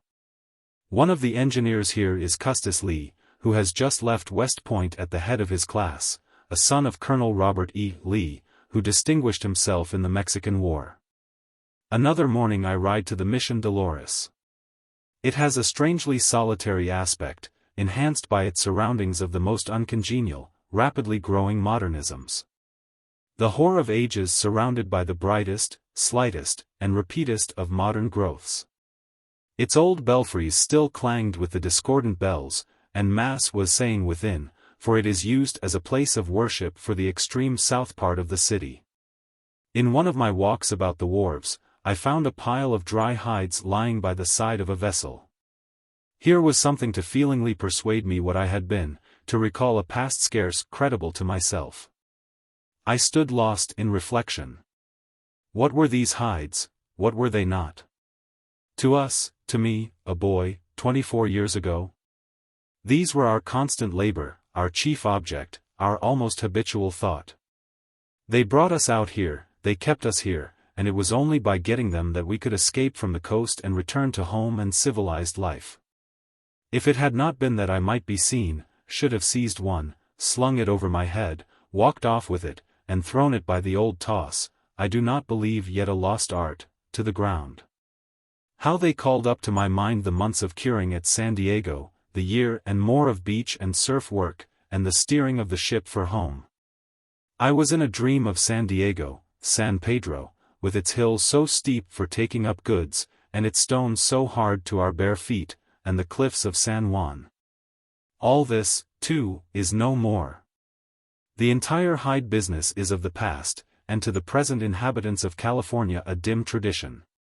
The gold discoveries drew off all men from the gathering or cure of hides, the inflowing population made an end of the great droves of cattle. And now not a vessel pursues I was about to say dear, the dreary once hated business of gathering hides upon the coast. And the beach of San Diego is abandoned and its hide houses have disappeared. Meeting a respectable-looking citizen on the wharf, I inquired of him how the hide trade was carried on. "Oh," said he, "there is very little of it, and that is all here. The few that are brought in are placed under sheds in winter, or left out on the wharf in summer, and are loaded from the wharves into the vessels alongside. They form parts of cargoes of other materials." I really felt too much, at the instant, to express to him the cause of my interest in the subject, and only added, "Then the old business of trading up and down the coast and curing hides for cargoes is all over?" "Oh yes, sir," said he, "those old times of the Pilgrim and Alert in California, that we read about, are gone by." Saturday, August 20th. The steamer Senator makes regular trips up and down the coast, between San Francisco and San Diego, calling at intermediate ports. This is my opportunity to revisit the old scenes. She sails today, and I am off, steaming among the great clippers anchored in the harbor, and gliding rapidly round the point, past Alcatraz Island, the lighthouse, and through the fortified Golden Gate, and bending to the southward, all done in 2 or 3 hours, which, in the Alert, under canvas, with head tides, variable winds, and sweeping currents to deal with, took us full 2 days. Among the passengers I noticed an elderly gentleman, thin, with sandy hair and face that seemed familiar. He took off his glove and showed one shriveled hand. It must be he. I went to him and said, "Captain Wilson, I believe." Yes, that was his name. "I knew you, sir, when you commanded the Ayacucho on this coast, in old hide droghing times, in 1835-6. He was quickened by this, and at once inquiries were made on each side, and we were in full talk about the Pilgrim and Alert, Ayacucho and Laureate, the California and Lagoda. I found he had been very much flattered by the praise I had bestowed in my book on his seamanship, especially in bringing the Pilgrim to her berth in San Diego harbor, after she had drifted successively into the Lagoda and Laureate, and was coming into him. I had made a pet of his brig, the Ayacucho, which pleased him almost as much as my remembrance of his bride and their wedding, which I saw at Santa Barbara in 1836. Dona Ramona was now the mother of a large family, and Wilson assured me that if I would visit him at his rancho, near San Luis Obispo, I should find her still a handsome woman, and very glad to see me. How we walked the deck together, hour after hour, talking over the old times, the ships, the captains, the crews, the traders on shore, the ladies, the missions, the southeasters. Indeed, where could we stop? He had sold the Ayacucho in Chile for a vessel of war, and had given up the sea, and had been for years a ranchero. I learned from others that he had become one of the most wealthy and respectable farmers in the state, and that his rancho was well worth visiting. Thompson, he said, hadn't the sailor in him. And he never could laugh enough at his fiasco in San Diego, and his reception by Bradshaw. Fawcon was a sailor and a navigator. He did not know what had become of George Marsh, see here, except that he left him in Callao, nor could he tell me anything of handsome Bill Jackson, see here, nor of Captain Nye of the Laureate. I told him all I then knew of the ships, the masters, and the officers. I found he had kept some run of my history, and needed little information. Old Senor Norigo of Santa Barbara, he told me, was dead, and Don Carlos and Don Santiago, but I should find their children there, now in middle life. Dona Augustia, he said, I had made famous by my praises of her beauty in dancing, and I should have from her a royal reception. She had been a widow, and remarried since, and had a daughter as handsome as herself. The descendants of Norigo had taken the ancestral name of de la Guerra, as they were nobles of old Spain by birth. And the boy Pablo, who used to make passages in the Alert, was now Don Pablo de la Guerra, a senator in the state legislature for Santa Barbara County. The points in the country, too, he noticed, as he passed them: Santa Cruz, San Luis Obispo, Point Ano Nuevo, the opening to Monterey, which to my disappointment we did not visit. No. Monterey, the prettiest town on the coast, and its capital and seat of customs, had got no advantage from the great changes. Was out of the way of commerce and of the travel to the mines and great rivers, and was not worth stopping at. Point Conception we passed in the night, a cheery light gleaming over the waters from its tar lighthouse, standing on its outermost peak. Point Conception. That word was enough to recall all our experiences and dreads of gales, swept decks, topmast carried away, and the hardships of a coast service in the winter. But Captain Wilson tells me that the climate has altered. That the southeasters are no longer the bane of the coast they once were, and that vessels now anchor inside the kelp at Santa Barbara and San Pedro all the year round. I should have thought this owing to his spending his winters on a rancho instead of the deck of the Ayacucho, had not the same thing been told me by others. Passing round Point Conception, and steering easterly, we opened the islands that form, with the mainland, the Canal of Santa Barbara. There they are, Santa Cruz and Santa Rosa. And there is the beautiful point, Santa Buenaventura, and there lies Santa Barbara on its plain, with its amphitheater of high hills and distant mountains. There is the old white mission with its belfries, and there the town, with its one-story adobe houses, with here and there a two-story wooden house of later build. Yet little is it altered, the same repose in the golden sunlight and glorious climate, sheltered by its hills.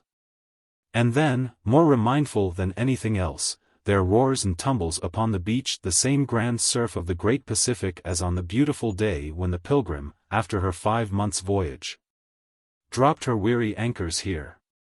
The same bright blue ocean, and the surf making just the same monotonous, melancholy roar, and the same dreamy town, and gleaming white mission, as when we beached our boats for the first time. Riding over the breakers with shouting Kanakas, the 3 small hide traders lying at anchor in the offing. But now we are the only vessel, and that an unromantic, sailless, sparless, engine-driven hulk. I landed in the surf, in the old style, but it was not high enough to excite us, the only change being that I was somehow unaccountably a passenger, and did not have to jump overboard and steady the boat, and run her up by the gunwales. Santa Barbara has gained but little. I should not know, from anything I saw, that she was now a seaport of the United States, a part of the enterprising Yankee nation, and not still a lifeless Mexican town.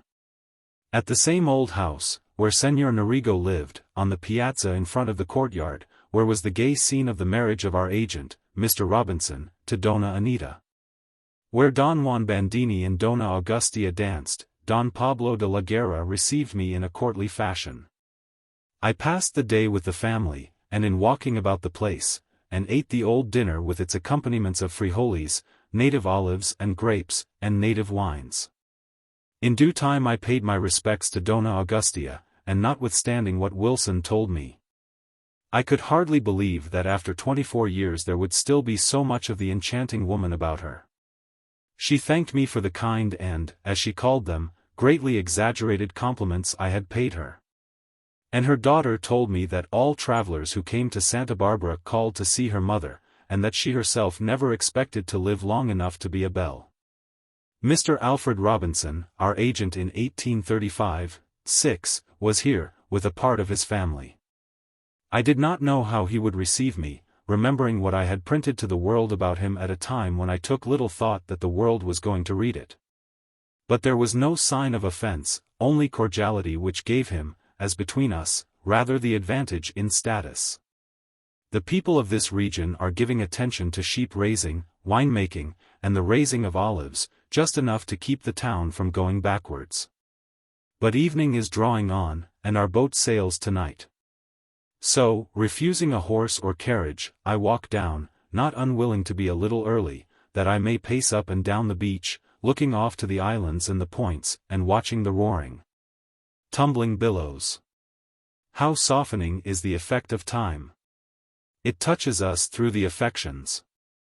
I almost feel as if I were lamenting the passing away of something loved and dear, the boats, the Kanakas, the hides, my old shipmates. Death, change, distance, lend them a character which makes them quite another thing from the vulgar, wearisome toil of uninteresting, forced manual labor.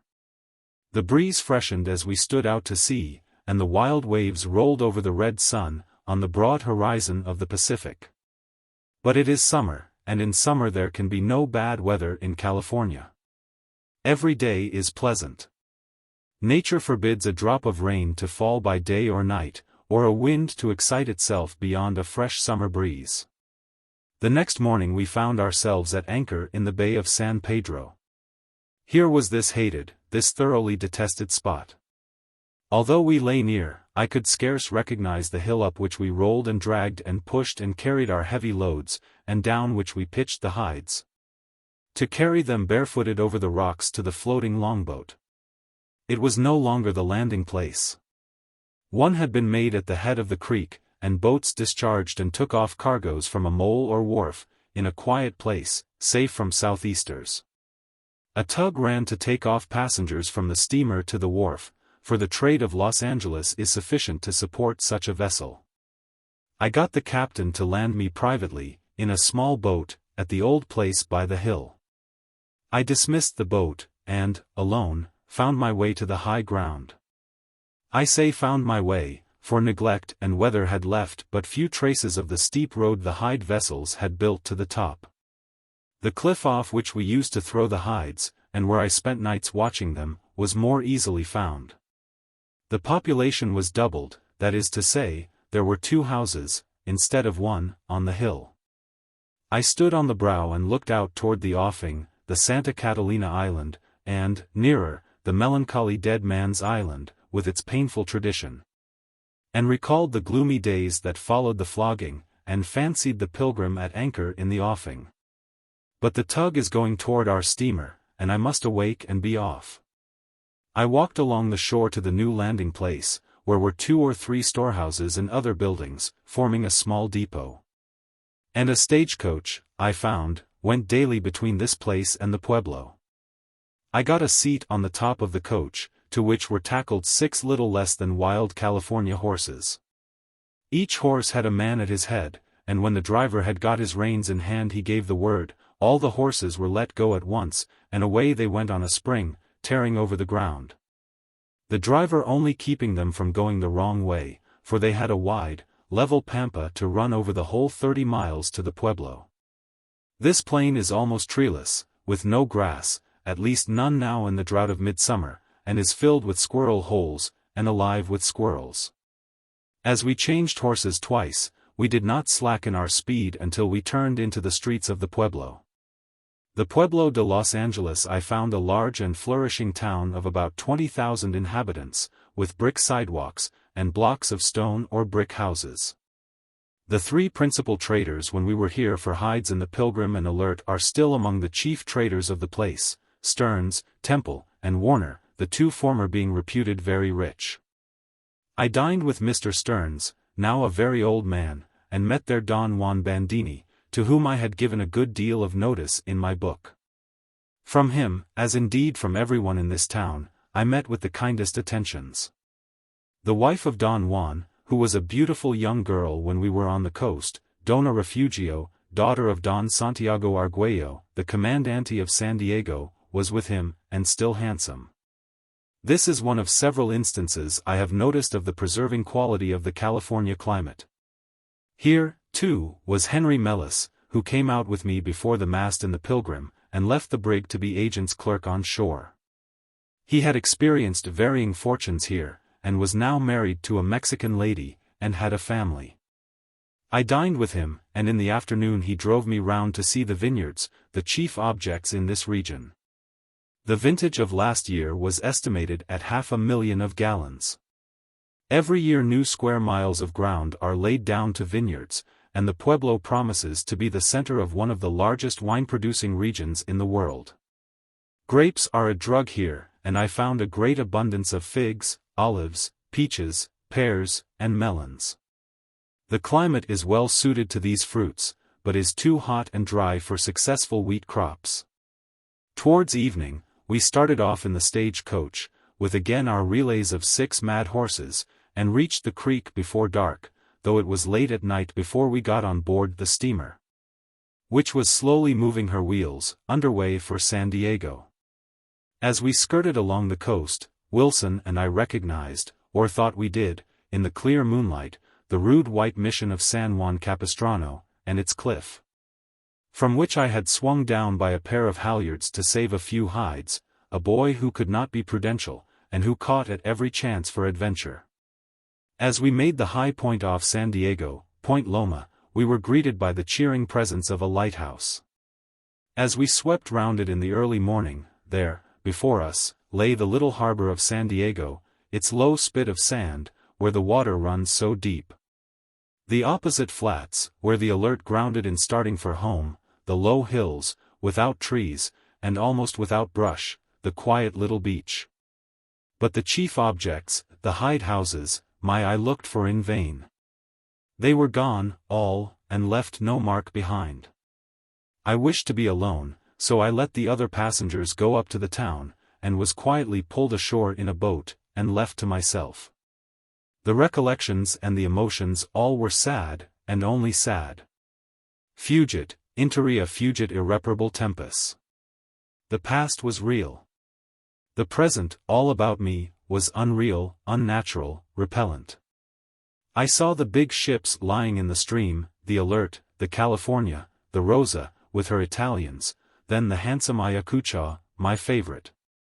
The poor, dear old Pilgrim, the home of hardship and hopelessness, the boats passing to and fro, the cries of the sailors at the capstan or falls, the peopled beach. The large hide houses with their gangs of men, and the Kanakas interspersed everywhere. All were gone. Not a vestige to mark where one hide house stood. The oven, too, was gone. I searched for its site, and found, where I thought it should be, a few broken bricks and bits of mortar. I alone was left of all, and how strangely was I here.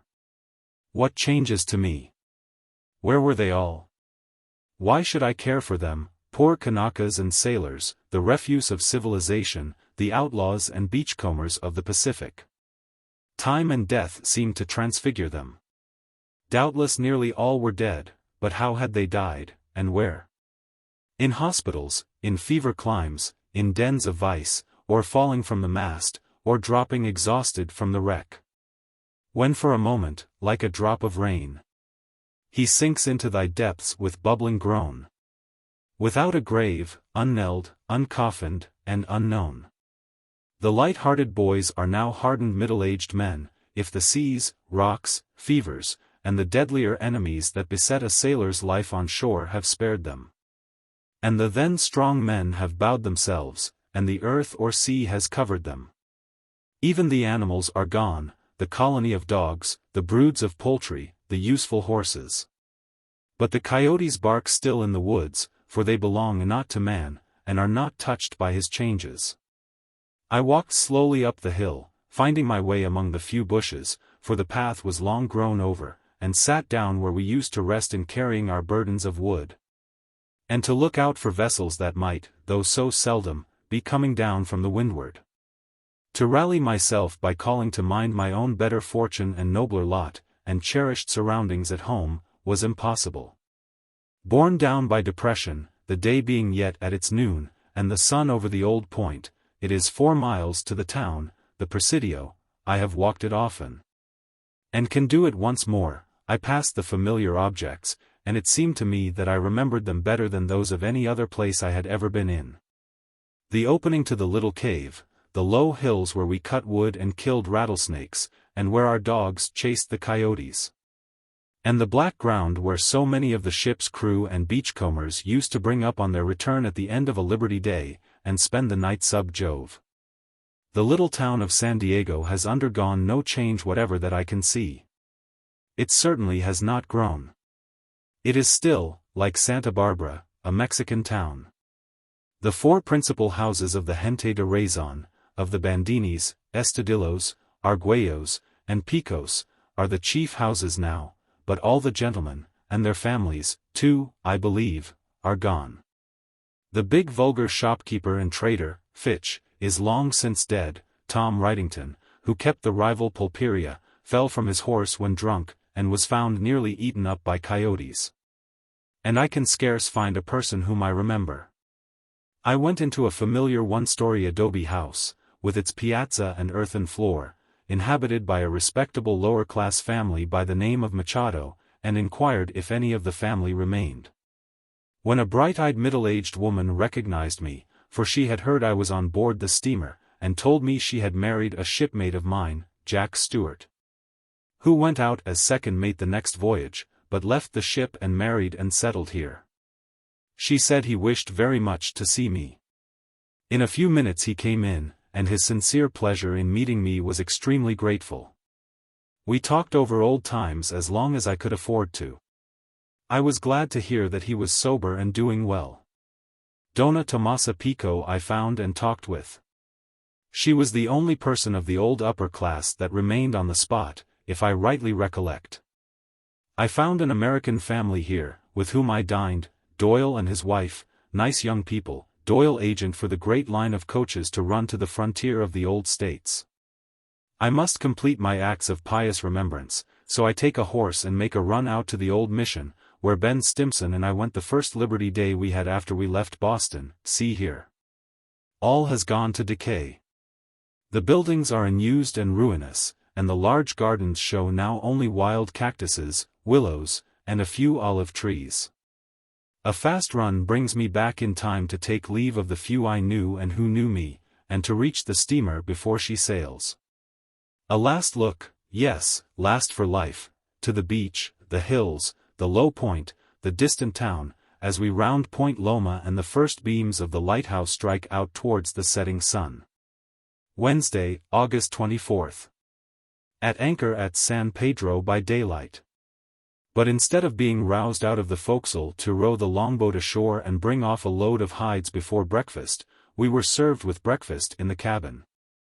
And again took our drive with the wild horses to the pueblo and spent the day seeing nearly the same persons as before, and again getting back by dark.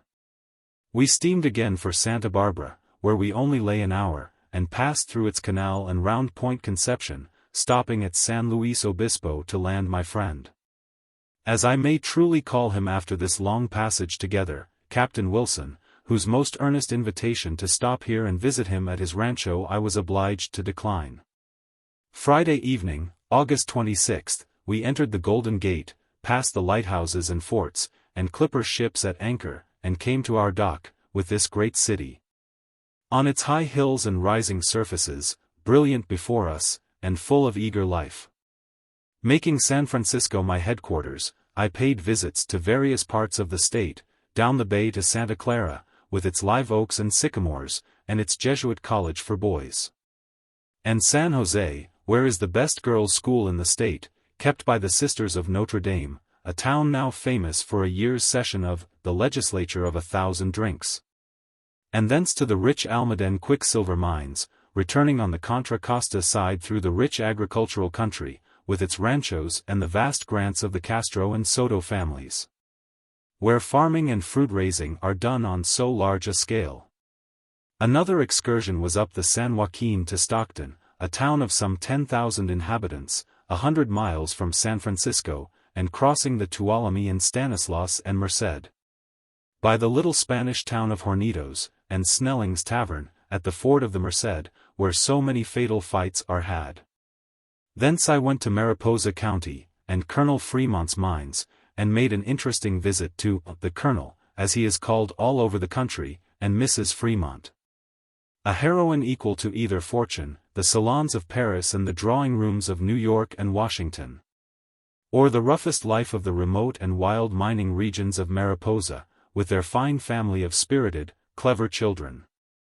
After a rest there, we went on to Clark's Camp and the Big Trees, where I measured one tree 97 feet in circumference without its bark, and the bark is usually 18 inches thick.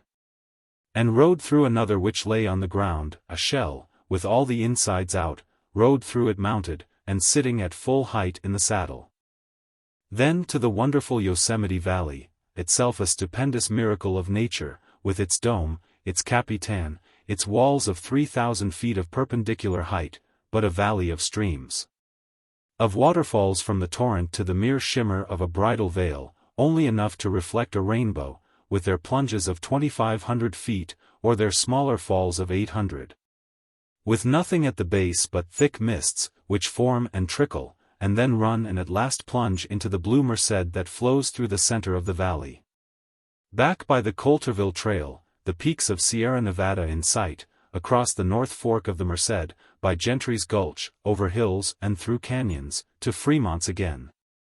And thence to Stockton and San Francisco, all this at the end of August, when there has been no rain for 4 months, and the air is dear and very hot, and the ground perfectly dry. Windmills, to raise water for artificial irrigation of small patches, seen all over the landscape, while we travel through square miles of hot dust, where they tell us. And truly that in winter and early spring we should be up to our knees in flowers.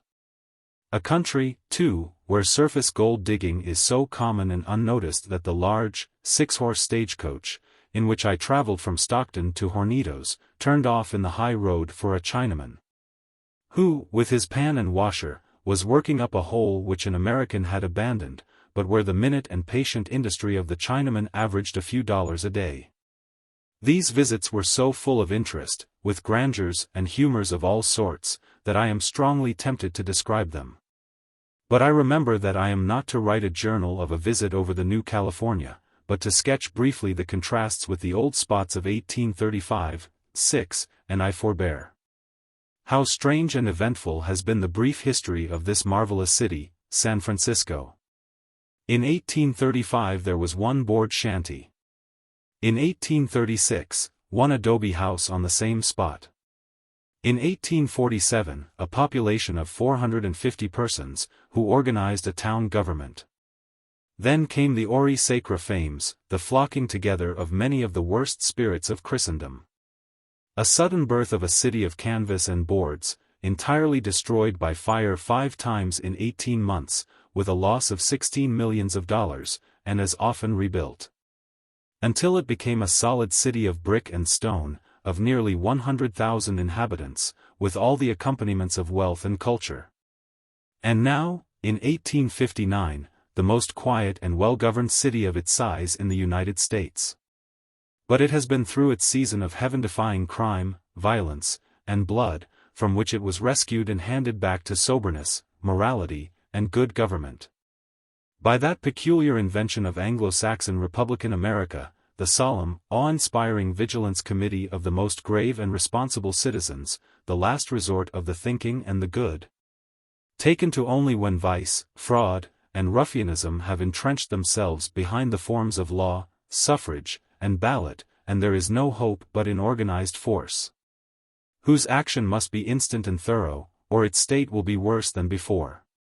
A history of the passage of this city through those ordeals, and through its almost incredible financial extremes, should be written by a pen which not only accuracy shall govern, but imagination shall inspire.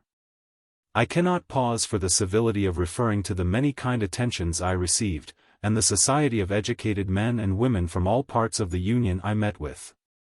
Where New England, the Carolinas, Virginia, and the New West sat side by side with English, French, and German civilization.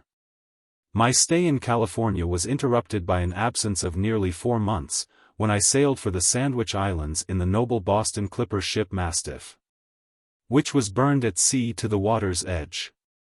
We escaping in boats, and carried by a friendly British bark into Honolulu, whence, after a deeply interesting visit of 3 months in that most fascinating group of islands, with its natural and its moral wonders, I returned to San Francisco in an American whaler, and found myself again in my quarters on the morning of Sunday, December 11, 1859. My first visit after my return was to Sacramento, a city of about 40,000 inhabitants, more than 100 miles inland from San Francisco, on the Sacramento. Where was the capital of the state, and where were fleets of river steamers, and a large inland commerce. Here I saw the inauguration of a governor, Mr. Latham, a young man from Massachusetts, much my junior. And met a member of the state senate, a man who, as a carpenter, repaired my father's house at home some 10 years before. And 2 more senators from Southern California, relics of another age, Don Andres Pico, from San Diego, and Don Pablo de la Guerra, whom I have mentioned as meeting at Santa Barbara. I had a good deal of conversation with these gentlemen, who stood alone in an assembly of Americans, who had conquered their country, spared pillars of the past. Don Andres had fought us at San Pascual and Sepulveda's Rancho, in 1846, and as he fought bravely, not a common thing among the Mexicans, and, indeed, repulsed Kearny, is always treated with respect. He had the satisfaction, dear to the proud Spanish heart, of making a speech before a Senate of Americans in favor of the retention in office of an officer of our army who was wounded at San Pascual and whom some wretched caucus was going to displace to carry out a political job. Don Andres's magnanimity and indignation carried the day. My last visit in this part of the country was to a new and rich farming region, the Napa Valley, the United States Navy Yard at Mare Island, the river gold workings, and the geysers. And old Mr. John Yount's rancho. On board the steamer, found Mr. Edward Stanley, formerly member of Congress from North Carolina, who became my companion for the greater part of my trip. I also met, a revival on the spot of an acquaintance of 20 years ago, Don Guadalupe Vallejo. I may say acquaintance, for although I was then before the mast, he knew my story, and, as he spoke English well, used to hold many conversations with me, when in the boat or on shore. He received me with true earnestness, and would not hear of my passing his estate without visiting him. He reminded me of a remark I made to him once, when pulling him ashore in the boat, when he was commandante at the Presidio. I learned that the 2 Vallejos, Guadalupe and Salvador, owned, at an early time, nearly all Napa and Sonoma, having princely estates. But they have not much left. They were nearly ruined by their bargain with the state, that they would put up the public buildings if the capital should be placed at Vallejo, then a town of some promise. They spent $100,000, the capital was moved there, and in 2 years removed to San Jose on another contract. The town fell to pieces, and the houses, chiefly wooden, were taken down and removed. I accepted the old gentleman's invitation so far as to stop at Vallejo to breakfast. The United States Navy Yard, at Mare Island, near Vallejo, is large and well placed, with deep fresh water. The old Independence, and the sloop Decatur, and 2 steamers were there, and they were experimenting on building a dispatch boat, the Saginaw, of California timber. I have no excuse for attempting to describe my visit through the fertile and beautiful Napa Valley, nor even, what exceeded that in interest, my visit to old John Yount at his rancho, where I heard from his own lips some of his most interesting stories of hunting and trapping and Indian fighting, during an adventurous life of 40 years of such work. Between our back settlements in Missouri and Arkansas, and the mountains of California, trapping in Colorado and Gila, and his celebrated dream, thrice repeated, which led him to organize a party to go out over the mountains, that did actually rescue from death by starvation the wretched remnants of the Donner Party. I must not pause for the dreary country of the geysers, the screaming escapes of steam, the sulfur, the boiling cauldrons of black and yellow and green, and the region of Gehenna, through which runs a quiet stream of pure water. Nor for the park scenery, and captivating ranchos of the Napa Valley, where farming is done on so grand a scale, where I have seen a man plow a furrow by little red flags on sticks, to keep his range by, until nearly out of sight, and where, the wits tell us, he returns the next day on the back furrow. A region where, at Christmas time, I have seen old strawberries still on the vines, by the side of vines in full blossom for the next crop, and grapes in the same stages, and open windows. And yet a grateful wood fire on the hearth in early morning. nor for the titanic operations of hydraulic surface mining, where large mountain streams are diverted from their ancient beds, and made to do the work, beyond the reach of all other agents. Of washing out valleys and carrying away hills, and changing the whole surface of the country, to expose the stores of gold hidden for centuries in the darkness of their earthly depths. January 10, 1860. I am again in San Francisco, and my revisit to California is closed. I have touched too lightly and rapidly for much impression upon the reader on my last visit into the interior. But, as I have said, in a mere continuation to a narrative of a seafaring life on the coast. I am only to carry the reader with me on a visit to those scenes in which the public has long manifested so gratifying an interest. But it seemed to me that slight notices of these entirely new parts of the country would not be out of place. For they serve to put in strong contrast with the solitudes of 1835, the developed interior, with its mines, and agricultural wealth, and rapidly filling population, and its large cities. So far from the coast, with their education, religion, arts, and trade. On the morning of the January 11, 1860, I passed, for the 8th time, through the Golden Gate, on my way across the delightful Pacific to the Oriental world. With its civilization 3,000 years older than that I was leaving behind. As the shores of California faded in the distance, and the summits of the Coast Range sank under the blue horizon, I bade farewell, yes, I do not doubt, forever, to those scenes which, however changed or unchanged, must always possess an ineffable interest for me. It is time, my fellow travelers, and I should part company. But I have been requested by a great many persons to give some account of the subsequent history of the vessels and their crews, with which I had made them acquainted. I attempt the following sketches in deference to these suggestions, and not, I trust, with any undue estimate of the general interest my narrative may have created. Something less than a year after my return in the Alert, and when, my eyes having recovered, I was again in college life, I found one morning in the newspapers, among the arrivals of the day before, the brig Pilgrim, Faucon, from San Diego, California. In a few hours I was down Inn and Street, and on my way to Hackstad's boarding house, where I knew Tom Harris and others would lodge. Entering the front room, I heard my name called from amid a group of bluejackets, and several sunburned, tar-colored men came forward to speak to me.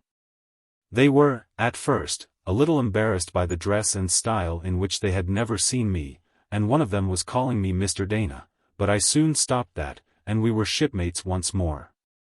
First, there was Tom Harris, in a characteristic occupation. I had made him promise to come and see me when we parted in San Diego. He had got a directory of Boston, found the street and number of my father's house, and, by a study of the plan of the city, had laid out his course, and was committing it to memory. He said he could go straight to the house without asking a question. And so he could, for I took the book from him, and he gave his course, naming each street and turned to right or left, directly to the door. Tom had been second mate of the Pilgrim, and had laid up no mean sum of money. True to his resolution, he was going to England to find his mother, and he entered into the comparative advantages of taking his money home in gold or in bills, a matter of some moment. As this was in the disastrous financial year of 1837. He seemed to have his ideas well arranged, but I took him to a leading banker, whose advice he followed. And, declining my invitation to go up and show himself to my friends, he was off for New York that afternoon, to sail the next day for Liverpool. The last I ever saw of Tom Harris was as he passed down Tremont Street on the sidewalk, a man dragging a handcart in the street by his side, on which were his voyage-worn chest, his mattress, and a box of nautical instruments. Sam seemed to have got funny again, and he and John the Swede learned that Captain Thompson had several months before sailed in command of a ship for the coast of Sumatra, and that their chance of proceedings against him at law was hopeless. Sam was afterwards lost in a brig off the coast of Brazil, when all hands went down. Of John and the rest of the men I have never heard. The Marblehead boy, Sam, turned out badly. And, although he had influential friends, never allowed them to improve his condition. The old carpenter, the Finn, of whom the cook stood in such awe, see here, had fallen sick and died in Santa Barbara, and was buried ashore. Jim Hall, from the Kennebec, who sailed with us before the mast, and was made second mate in Foster's place, came home chief mate of the Pilgrim. I have often seen him since. His lot has been prosperous, as he well deserved it should be. He has commanded the largest ships, and when I last saw him, was going to the Pacific coast of South America, to take charge of a line of mail steamers. Poor, luckless Foster I have twice seen. He came into my rooms in Boston, after I had become a barrister and my narrative had been published, and told me he was chief mate of a big ship. That he had heard I had said some things unfavorable of him in my book. That he had just bought it, and was going to read it that night, and if I had said anything unfair of him, he would punish me if he found me in State Street. I surveyed him from head to foot, and said to him, Foster, you were not a formidable man when I last knew you, and I don't believe you are now. Either he was of my opinion, or thought I had spoken of him well enough, for the next, and last, time I met him he was civil and pleasant. I believe I omitted to state that Mr. Andrew B. Amerzine, the chief mate of the Pilgrim, an estimable, kind, and trustworthy man, had a difficulty with Captain Faucon, who thought him slack, was turned off duty, and sent home with us in the Alert. Captain Thompson, instead of giving him the place of a mate off duty, put him into the narrow between decks, where a space, not over 4 feet high, had been left out among the hides. And there compelled him to live the whole wearisome voyage, through trades and tropics, and round Cape Horn, with nothing to do, not allowed to converse or walk with the officers. And obliged to get his grub himself from the galley, in the tin pot and kid of a common sailor. I used to talk with him as much as I had opportunity to, but his lot was wretched, and in every way wounding to his feelings. After our arrival, Captain Thompson was obliged to make him compensation for this treatment. It happens that I have never heard of him since. Henry Mellis, who had been in a counting house in Boston, and left the forecastle, on the coast, to be agent's clerk, and whom I met, a married man, at Los Angeles in 1859. Died at that place a few years ago, not having been successful in commercial life. Ben Stimson left the sea for the fresh water and prairies, and settled in Detroit as a merchant, and when I visited that city, in 1863, I was rejoiced to find him a prosperous and respected man. And the same generous-hearted shipmate as ever. This ends the catalogue of the Pilgrim's original crew, except her first master, Captain Thompson. He was not employed by the same firm again, and got up a voyage to the coast of Sumatra for pepper. A cousin and classmate of mine, Mr. Channing, went as supercargo, not having consulted me as to the captain. First, Captain Thompson got into difficulties with another American vessel on the coast, which charged him with having taken some advantage of her in getting pepper. And then with the natives, who accused him of having obtained too much pepper for his weights. The natives seized him, one afternoon, as he landed in his boat, and demanded of him to sign an order on the supercargo for the Spanish dollars that they said were due them, on pain of being imprisoned on shore. He never failed in pluck, and now ordered his boat aboard, leaving him ashore, the officer to tell the supercargo to obey no direction except under his hand. For several successive days and nights, his ship, the Alciope, lay in the burning sun, with rain squalls and thunderclouds coming over the high mountains, waiting for a word from him. Toward evening of the 4th or 5th day he was seen on the beach, hailing for the boat. The natives, finding they could not force more money from him, were afraid to hold him longer, and had let him go. He sprang into the boat, urged her off with the utmost eagerness, leaped on board the ship like a tiger, his eyes flashing and his face full of blood, ordered the anchor away, and the topsail set. The 4 guns, 2 on a side, loaded with all sorts of devilish stuff, and wore her round, and, keeping as close into the bamboo village as he could, gave them both broadsides. Slam-bang into the midst of the houses and people, and stood out to sea. As his excitement passed off, headache, languor, fever, set in, the deadly coast fever, contracted from the water and night dews on shore and his maddened temper. He ordered the ship to Penang, and never saw the deck again. He died on the passage, and was buried at sea. Mr. Channing, who took care of him in his sickness and delirium, caught the fever from him, but, as we gratefully remember, did not die until the ship made port. And he was under the kindly roof of a hospitable family in Penang. The chief mate, also, took the fever, and the second mate and crew deserted, and although the chief mate recovered and took the ship to Europe and home, the voyage was a melancholy disaster. In a tour I made round the world in 1859, 1860, of which my revisit to California was the beginning, I went to Penang. In that fairy-like scene of sea and sky and shore, as beautiful as material earth can be, with its fruits and flowers of a perpetual summer, somewhere in which still lurks the deadly fever, I found the tomb of my kinsman, classmate, and friend. Standing beside his grave, I tried not to think that his life had been sacrificed to the faults and violence of another.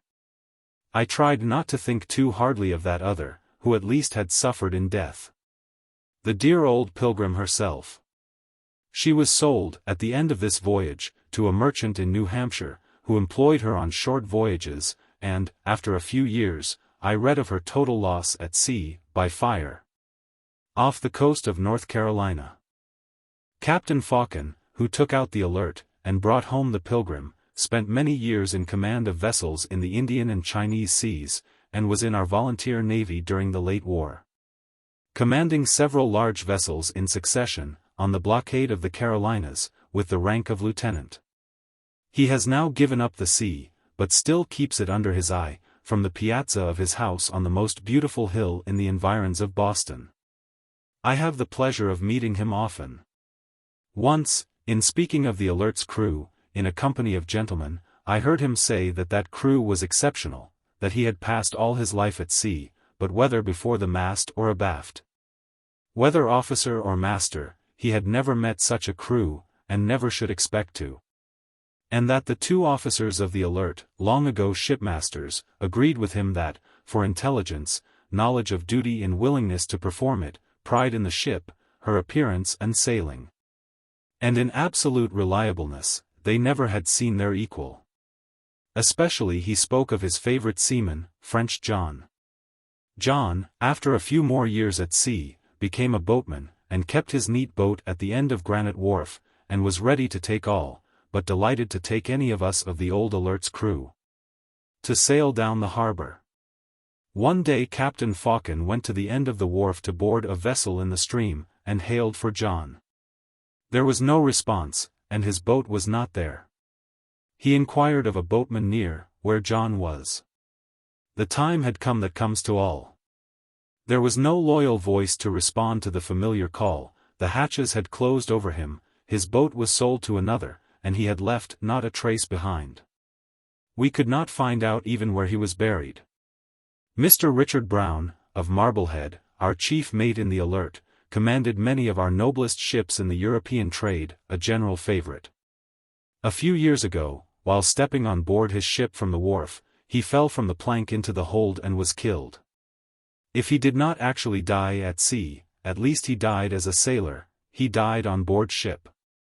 Our second mate, Evans, no one liked or cared for, and I know nothing of him, except that I once saw him in court, on trial for some alleged petty tyranny towards his men, still a subaltern officer. The third mate, Mr. Hatch, a nephew of one of the owners, though only a lad on board the ship, went out chief mate the next voyage, and rose soon to command some of the finest clippers in the California and India trade, under the new order of things, a man of character, good judgment, and no little cultivation. Of the other men before the mast in the Alert, I know nothing of peculiar interest. When visiting, with a party of ladies and gentlemen, one of our largest line-of-battle ships, we were escorted about the decks by a midshipman, who was explaining various matters on board. When one of the party came to me and told me that there was an old sailor there with a whistle round his neck, who looked at me and said of the officer, "He can't show him anything aboard a ship." I found him out, and, looking into his sunburnt face, covered with hair, and his little eyes drawn up into the smallest passages for light, like a man who had peered into hundreds of northeasters, there was old Sales, of the Alert, clothed in all the honors of boatswain's mate. We stood aside, out of the CUN of the officers, and had a good talk over old times.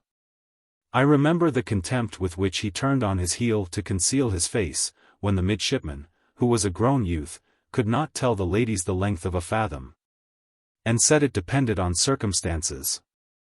Notwithstanding his advice and consolation to Chips, in the steerage of the Alert, and his story of his runaway wife and the flag-bottom chairs, see here. He confessed to me that he had tried marriage again, and had a little tenement just outside the gate of the yard. Harry Bennett, the man who had the palsy, and was unfeelingly left on shore when the Alert sailed, came home in the Pilgrim, and I had the pleasure of helping to get him into the Massachusetts General Hospital. When he had been there about a week, I went to see him in his ward, and asked him how he got along. "Oh, first-rate usage, sir, not a hand's turn to do, and all your grub brought to you, sir. This is a sailor's paradise, not a hand's turn to do, and all your grub brought to you. But an earthly paradise may pall." Bennett got tired of indoors and stillness, and was soon out again, and set up a stall, covered with canvas, at the end of one of the bridges, where he could see all the passers-by, and turn a penny by cakes and ale. The stall in time disappeared, and I could learn nothing of his last end, if it has come. Of the lads who, beside myself, composed the gig's crew, I know something of all but one. Our bright-eyed, quick-witted little coxswain, from the Boston public schools, Harry May, or Harry Bluff, as he was called, with all his songs and jibes, went the road to ruin as fast as the usual means could carry him. Nat, the bucket-maker, grave and sober, left the seas, and, I believe, is a hack driver in his native town. Although I have not had the luck to see him since the Alert hauled into her berth at the North End. One cold winter evening, a pull at the bell, and a woman in distress wished to see me. Her poor son George Summerby, you remember him, sir, he was a boy in the Alert. He always talks of you, he is dying in my poor house. I went with her, and in a small room, with the most scanty furniture, upon a mattress on the floor, emaciated, ashy pale, with hollow voice and sunken eyes, lay the boy George, whom we took out, a small, bright boy of 14 from a Boston public school, who fought himself into a position on board ship, see here, and whom we brought home, a tall, athletic youth. That might have been the pride and support of his widowed mother. There he lay, not over 19 years of age, ruined by every vice a sailor's life absorbs. He took my hand in his wasted feeble fingers, and talked a little with his hollow, death-smitten voice. I was to leave town the next day for a fortnight's absence, and whom had they to see to them? The mother named her landlord, she knew no one else able to do much for them. It was the name of a physician of wealth and high social position, well known in the city as the owner of many small tenements, and of whom hard things had been said as to his strictness in collecting what he thought his dues. Be that as it may, my memory associates him only with ready and active beneficence. His name has since been known the civilized world over, from his having been the victim of one of the most painful tragedies in the records of the criminal law. I tried the experiment of calling upon him, and, having drawn him away from the cheerful fire, sofa, and curtains of a luxurious parlor, I told him the simple tale of woe, of one of his tenants, unknown to him even by name. He did not hesitate. And I well remember how, in that biting, eager air, at a late hour, he drew his cloak about his thin and bent form, and walked off with me across the common, and to the South End. Nearly 2 miles of an exposed walk, to the scene of misery. He gave his full share, and more, of kindness and material aid. And, as George's mother told me, on my return, had with medical aid and stores, and a clergyman, made the boy's end as comfortable and hopeful as possible. The Alert made 2 more voyages to the coast of California, successful, and without a mishap, as usual, and was sold by Messrs. Bryant and Sturgis, in 1843, to Mr. Thomas W. Williams, a merchant of New London, Connecticut, who employed her in the whale trade in the Pacific. She was as lucky and prosperous there as in the merchant service. When I was at the Sandwich Islands in 1860, a man was introduced to me as having commanded the Alert on 2 cruises. And his friends told me that he was as proud of it as if he had commanded a frigate. I am permitted to publish the following letter from the owner of the Alert, giving her later record and her historic end, captured and burned by the rebel Alabama. New London, March 17, 1868. Richard H. Dana, Esq. Dear Sir, I am happy to acknowledge the receipt of your favor of the 14th inst, and to answer your inquiries about the good ship Alert. I bought her of Messrs. Bryant and Sturgis in the year 1843, for my firm of Williams and Haven, for a whaler, in which business she was successful until captured by the rebel steamer Alabama, September, 1862. Making a period of more than 19 years, during which she took and delivered at New London upwards of 25,000 barrels of whale and sperm oil. She sailed last from this port, August 30, 1862, for Heard's Island, the newly discovered land south of Kerguelens, commanded by Edwin Church. And was captured and burned on the 9th of September following, only 10 days out, near or close to the Azores, with 30 barrels of sperm oil on board. And while her boats were off in pursuit of whales. The Alert was a favorite ship with all owners, officers, and men who had anything to do with her. And I may add almost all who heard her name asked if that was the ship the man went in who wrote the book called 2 Years Before the Mast. And thus we feel, with you, no doubt, a sort of sympathy at her loss, and that, too, in such a manner, and by wicked acts of our own countrymen. My partner, Mr. Haven, sends me a note from the office this p.m., saying that he had just found the last logbook, and would send up this evening a copy of the last entry on it. And if there should be anything of importance I will enclose it to you, and if you have any further inquiries to put, I will, with great pleasure, endeavor to answer them. Remaining very respectfully and truly yours, Thomas W. Williams. P.S. Since writing the above I have received the extract from the logbook, and enclose the same. The last entry in the logbook of the Alert. September 9, 1862. Shortly after the ship came to the wind, with the main yard aback, we went alongside and were hoisted up, when we found we were prisoners of war. And our ship a prize to the Confederate steamer Alabama. We were then ordered to give up all nautical instruments and letters appertaining to any of us.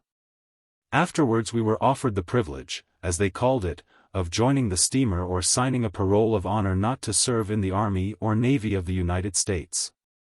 Thank God no one accepted the former of these offers. We were all then ordered to get our things ready in haste, to go on shore, the ship running off shore all the time. We were allowed 4 boats to go on shore in, and when we had got what things we could take in them, were ordered to get into the boats and pull for the shore, the nearest land being about 14 miles off, which we reached in safety, and, shortly after, saw the ship in flames. So end all our bright prospects, blasted by a gang of miscreants, who certainly can have no regard for humanity so long as they continue to foster their so-called peculiar institution, which is now destroying our country. I love to think that our noble ship, with her long record of good service and uniform success, attractive and beloved in her life, should have passed, at her death, into the lofty regions of international jurisprudence and debate, forming a part of the body of the Alabama claims. That, like a true ship, committed to her element once for all at her launching, she perished at sea, and, without an extreme use of language, we may say, a victim in the cause of her country. R. H. D. Jr. Boston, May 6, 1869.